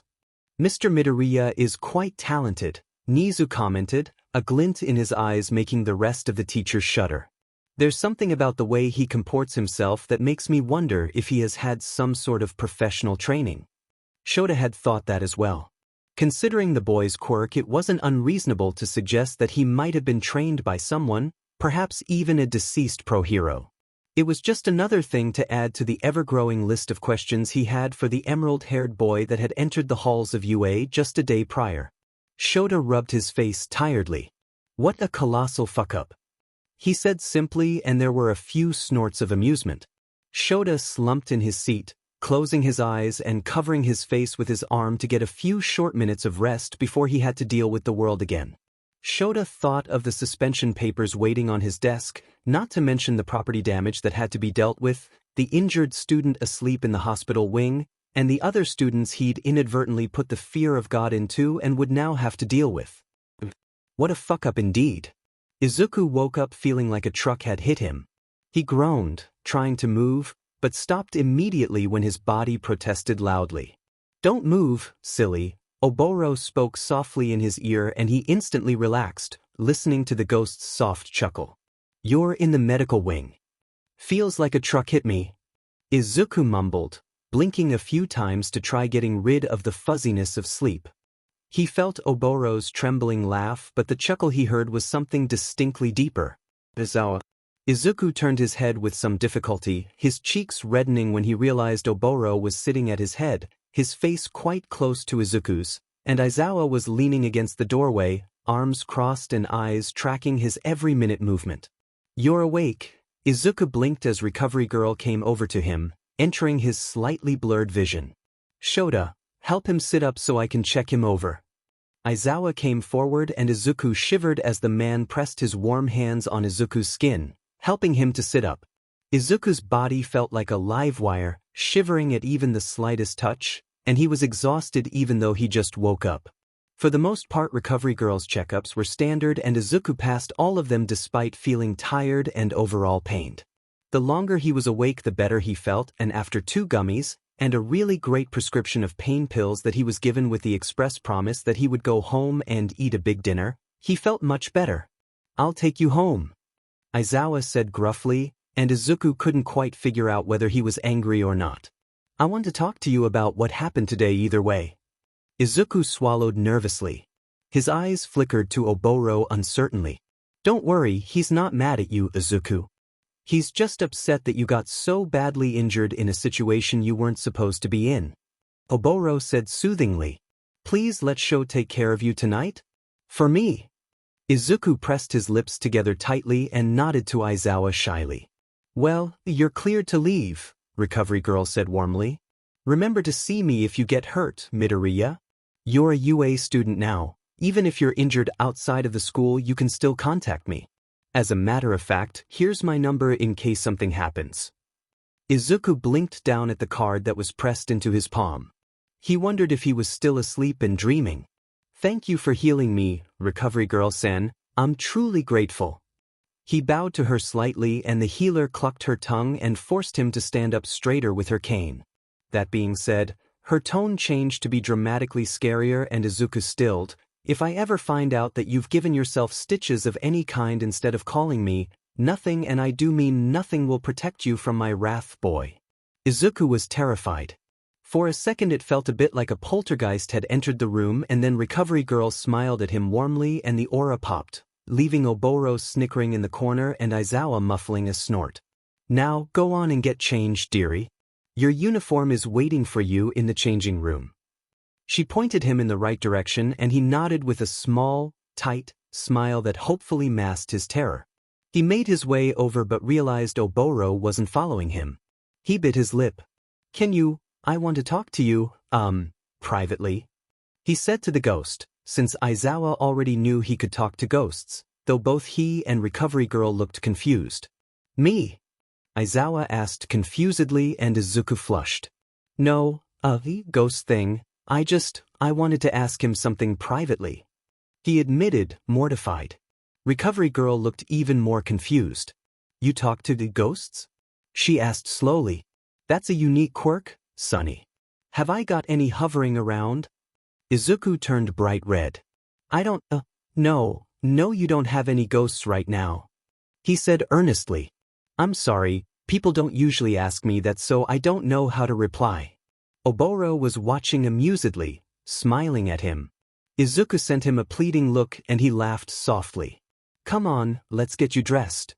He teased and Izuku blushed even redder, reaching out and nudging him warningly as they entered the changing rooms. What did you want to talk about? Oboro asked gently, turning around to give him privacy to get dressed. Why is Aizawa-sensei driving me home? Izuku asked immediately. You said he was mad that I got hurt. Is it because I didn't do well? I don't know what's going on, but I really didn't mean to get this injured. Oboro turned around so fast that Izuku barely had a chance to yelp before he was embarrassedly covering himself. Oboro cursed and turned back around. Sorry, just, Izuku, what the hell? Of course he isn't mad at you. Oboro cried. You did amazingly. You went above and beyond, it's just that you weren't supposed to be doing FING battle training. All Might screwed up majorly and Shota is extremely set off that you were hurt because of that. Oh. Izuku murmured, pulling on his shirt. Okay. He was dressed and after mumbling that it was safe, Oboro turned to face him while he put on his shoes. Is Shiori okay? Izuku asked worriedly, remembering the way his sister had looked after the battle. Yuki took her to rest, his friend said gently. She came to see you about an hour ago and told me that Shiori is totally fine. She just has to spend a day or two in a healing sleep to recuperate. Izuku felt tears well in his eyes. Oh no, I didn't know that would hurt her. I thought it would just hurt me. Izuku cried. How could I can't dash. Hey, shoo, come on, Izuku, breathe for me. Oboro wrapped his arms around Izuku tightly, hugging him and easily placing his chin on top of Izuku's head. Shiori is going to be just fine, Izuku, and you know she's going to come back and immediately demand you use her gorgeous wings. Bad things happen, Izuku, and you heal from them and you're more careful next time. Izuku couldn't help but cling to him as he sobbed, the stress from the situation finally hitting him a little. Oboro held him tenderly, stroking his hair and gently hushing him until he finally stopped crying. Sorry for crying on you. Izuku whispered and Oboro rolled his eyes and smacked his tender shoulder, making him release a watery laugh. When he finally exited the changing room, both Aizawa and Recovery Girl looked concerned and he flushed, rubbing his blotchy face self-consciously. I'm sorry, I'm fine, I didn't realize that my sister got hurt because of this. He said with a sniffle. Is she going to be okay? Shiori, right? Aizawa remembered and Izuku nodded. She's in a healing rest in the ghost world. Izuku said quietly. Ghosts don't really get injured the way we do, but things like this can happen and they lose strength so they have to rest for a while before they can come back. Shiori is your younger sister that passed away? Recovery Girl asked gently and Izuku offered her a small smile. Not quite, Shiori is a ghost who I met when I was 7. She was the one who made me realize that I wasn't crazy and that the injured people I saw all over the place really were dead. She's been my sister ever since. Izuku explained. Shiori is the one who gives me my wings, and when they burned, the quirk exhaustion made her sick so she has to heal before she can rematerialize. That's quite something, Recovery Girl said, sounding fascinated. So, Shiori-chan gives you wings, which means your ice is dash. From Yuki-chan. Izuku confirmed. She's not here though, she's taking care of Shiori in the ghost world. So then, who is here with you that you need to talk to? Aizawa asked curiously and Izuku swallowed. Dash, he looked at Oboro who winced. I don't know what the right thing to do here is. Oboro admitted. I'm pretty sure he's worked out for himself that there might be a possibility that I'm haunting him, but I don't think he really let himself imagine it. You can tell him if you want to, I don't mind. The way he said it made it seem like he expressly did mind, but Izuku couldn't exactly lie to his teacher, and Oboro didn't seem like he didn't want him to know, he mostly looked nervous. I don't usually talk to living people about the ghosts that follow them around. It's kind of bad taste usually, but no one really believes that I see them, so this situation is kind of unprecedented for me, Izuku admitted. He looked at Aizawa as bravely as he could. The ghost that is with us right now is Shirakumo Oboro-san. He's been taking care of me since I came here, and before meeting me I believe that he has been taking care of you, Aizawa-sensei. Aizawa's jaw tightened slightly.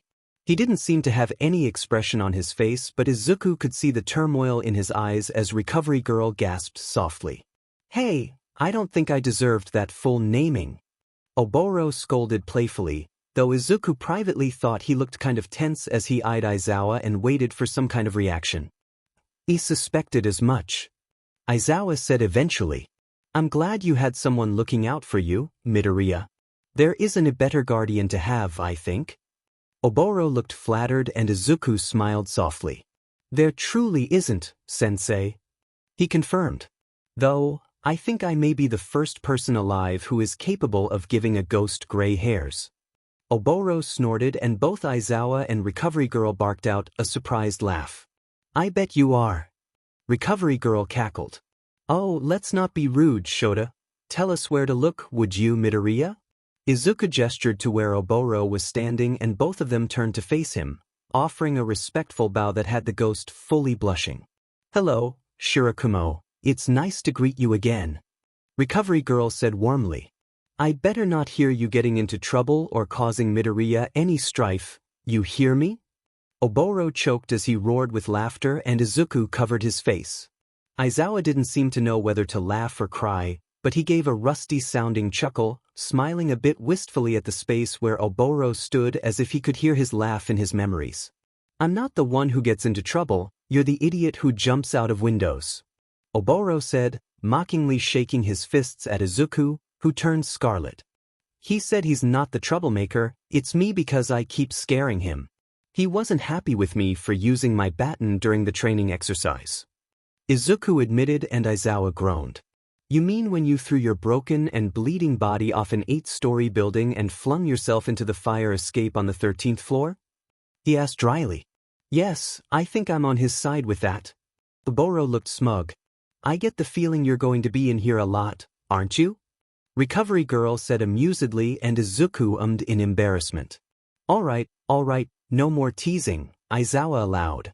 Come on, Midoriya, I'll bring my car around so meet me.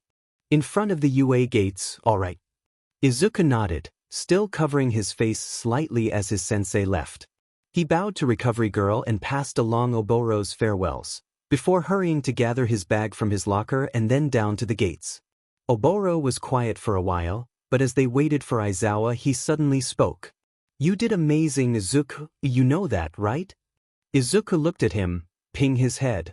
Just in case Shota doesn't say it to you, even though I know he thinks it, despite what happened, you did really well in the exercise.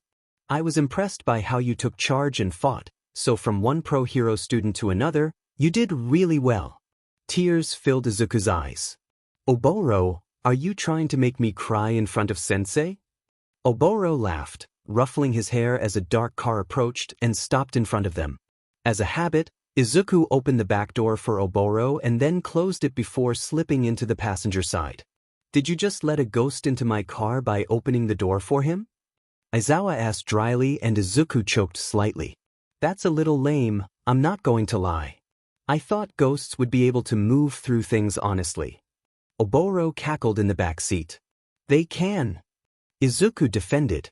It's just polite. Since I'm the only one who can see them, it's always nice to show them some living respect, so I open the doors for them even though they can pass through by themselves. Aizawa smiled slightly, hiding it in his capture weapon. You're such an angel, you know that, Izuku? Oboro said warmly, reaching over to ruffle his hair again, and Izuku ducked into his seat embarrassedly. I wanted to talk to you about what happened today, Midoriya, Aizawa said after a moment. The exercise you took part in was never supposed to happen. All Might jumped the gun by a lot, and as the only student injured to such an extent, UA would like to extend their sincere apologies. Nedzu is open to discussion if you had any legal problems with what happened, which is perfectly within your rights. Izuku swallowed past a lump in his throat. Furthermore, Bakugo has been suspended and his actions are being investigated. UA doesn't tolerate bullying or discrimination of any kind, and not only his actions against you but his vulgar language and disrespect are all issues that are being looked into. Aizawa continued. Depending on what is decided, if he remains in the hero course he will be moved to a different side of the classroom, potentially even a different class, and informed that should he approach you again in such a manner he will be immediately expelled. Izuku couldn't help but gape at him in shock, unsure what he could possibly say. No one in his life had ever gone to such an effort for him.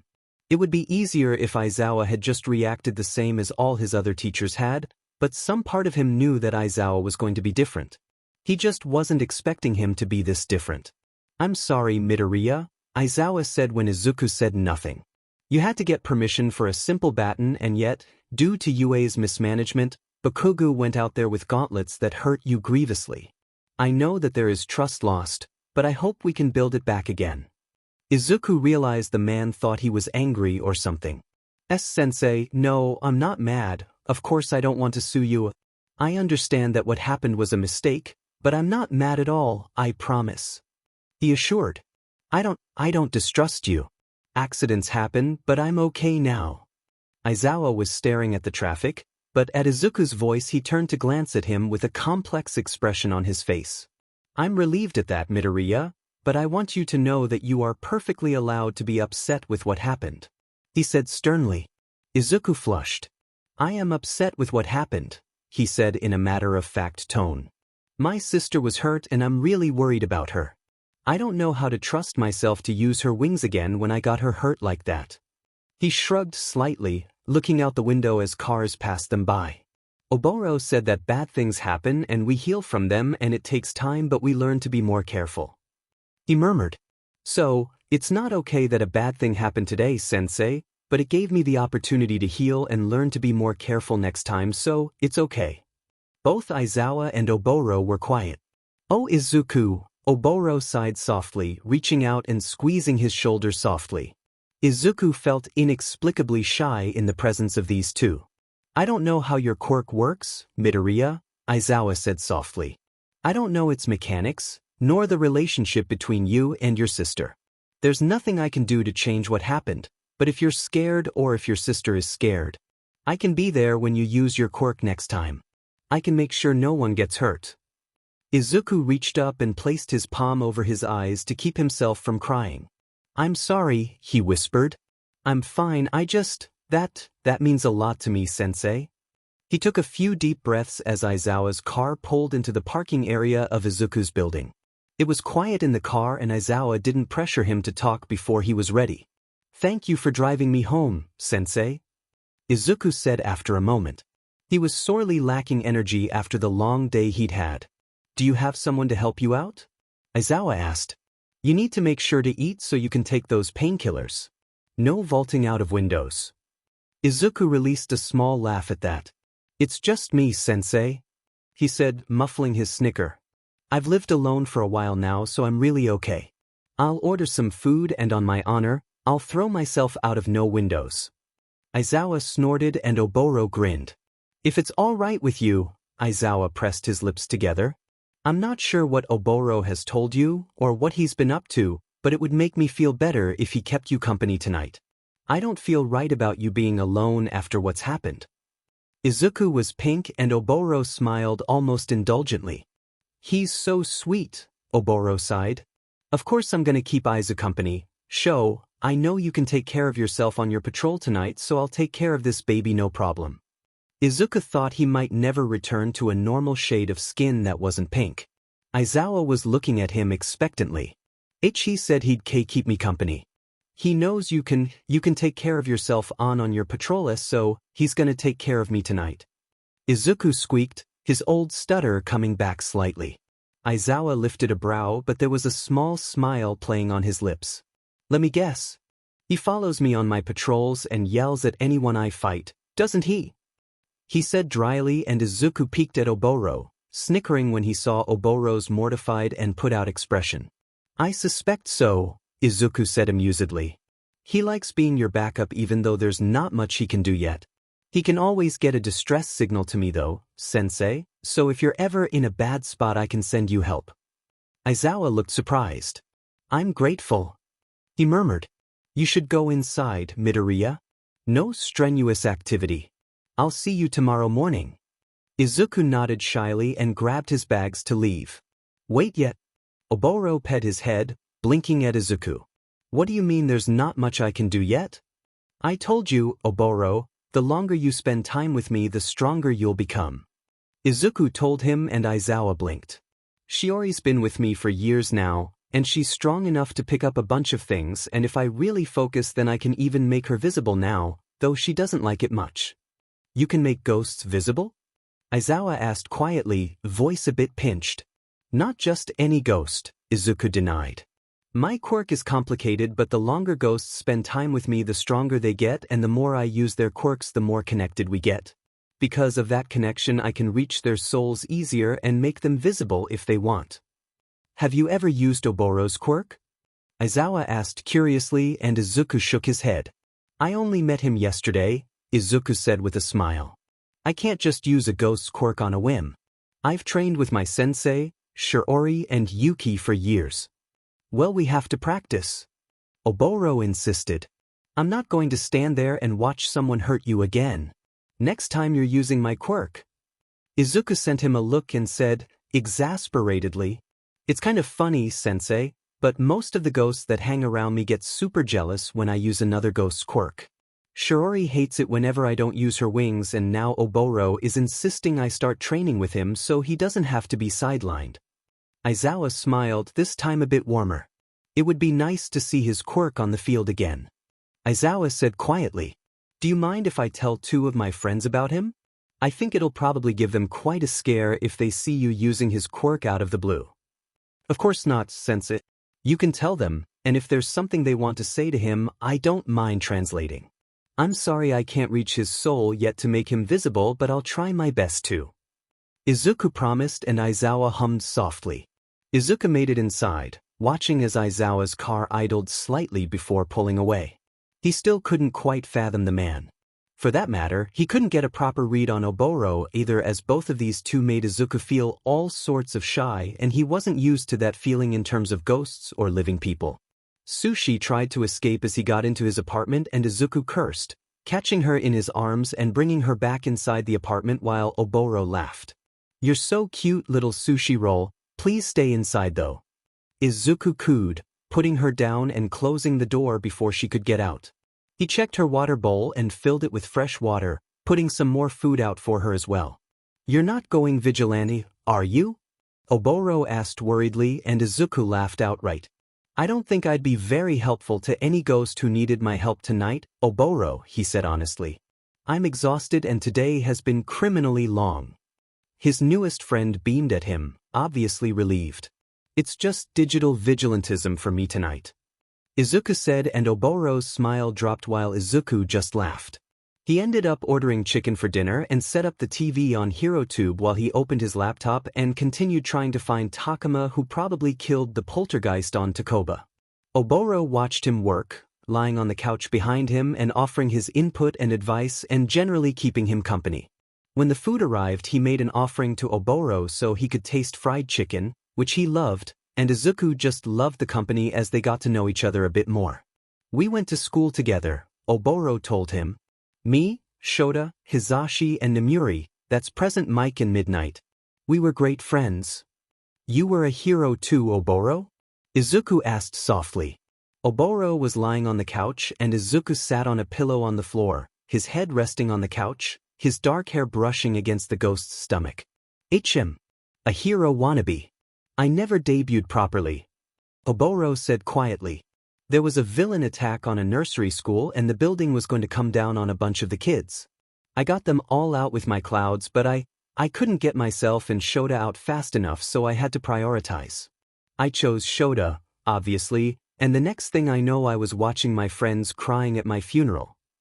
Izuku moved a bit closer to him, pressing the back of his head against his stomach a bit deeper, feeling Oboro's long fingers thread through his hair. He knew things like that happened in the world, but he couldn't imagine being in a position like that, choosing between himself and a friend. He knew that in the same circumstance he would have done the same, but it still hurt to think about Oboro having to do that. You're a hero, Izuku whispered. You don't need to debut to be a hero. You saved those kids, and you saved Sensei's life. That makes you a hero. What was your hero name? Oboro chuckled softly, sadly. His fingers tangled deeply in Izuku's hair and his eyes fluttered closed despite himself. "Loud Cloud," he said with a laugh. "It was a whole thing. Hisashi and I were the loudest of our friend group, so they called us Loud Cloud and Loud Bird." Izuku giggled at that. "Oboro," Izuku said sleepily, and he heard the boy hum. "Please stay with me for a while so I can reach your soul. I want to let you see your friends again." "Why do you want that, Aizu?" Oboro asked carefully. Izuku was sleepy, so he didn't have much control over his brain-to-mouth filter. "Helping ghosts, it's how I feel useful," he admitted. "It's all I've ever known. When I was a kid, I used to follow anyone who wanted to talk to me. My friends all abandoned me when I was diagnosed quirkless, so ghosts were the only ones who wanted me." Izuku sighed slightly. "I got hurt a lot trying to help them, but they were always grateful and I got to be their hero for a little while. I thought I'd never be able to be a real hero, so I learned to be happy with being a hero to ghosts." "I really like you," Izuku admitted shyly. "Really nice, and it's rare that I meet a ghost who tries so hard to take care of me like this. Sensei too, he's really nice and I want to thank him for taking care of me. If I can allow you both to meet properly, then I'd be so happy." The whole time Izuku was mumbling out these words, Oboro hadn't stopped musing his hair, and when he finally fell quiet, he heard Oboro sigh softly and wrap his arm around Izuku's neck.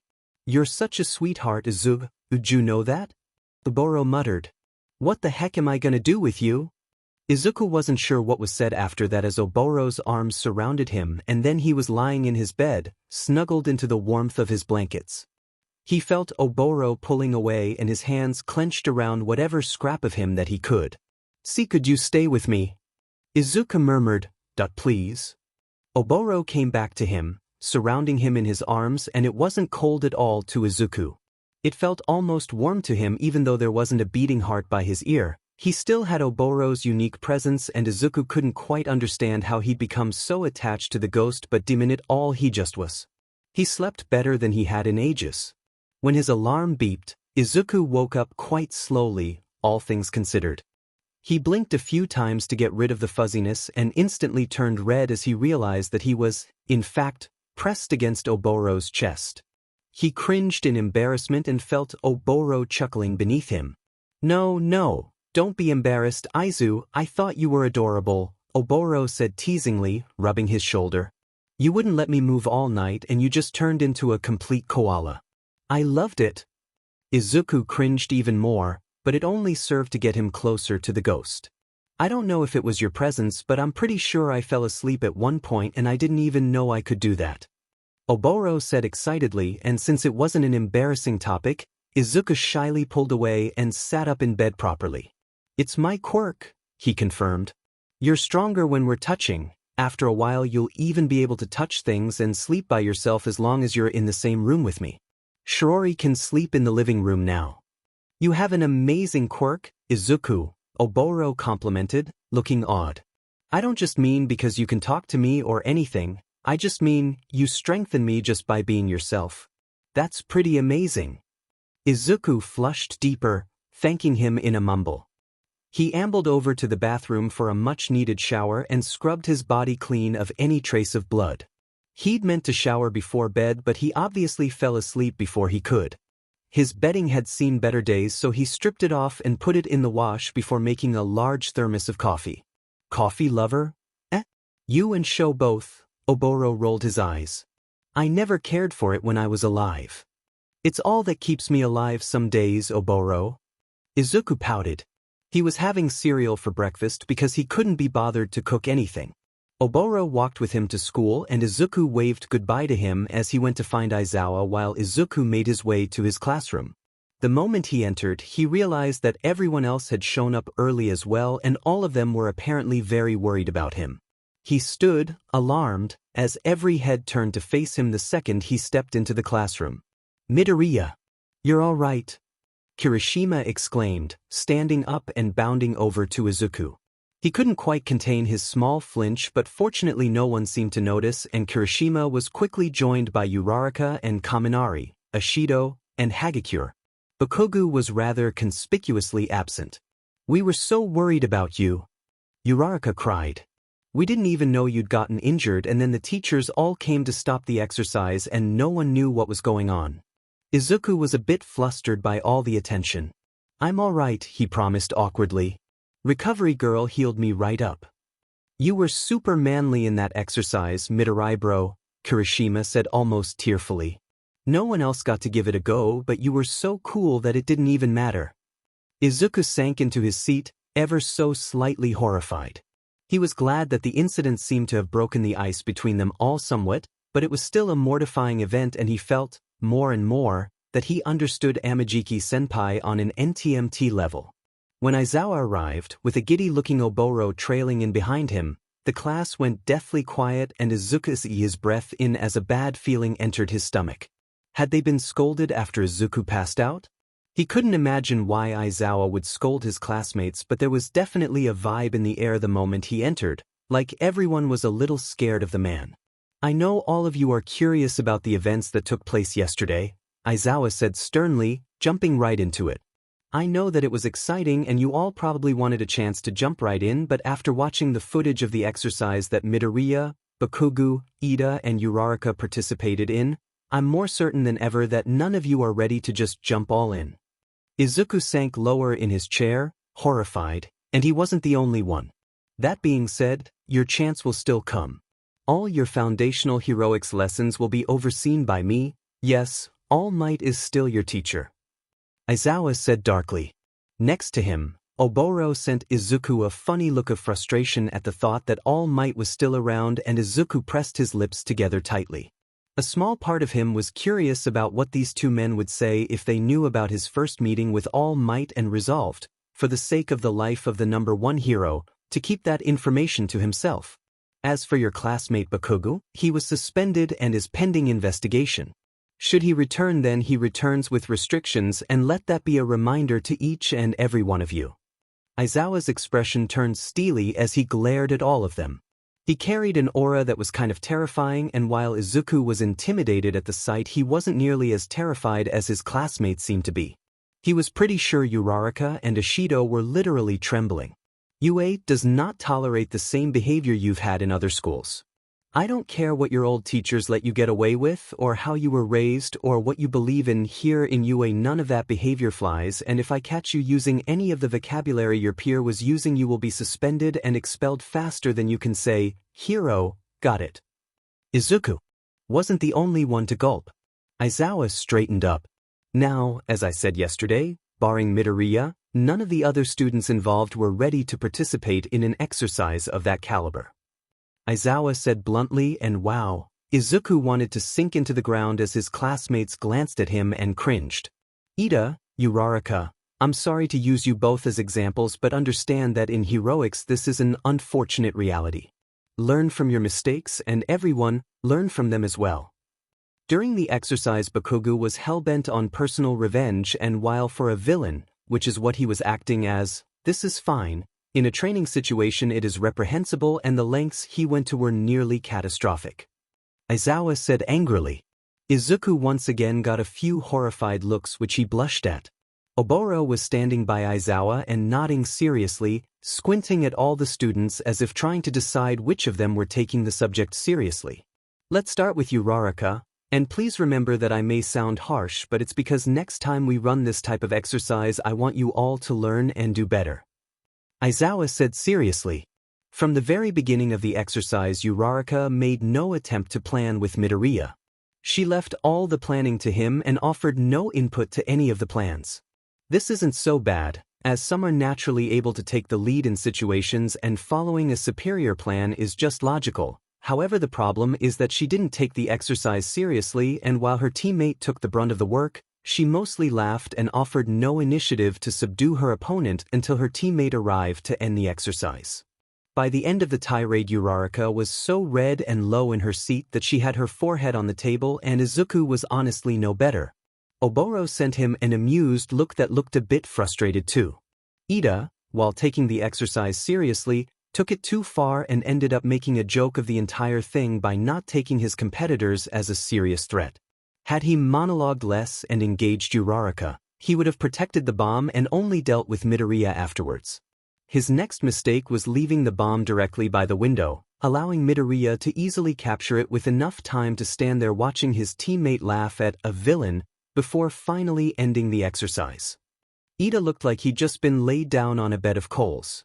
Oboro was laughing his butt off, and Izuku's polite smile had become fully strained with all the guilty and admiring looks being sent his way. Overall, obviously, the MVP of the exercise was Midoriya. That's not to say he didn't do anything wrong. Aizawa's eyes flashed right to Izuku and he gulped, holding his breath. It was just an exercise. I understand that in real life you have to give it your all, but the moment you were injured that badly you should have stopped the exercise and got yourself a medic. Izuku shifted uncomfortably in his seat. That being said, next time we do this exercise, you'll have a competent teacher overseeing it and I'll put a stop to it the moment any of you go too far, got it? Yes, sir. The class shouted back and Aizawa grunted in approval. Now, you've got 20 minutes left before English, and you have an extremely important mission to complete during that time that will dictate the rest of your school days. He said ominously, and the class seemed to hold their breath as one. What the hell was this now? You need to pick a class president. Aizawa said dryly. Izuku slumped as Oboro burst out laughing at their expressions. Kaminari yelled a mutually felt, so normal, and the class all relaxed as one now that the hard part was over. Oboro came over to Izuku, crouching at his desk and reaching out to nudge him. Gonna volunteer? He teased, and Izuku shuddered at the very thought.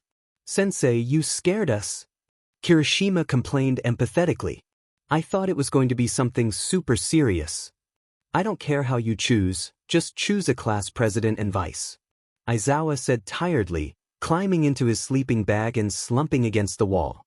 In the end the class decided on a vote despite that everyone might vote for themselves, and Izuku, who had voted for the studious-looking Yaoyorozu, was left gaping at the chalkboard where his name was right at the top with 17 votes while Yaoyorozu had 2, one of which was from him.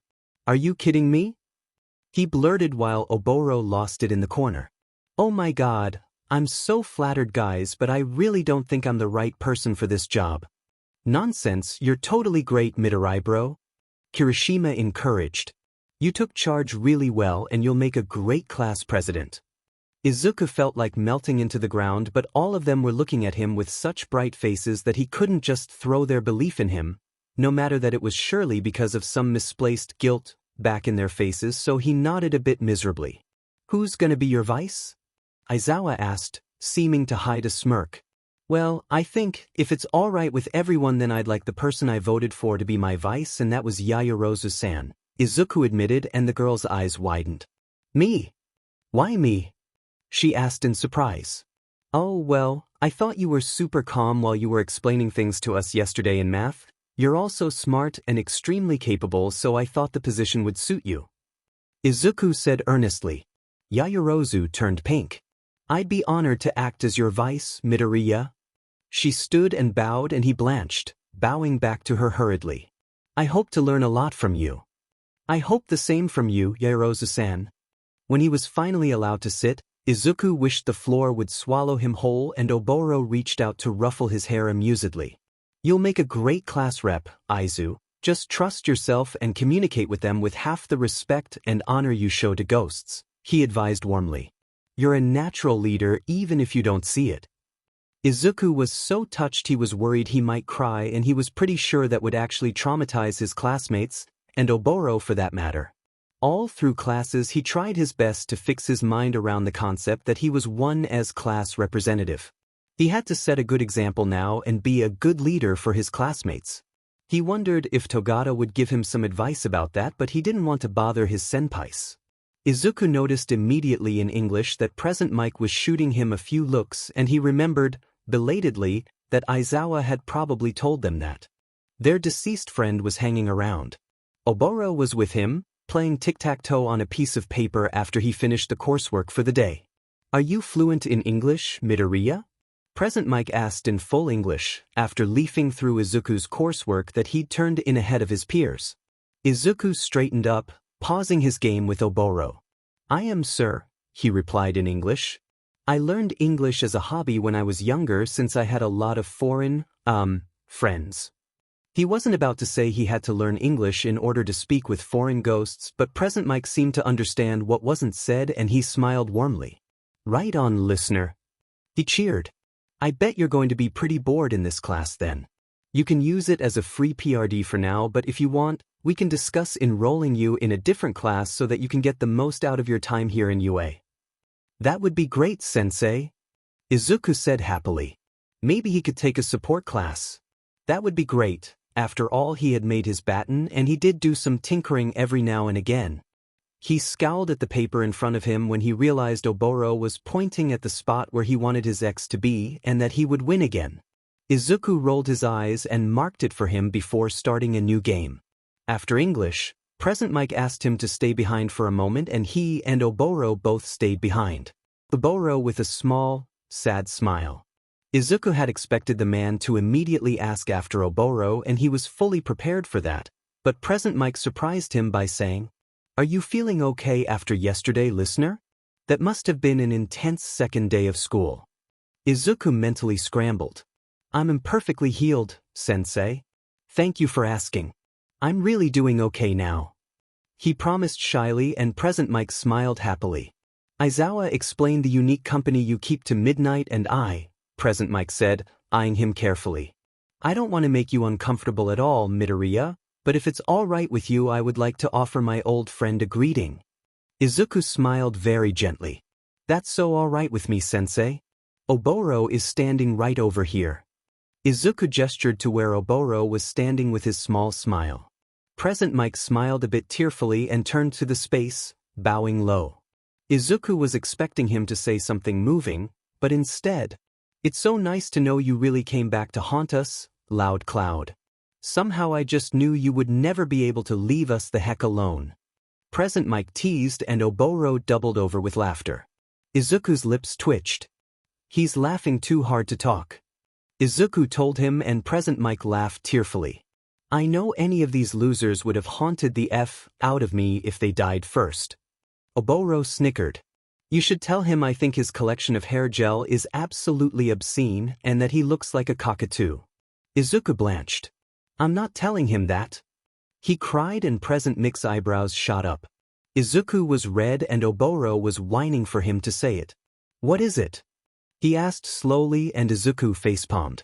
He said he knew any of you losers would have haunted the F out of him if you died first, and he thinks your collection of hair gel is obscene and dash." Izuku pressed his lips together as both present Mike and Oboro burst out laughing.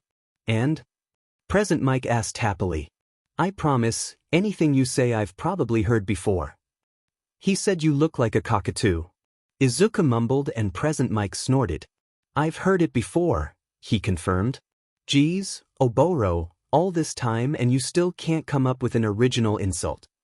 Oboro rolled his eyes, shaking his head fondly. "All the best insults are the overused ones," he commented succinctly, and Izuku passed the message along with a small smile. Present Mike chuckled. "Thank you for letting me hear his voice through you, Midoriya. I'm truly grateful." Present Mike thanked him happily.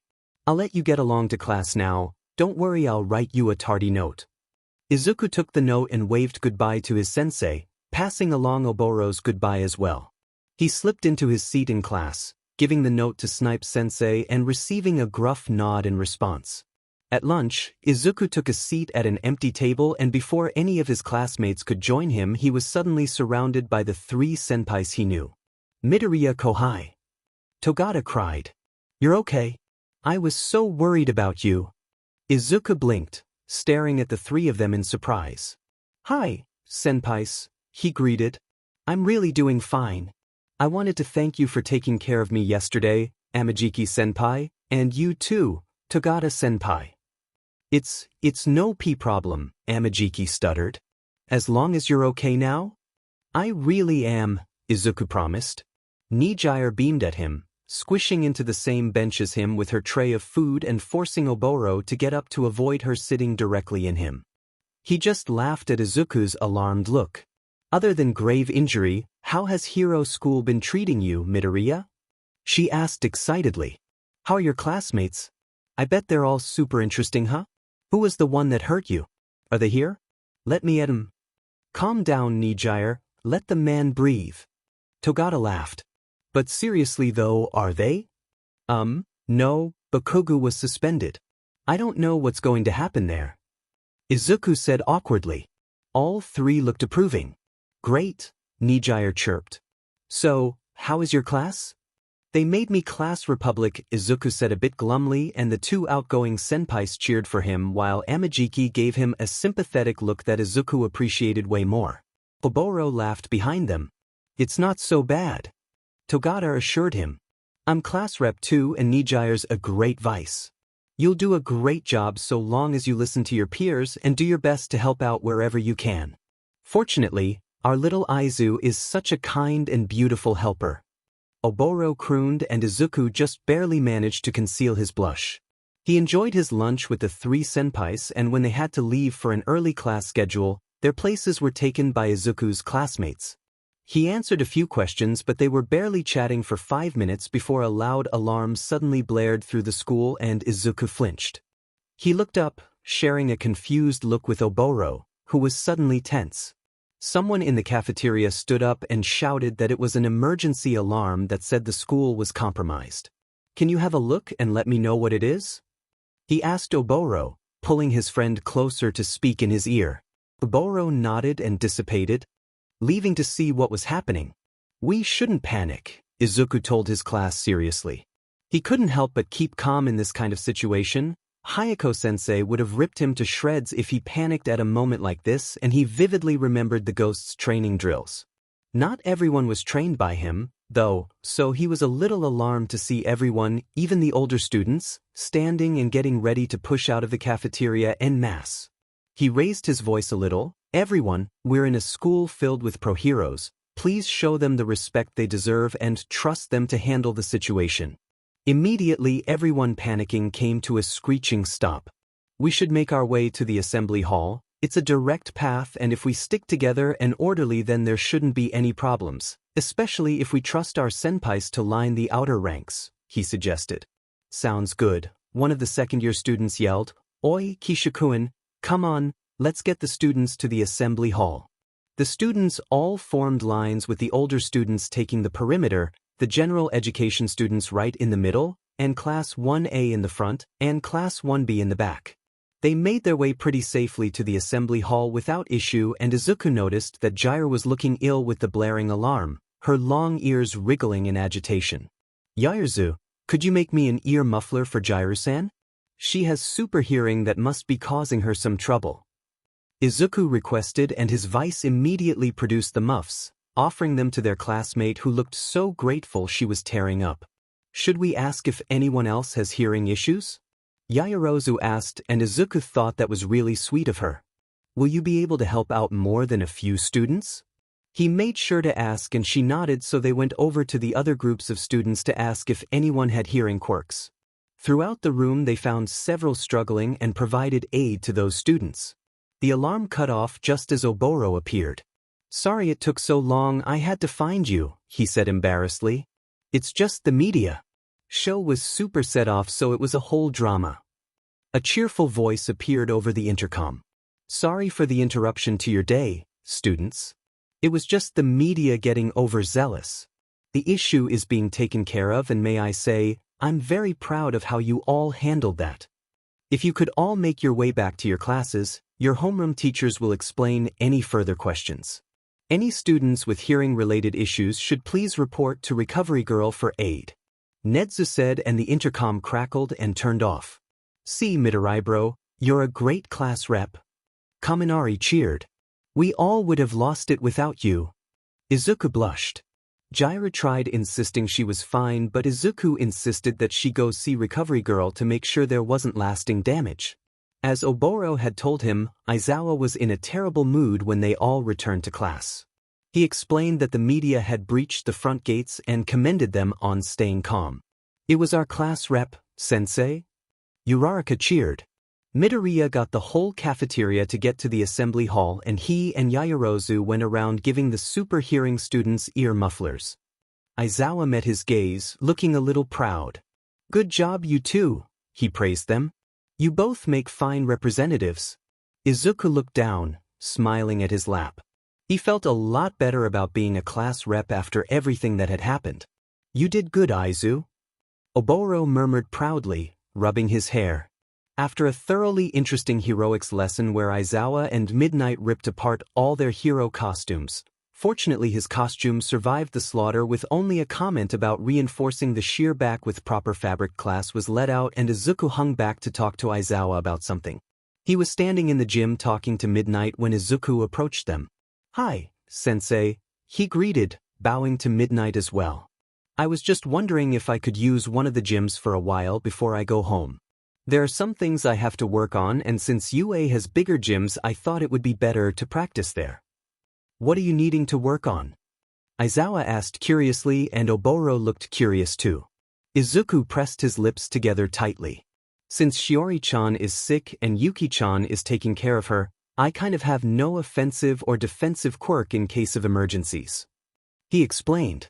"I figured I'd call Kuroku-san and ask if he minded me practicing with his quirk.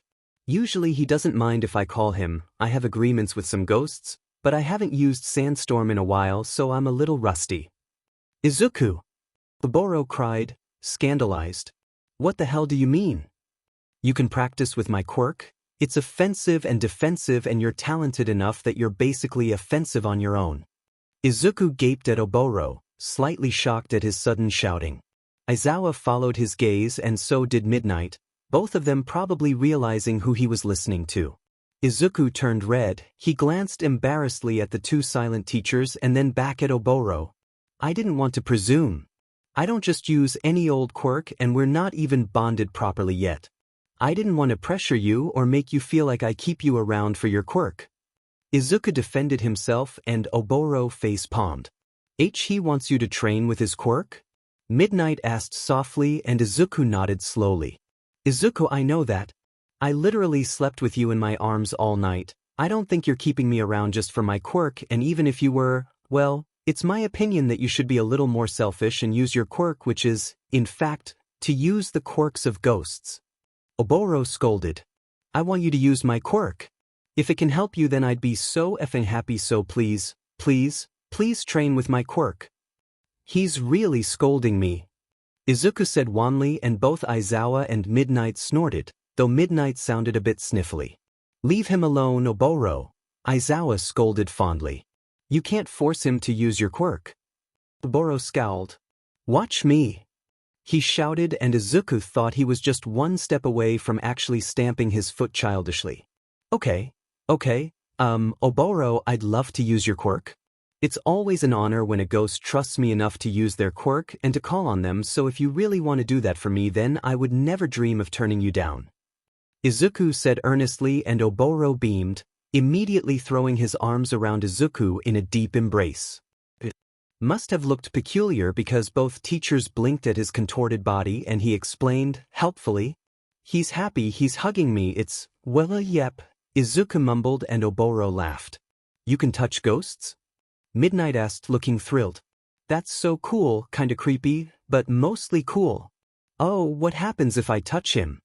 Oboro grinned and promptly walked right through her, sending her into a full body shudder. "Jesus! Did he just walk right through me?" Midnight yelped and Izuku laughed and nodded. Oboro was laughing his butt off. "That a-hole," Aizawa blurted, "my cold shudders are because of him, aren't they?" Again Oboro was losing it. Izuku covered his face in embarrassment on behalf of the ghost as he nodded. "Ghosts feel cold to people who are alive," Izuku explained. "Most ghosts can't interact with the physical world further than causing a few cold spots and particularly powerful ghosts can sometimes screw with electricity." "I knew I was being haunted," Midnight muttered. "Zashi told me it was all in my head but it totally wasn't. God, Oboro is pranking us from the afterlife." Oboro snickered gleefully. "What do ghosts feel like to you?" Aizawa asked carefully. "You can touch them. Aren't they cold?" Izuku considered the question, reaching out and taking Oboro's hand a bit shyly. Oboro immediately squeezed his palm affectionately. Both teachers looked at his hand with a deep scrutiny as if they were trying to see Oboro's hand there. "He feels nice," Izuku said, puzzled. "I'm not sure." I'm not the most tactile person and I don't really touch a lot of alive people for longer than a second when I'm sparring. Even my heroic sensei is a ghost, and so is my dojo sensei, so I can't really tell you if he feels warm or cold or anything since I can't remember what it feels like to hold a human hand, but to me his hand just feels nice. Izuku wasn't quite sure why all three of them were looking at him with the exact same expression of horror. Oboro's hand tightened around him. What? He blurted softly, embarrassed at the looks. You don't know what a living person's hand feels like? Aizawa asked in an odd tone. Izuku flushed. I'm a bit of a loner, he demurred. All of my close acquaintances are ghosts. What about your parents, Han? Midnight asked sadly, and Izuku bit the inside of his mouth.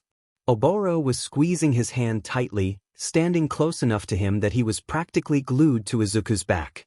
I was technically emancipated, Izuku shrugged. Because of the whole invisible quirk thing, I was registered as quirkless. No one really cares much about what the quirkless get up to, so my mother legally left my side and just paid for an apartment and school. My father had already left when I was 4, so it was just me, Shiori, and my other ghost friends. I can't remember what either of them felt like, and I was kind of an outcast during school, what with the whole he sees ghosts thing, so yeah. If possible, they looked more horrified. Anyway, Izuku said, wishing the ground would swallow him whole. Oboro, do you want to bond then? Oboro lit up. As if sensing that he was uncomfortable with the topic, his two teachers also perked up and tried not to linger on the accidental trauma dump, though Izuku had a nasty feeling this wouldn't be the last time his teachers learned uncomfortable things about his life. How do we do it? Oboro asked giddily. Do you mind if we stay and watch? Midnight asked softly. It would be really nice to see his quirk again. I can't guarantee I'll be able to use it immediately, but you're most welcome to watch. Izuku allowed earnestly. They decided to call Present Mike to come and watch and pointedly chatted about light topics while they waited for him to arrive. When Present Mike arrived, Izuku greeted him shyly and let Aizawa and Midnight catch him up on what was happening. With everyone ready, he turned back to Oboro, trying to ignore their eyes on him. Okay, so, remember what I told you when we met? Izuku reminded. I bond with a ghost by introducing ourselves and then touching. Well, obviously we've already introduced ourselves and we've already touched, but we're not bonded yet. We aren't? Why is that? Oboro asked curiously. Because you are really quite powerful for a ghost, Oboro, which makes it easier for me to give you more strength. Izuku explained patiently. I noticed it pretty much since I met you. It's why you handled your chopsticks so easily the other night and even why you can fall asleep now. It's great for you, obviously, but it does make bonding harder for us. The good thing is, it's not gonna hurt you to bond with me. Izuku said cheerfully. The bad news is that it's kind of gonna hurt me like a son of Dash. He threw an alarmed look at his teachers. It's going to pinch a bit. All three of them burst out laughing. Even Aizawa was laughing, though he was covering his face in his capture weapon. Oboro was breathless with laughter. You can curse, it's okay. Present Mike allowed with a laugh. You're hardly a kid, so it's totally fine, but what's not fine is hearing that it's gonna hurt. Why is that? The others sobered at that, looking worried too. In order to bond with a strong ghost, I have to be stronger than them, he explained. I'm in pretty good condition right now. It's just that, and this is going to be wildly embarrassing for you, Oboro, but you're gonna have to lose the clothes and walk right through me. Silence. Oboro blinked. Somewhere a cricket chirped. What? He squeaked, and Izuku tried to keep his face as straight as possible. The three teachers were staring at him, fascinated, and Present Mike's jaw was almost on the ground. Your clothes are tethers to the living world, Oboro. I gotta get as close to your soul as possible, which means that you have to get rid of the clothes, and... He couldn't hold it in any longer as their expressions grew more and more alarmed or embarrassed, in Oboro's case. He burst out laughing. I'm just kidding, Oboro, don't look so horrified. Oboro fell to his knees. Present Mike screamed with laughter and Midnight smacked her knees as she wheezed. Aizawa rolled his eyes, though Izuku was satisfied that he seemed amused as well. You scared the daylights out of me, you little sheet. Oboro cried. He stood up, shoving Izuku aside and glaring at all of them while they cackled. If you wanted to see me naked so badly you could have just asked Aizu. He teased and Izuku turned beet red and covered his face. Cringing. I don't want to see you naked. He scowled, hearing his teachers choke. I was just kidding. It's better to do this relaxed and cheerful. Midnight howled with laughter. Oh Midoriya, you're a delight. She crowed, wrapping an arm over his shoulder. I haven't laughed that hard in ages. He turned around to face his teachers and pouted when he found them all laughing at his expense now. Aizawa was smirking and Izuku avoided his eyes. It was a joke, you don't have to get naked, Izuku promised, going to remove his own jacket and cringing when they all choked. Oh God, are you getting naked too? Present Mike exclaimed and Izuku squawked. No! He cried. I'm just getting rid of a few layers. And he's not getting naked, sensei, it was a joke. He took off his jacket and shoes, and embarrassedly his shirt. So, the joke was that Oboro has to get naked but really you're the one getting naked? Aizawa questioned and Izuku was so red he was sure even his chest was getting red. This hardly constitutes as naked, sensei, he said scathingly. It's a sound science, you know. Oboro is a ghost and his clothes are technically part of him, so it doesn't matter what he is or isn't wearing, but for me I actually am trying to get as close as possible to his soul. He turned and peeked at Oboro, who still looked a little embarrassed himself. Alright, you just walk right through me, okay? You'll dissipate then reform, so don't worry too much. I'm probably going to be in agony for a minute, but I promise it's all fine. He swore.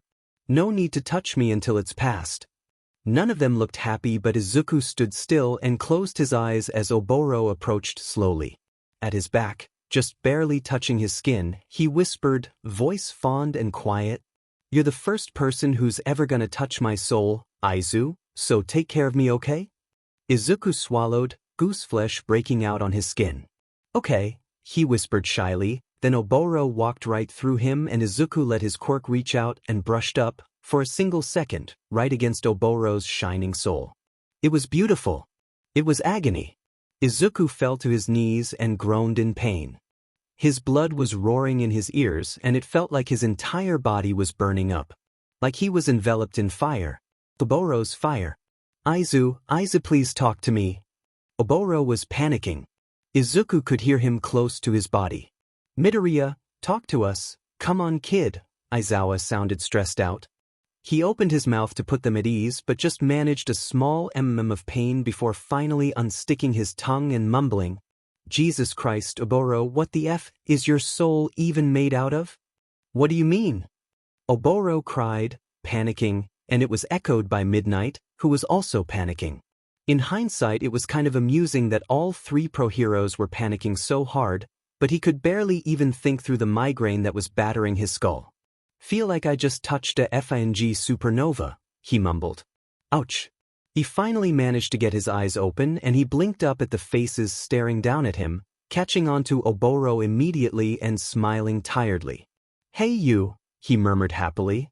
I can feel you now, Oboro. Oboro beamed. You're insane and if you ever do that to me again I'll kill you myself. Oboro said, reaching out and pulling Izuku to his feet and into a tight hug. Izuku gave a muffled laugh. I told you I'd be fine, it just hurts because I'm literally touching your soul right through space and time and death. It kind of stands to reason that a regular old human probably shouldn't be able to do that without it hurting a bit. He defended and all three of his teachers released somewhat shaky breaths. I don't know what he's saying to you, Midoriya, but if it's along the lines of never do that again then we're inclined to agree with him. Aizawa said tersely and Izuku flushed even as Oboro released him. He said if I did that again he'd kill me himself. Sounds about right to me. Midnight said weakly. It goes against every hero instinct ingrained in us to not try and help you while you were writhing on the floor. That's Hisagiri. I'm sorry, he said sincerely. It really is over now though. I can feel Oboro now like I can feel all the others I've bonded with. So you could use his quirk now?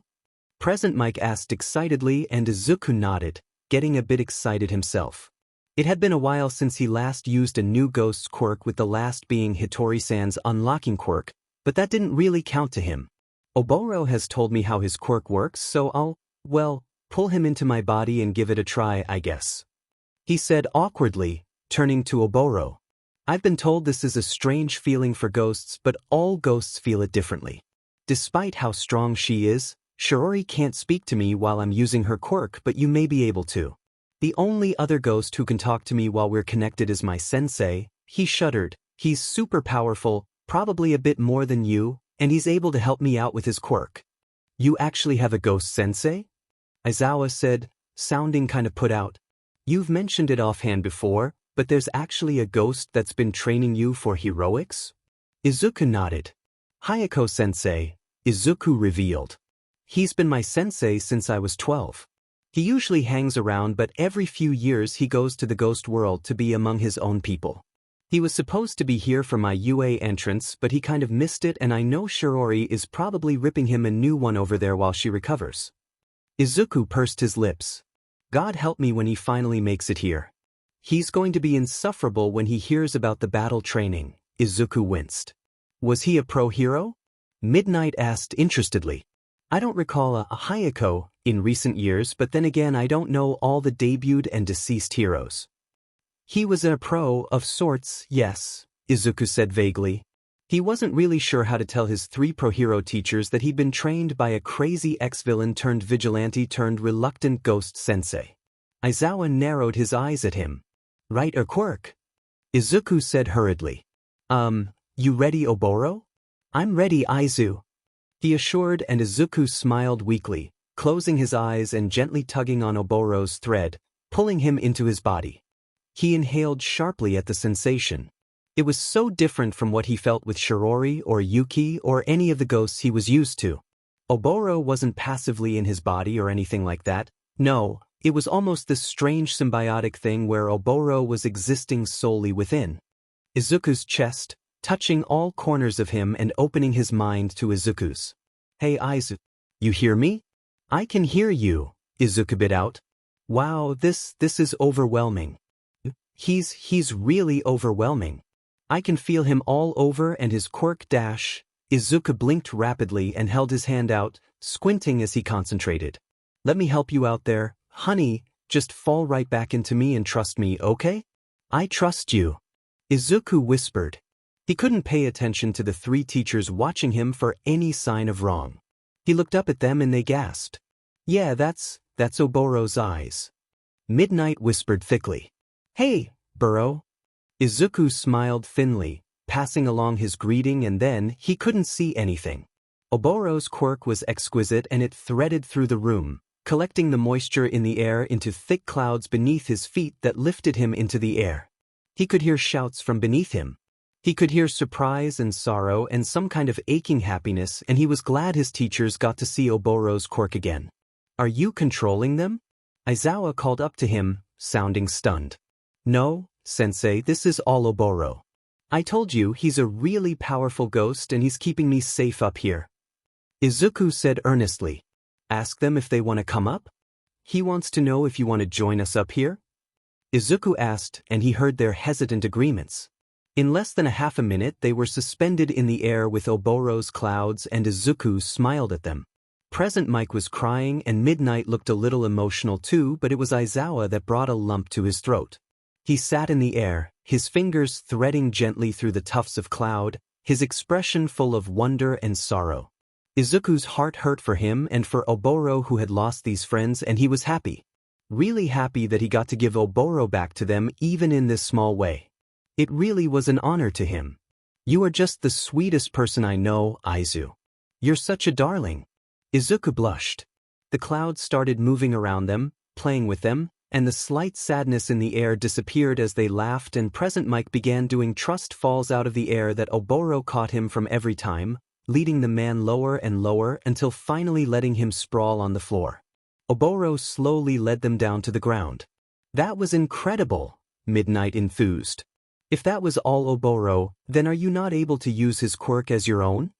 Izuku hummed, glancing down at his palm. He flexed Oboro's quirk, letting the now familiar feeling of it fill him, and brought forth a small cloud in his palm. I can use it and I should train with it, but it's nice for me as well that Oboro can use it himself in case someone really needs clouds. He said honestly. Okay, I don't like that you're implying my quirk is just cloud cover.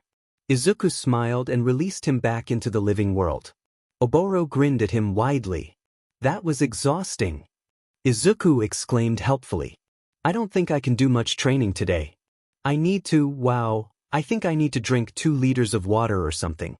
My skin feels like a nightmare. Izuku pouted at the laughter. Yes, Oboro had dry skin a lot. It happens when you're pulling moisture from the air in such a concentrated amount, Aizawa explained. He drank a lot of water and moisturized constantly. Izuku nudged Oboro's shoulder with his own. Afraid I wouldn't use it if I knew I'd have crocodile skin all the time?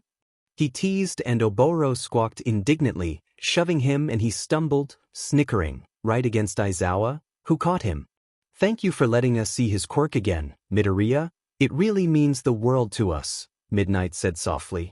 I'm overjoyed that Oboro stuck around and that he and his quirk has the opportunity to help people again. Izuku smiled tearfully. I'm gonna try really hard to make him visible for you, Izuku swore. I'll have to practice a lot, but it should be possible. We look forward to it, listener, but just so you know, it's not your job or responsibility to do that, so don't overdo it with training and just do it in your own time. Take care of yourself first and foremost. Present Mike warned him kindly. I don't want you getting hurt or exhausting yourself just to let us see him. It's enough that we know he's here now. Oboro looked insanely touched. Oh Zashi, you're still such a mother hen. Izuku blushed and covered his face. Aizawa snorted. What did he say that caused that reaction? He asked amusedly. You have a very telling face, Midoriya. Izuku pouted but repeated Oboro's words for their amusement. It was getting quite late in the day, so both Midnight and Present Mike had to leave. They went with loud and cheerful goodbyes, leaving Izuku alone with Aizawa. Grab your things, Midoriya. I'll give you a lift home again. Aizawa said, leaving before Izuku could even protest. Oboro laughed. He's so prickly, but you get used to it. Izuku wasn't sure whether or not it would be wise to admit he found the behavior kind of attractive but decided to keep it to himself. He grabbed his bag from his locker and paused to drink from the water fountain to rehydrate a little. Like the previous afternoon, he stood by the entrance gate with Oboro and opened the back door of Aizawa's car for him to get in before slipping into the passenger seat. I can't believe being dead means I never ride shotgun. Oboro sulked and Izuku choked on his own laugh. Oboro, you've been haunting him since you died. I'm pretty sure you've ridden shotgun more times than I can count. Izuku teased and Aizawa lifted a brow. Since he died? He mused. And complaining about shotgun of all things, you're such a child, Oboro. Oboro stuck out his tongue and Izuku smiled, promptly telling Aizawa this. He made a muffled noise when Oboro swatted his hair. Izuku didn't live that far away and the drive there passed in companionable chatting as Izuku navigated a 3-way conversation. When they arrived in the parking lot, he was a little sad to see his sensei leave, so, as with all awkward things, Izuku's mouth moved before his brain could catch up with him. Oboro doesn't remember what he used to like eating. Sensei, you should come up and tell me what to make so I can thank him for bonding with me. If you'd like, you can see how I let go seat. Oboro gaped at him. I do too remember what I liked eating. He exclaimed. I said I liked udon. You little liar. That dash Oboro went quiet at Aizawa's voice. That would be fine. Yeah, I'm pretty sure I remember him going crazy over udon. Curry udon, I think. Izuku beamed. Great. He said nervously. I make great curry udon. Oboro blinked as they exited the car. You totally just used me as an excuse to hang out with Shota. I don't know how to feel about this.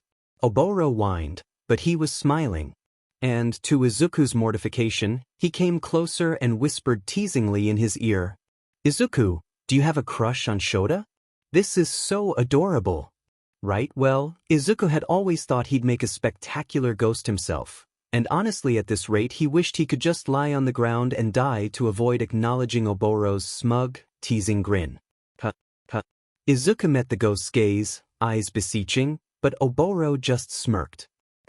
Inside the building, Izuku jabbed the elevator button a bit harder than necessary and Aizawa lifted a brow while Oboro snickered. Ghosts can be kind of loud and annoying, Izuku blurted. I'm usually quite good at ignoring them, but when they hang around you they tend to pick up on all the embarrassing things, and Oboro is a jokester. Oboro howled with laughter, leaning against the elevator for support as Izuku steadily turned pinker. I see, Aizawa hummed. And what exactly is he teasing you over? Izuku cleared his throat. Hey now, any good hero in training wouldn't just give out their embarrassing weaknesses. Izuku said dryly as the elevator dinged. Sorry, but I still have to live with Oboro teasing me over it, but I'm pretty sure I'd sink into the ground if you did. Aizawa laughed at that. Fair enough. You aren't allergic to cats, are you? He asked, opening the door and jutting his foot out to stop Sushi from escaping. This is Sushi, and she's a professional escape artist. Aizawa chuckled and swooped down to lift his cat into his arms, scratching the purring beast under her chin. Nah, I love cats. God's greatest creation, in my opinion. Aizawa said, and Oboro rolled his eyes. He has 3 cats called Yūrei, Ugly and Teapot. He's obsessed with them and has 300 pictures of them on his phone. Oboro said, and Izuku snorted. Those are some mighty interesting cat names, sensei, he said mischievously. I think we'll get along just fine as I too am obsessed with cats. Aizawa scowled, letting Sushi down once they were inside. Oboro, stop giving out my embarrassing secrets, this is going to ruin my reputation, you know? He glared and both Oboro and Izuku laughed. I'm the only one that can hear him, and I assure you no one is hearing anything about you from me, sensei. Izuku promised, picking up Sushi's empty water bowl and filling it with water. He could hear a soft, ambient hum from the TV and poked his head into the living room to see if there were any ghosts around. Kuroku was there, lounging on the couch and yawning even though he couldn't sleep. Oh, hi Kuroku-san, have you been enjoying the TV? He asked, and his ghost friend looked up and grinned. Hey Midori, Kuroku greeted. I see you've made some friends, and dang, is that a live-ons? Wow. Oboro burst out laughing hard enough to fall to the floor. Aizawa looked a little bemused, staring between Izuku and the couch that looked empty to him. Don't call him a live-on, that's so rude, Kuroku-san, this is Aizawa-sensei. He's my teacher at Yūrei. Izuku introduced, face-palming at the ridiculous ghost. Sensei, this is Kuroku-san who controls sand. We've been acquainted for a while now. Pleasure. Aizawa said awkwardly, looking at an empty living room. Kuroku snickered deeply, standing up. Don't tell me little Midori finally has a date? He cried happily, and Izuku's face turned crimson. I gotta go tell Yuki. Don't ichingiji. You a-hole. Izuku cried, shaking his fists slightly as Kuroku dissipated, and he sighed, defeated. Sorry, he said mournfully to Aizawa. He's just being annoying, but he's gone now. He went to the ghost world to make fun of me with Yuki-chan. You lead a unique and interesting life, Midoriya. Aizawa said, and Izuku's lips twitched as he led them into the kitchen. While he prepared 2 cups of tea for them, Aizawa stared at the shrine he had in the corner of the kitchen, eyes lingering on Oboro's calligraphed name. So, I was thinking, since I have to cook dinner, you two should be able to chat if you want. Izuku said brightly. It should be possible because I'm here and Oboro is bonded to me now. This apartment is completely saturated with my essence and my quirks, so ghosts are naturally stronger here. Oboro should be able to use a pen. Izuku brought out a little whiteboard and a black marker, putting it down on the kitchen table and holding the pen out to Oboro. Want to try? He offered, and Oboro took the pen a little hesitantly, beaming when he was actually able to grip it. Aizawa just stared at the hovering pen, expression a bit complex. Oboro uncapped it, pressed it against the whiteboard and wrote, in neat letters, Hey Shota. Isn't Aizu just the sweetest thing you've ever met? Izuku turned white, then red, then groaned loudly and covered his face, turning away so he wouldn't have to see them. Oboro, he cried, mortified. Aizawa snorted and then chuckled. Pretty sweet, yes. Aizawa agreed mildly, and Izuku turned even redder, peeking at the both of them through his fingers shyly. Thank you, Midoriya. You've done so much for me in allowing me to speak to my friend again, I don't know how I'll ever be able to thank you. You could touch him, Oboro wrote on the board, and Izuku was glad that Aizawa wasn't able to see his sheet-eating grin at least. Really gets me angry that this baby is so starved for touch that he doesn't even know what a live person feels like. That's Izuku choked. That's a bit, it's not like that, really, I just don't generally hang around alive people. It's not some depressing thing, I have lots of friends that touch me, they're just not alive. Aizawa placed his palm on Izuku's kitchen table. Izuku couldn't help staring at it a bit like it was a bomb and he sat down, just a bit too hard. If you want to, Midoriya. Only if you want to. Aizawa said simply, then seemed perfectly content to just let his palm rest there waiting for if Izuku would take it or not. Oboro watched him with a sad smile on his face, his knuckles tucked beneath his chin. Don't overthink it, Aizu, he murmured. Sho really means it when he says something. He doesn't mind it if you hold his hand. You can squeeze it, feel how warm it is. Oboro enticed gently when he didn't move. Izuku swallowed past a lump in his throat. He felt a bit silly as he reached it, trembling hand out. He hovered right above Aizawa's open palm, but the man didn't rush him at all and Oboro quietened as well, letting Izuku go at his own pace. He took a small breath and let his hand touch against Aizawa's. It really was warm. Aizawa's hand was smooth and Izuku could feel slight calluses on his fingertips where they brushed against his wrist. Izuku wasn't sure what expression he was wearing, but he couldn't focus enough to school it into something other than what he was feeling. It was confusing. Confounding, really. He didn't think someone alive could feel so different, and without being able to help himself, he twisted his wrist slightly, curling his fingers around Aizawa's and taking a small breath when Aizawa moved, holding his hand back. How does it feel, honey? Oboro asked gently. He was closer now. Izuku hadn't even noticed him getting up, but he was in the seat next to him now, his lips right by Izuku's ear, and he unconsciously gripped Aizawa's hand tighter. He wants me to describe it to him. Izuku whispered. Aizawa was watching him carefully and he quietly encouraged him as well. It's Izuku liked his lips. It's warm. I know humans are warm-blooded, I just didn't really register that touching someone would be warm. I never thought about it. You have calluses. They're scratchy, but I like them. Izuku commented, once again lacking a filter. I can feel your pulse. It's strange and fast, and I like that you're holding my hand back, though I don't think that's a living versus ghost thing, he said embarrassedly, and both Aizawa and Oboro snorted at that. Aizawa reached out with his other hand, clasping Izuku's hand between his two, and Izuku inwardly marveled at the difference not only in color. Aizawa was a bit tanner than him, but also in size. Hold my hand, Oboro? Izuku asked, placing his other hand on the table, and Oboro immediately took his hand in a similar way to Aizawa. It was different. Oboro lacked the distinct warmth and pulse, but Izuku couldn't rightly say that it was any less pleasant. I like both of them, he said earnestly. They're so different, but it's kind of annoying.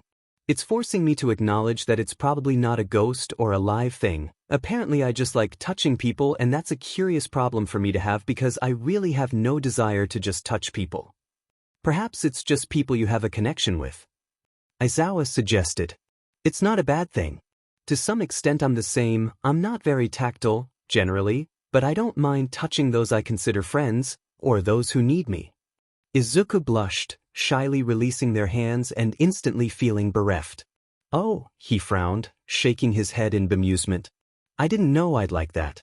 You learn new things every day, apparently. When are you going to stop being so FNG cute, Aizu? Oboro cried, reaching out and smoothing his palm against his hair, and Izuku flushed. You guys should chat, he said shyly. I'm gonna make some dinner. Curry udon. Yep, I'm gonna do that. He got up, his face still glowing as he took a step backwards to the kitchen. He got out a few ingredients and listened to the conversation happening with half an ear. He didn't really offer any input of his own, just looking up and scowling mildly whenever Oboro said something embarrassing.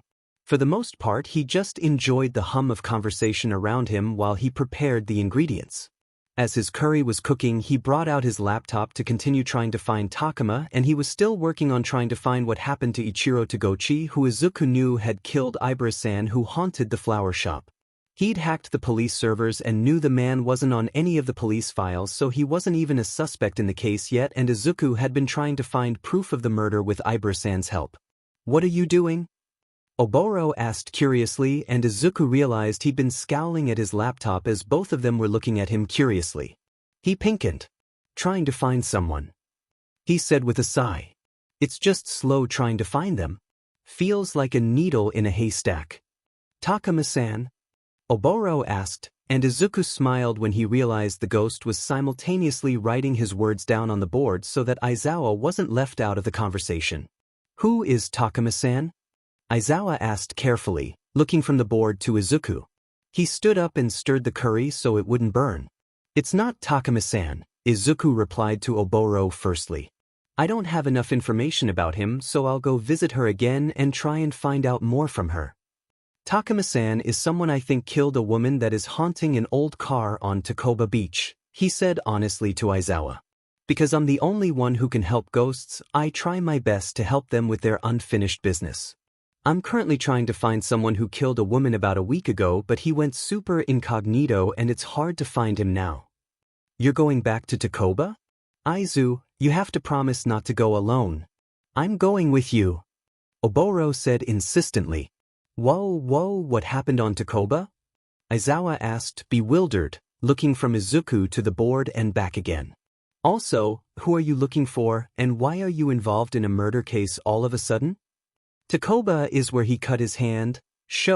That crazy ghost attacked him." Oboro scowled and Aizawa looked a bit alarmed after reading the words. Izuku lowered the heat on the curry so it would simmer and placed some eggs into water to boil.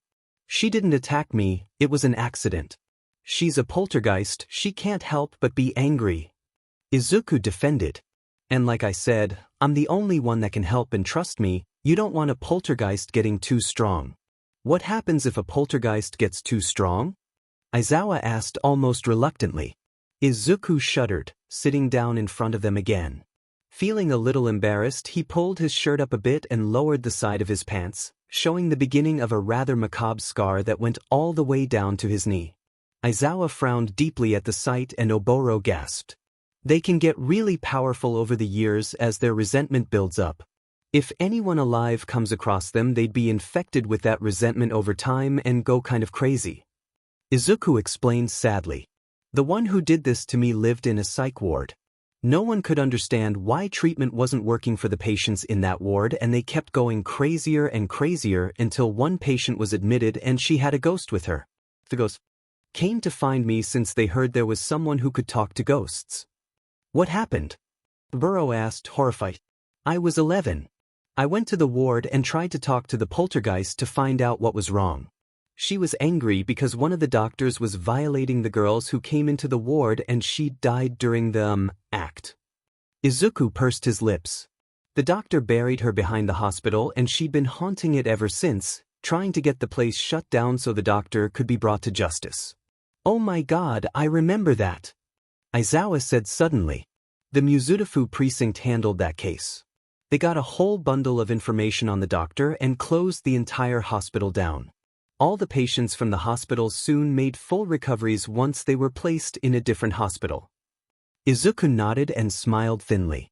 "Her name was Rei Atayama.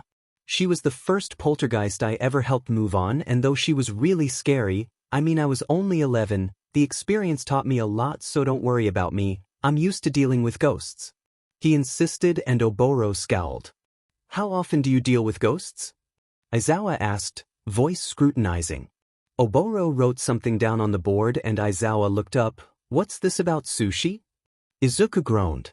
"If I'd known giving you the board was going to make you tell him all my secrets, I'd have been sure to hit you over the head with it before I gave it to you, Oboro," he said with a small scowl, and Oboro laughed.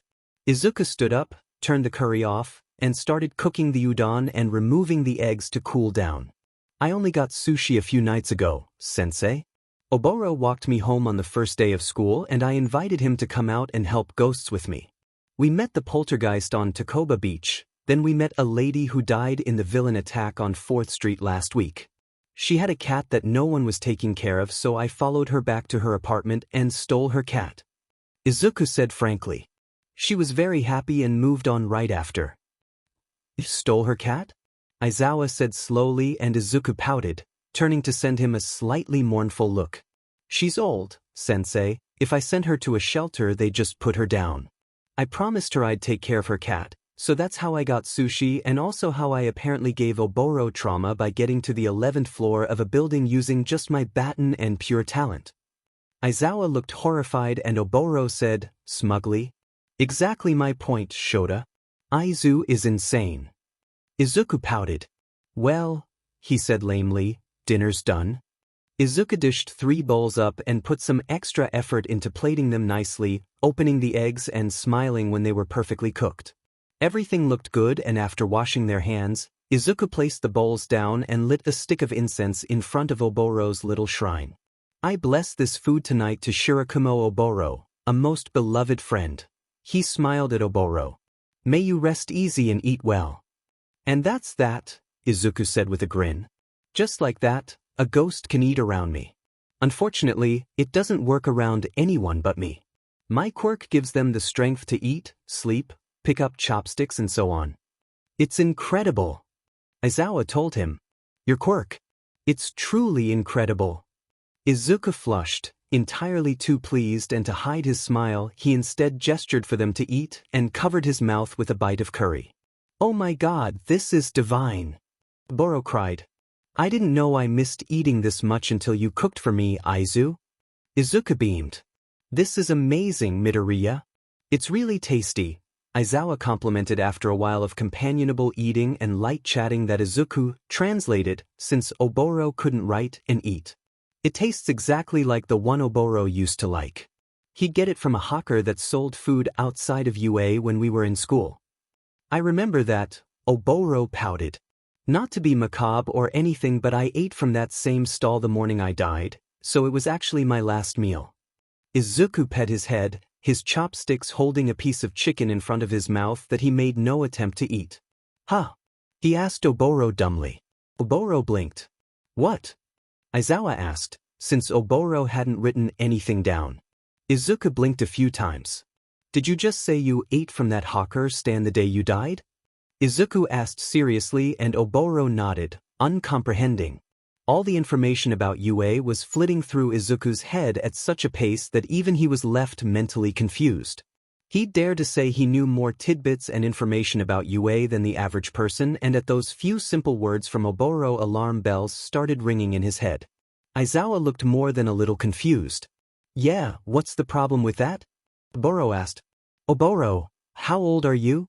Izuku asked, mystified. There was a bad feeling in his gut that he expressly didn't like. Oboro pet his head. He would have been the same age as me. Aizawa answered for him. I'm 31. Izuku felt sick. He reeled back, staring at Oboro and Aizawa and realizing just how similar they looked. They looked the same exact age, both of them quite obviously older than Izuku. Even the first day they met, Izuku had thought he was an assistant teacher or something, because Oboro was clearly older than him and the other Yūrei students. But that's not possible. Izuku blurted. It's not possible for you to be the same age if he ate at that hawker stall the morning he died. Midoriya, what's going on? Aizawa pressed, looking awkward and concerned. Oboro looked similarly confused. He put his chopsticks down in order to focus solely on Izuku, who was inwardly, and outwardly for that matter, panicking. Oboro, how old were you when you died? Izuku asked seriously, and Oboro's expression turned sad and uncomfortable, his lips tightening into a sad smile. 19, he sighed. I was a second-year student. I died during a villain attack on our work studies. I told you this, Izuku. Izuku covered his mouth, his eyes filling with tears despite himself. 19. Izuku said loudly, unable to help himself. 19. Oboro, I thought you must have died at least a year or two ago. What the hell do you mean, 19? He hissed. Oboro looked alarmed. Why is that such a big issue? Aizawa asked. You seem really worked up about this, Midoriya. What's going on? What did you just realize? Aizawa? Izuku turned to his sensei with a crazed look in his eye that made the man blink a few times. If I'm doing my math right, hawker stalls were forbidden from hanging out in front of Yūrei the year after Oboro. That means that you died at 19 just before that ban. Izuku put the word died in bunny ears and both men looked bewildered at that. What do you mean died? I'm clearly dead. Oboro said, sounding a little mad, and Izuku shook his head, frustrated as he gestured to the ghost. Oboro, you look like a 30-year-old. Don't you understand? Izuku cried. That's why I thought you died recently. Think about Shior. She's been with me for over 10 years and yet she's never changed or grown a single day past 9 years old. When you die, you can't grow any older and yet you died at 19 but you've been getting older in the afterlife. Do you even understand what that means? Izuku clutched his hair in horror. Both Oboro and Aizawa were deathly pale. Aizawa's chopsticks hung limply in his fingers, spilling curry onto the table. You're saying he's... Aizawa couldn't say it. I'm saying he's not dead. His body is alive. Izuku said quietly, shocked at his own discovery. Aizawa's chopsticks clattered to the ground. Ghosts are unchanging, Izuku said seriously. Only one kind of ghost continues to grow. It's the ghosts of those that are not quite dead. Usually people that are in deep comas are neither dead nor really alive, and incidentally, these ghosts are stronger than average because they have a better link to the living world. Izuku stared at Oboro's shocked and horrified face. Oboro, I thought you were a sane ghost because you were tethered to Aizawa but you're not. You aren't tethered to Aizawa at all, you're tethered to your own body. It sits out there somewhere. Alive. Izuku breathed. His heart was so full. He realized the truth of what it meant and he beamed, unable to help the tears that spilled down his cheeks. Do you get it? He sobbed. I said I'd find a way to let you talk to your friends again, and I really can. Oboro, don't worry, okay? I'm gonna do what I do best and find your body. What the hell happens, if you find his body? Aizawa choked out. Oboro was still in a state of shock, just sitting there and gaping. Then I put his soul right back into it, of course. Izuku said. I've done it before, multiple times. Ghosts will find me and I'll find their bodies, and if they're alive and in good condition then I put them back into their bodies. This is insane, Aizu, I remember dying. A building fell on me, there's no any way I survived that. Oboro said loudly and Izuku smiled through his tears. Something is wrong here, Oboro, Izuku acknowledged, harshly brushing aside his tears. Something about your death was wrong and I swear I'm gonna find out everything I can about it and I'm gonna find your body, so just hang in there, okay? I help a lot of ghosts, but your case is gonna take top priority to me. Oboro just stared. After the whole not really dead thing, dinner was kind of spoiled, so Izuku invited both of them to relax on the couch and talk through things while he made tea. He took his sweet time preparing the tea and fruits, making them an offering to Oboro as well, before bringing them to the living room. Aizawa was sitting on the couch, staring blankly down at his hands, and Oboro was beside him in a similar state. Izuku sat on his preferred spot on the floor, setting up his laptop and opening a new folder in his encrypted files that he titled Shirikumo Oboro. Wait, can you just, Aizu, I need to talk to you, I need to hug you, or hold you or something. You kind of threw a bomb on my head right now and is it okay if you just let me process it with you now? Oboro asked him insecurely, and Izuku's brows furrowed as he pushed the laptop aside and scooched closer so that he sat right below Oboro. Aizawa stared at him, expression confused, and there was something vulnerable in his eyes that Izuku was sure he wasn't supposed to see. Of course you can hug me, Oboro, you don't need permission. He murmured. Needing no invitation, Oboro wrapped his arms around Izuku's shoulders, tugging him backwards so that he was sitting with his back slumped against the couch and his head pressing against Oboro's stomach. He heard Oboro write something on the board, but his brain was a bit scrambled after the revelation he'd just gone through and now relaxing so suddenly. He flinched minutely when Aizawa's warm hand pressed against his shoulder. He opened his eyes sluggishly and smiled to let him know he didn't need to be hesitant at all, closing the small distance and letting his hair butt against Aizawa's hand a bit like a cat. Izuku couldn't help but welcome any and all touches from these two. With that silent approval, Aizawa passed the time by gently stroking Izuku's hair and in quiet conversation with Oboro that Izuku couldn't really focus on or keep track of. He was pretty sure that he fell asleep, but he had no care in the world because right then, he felt utterly safe.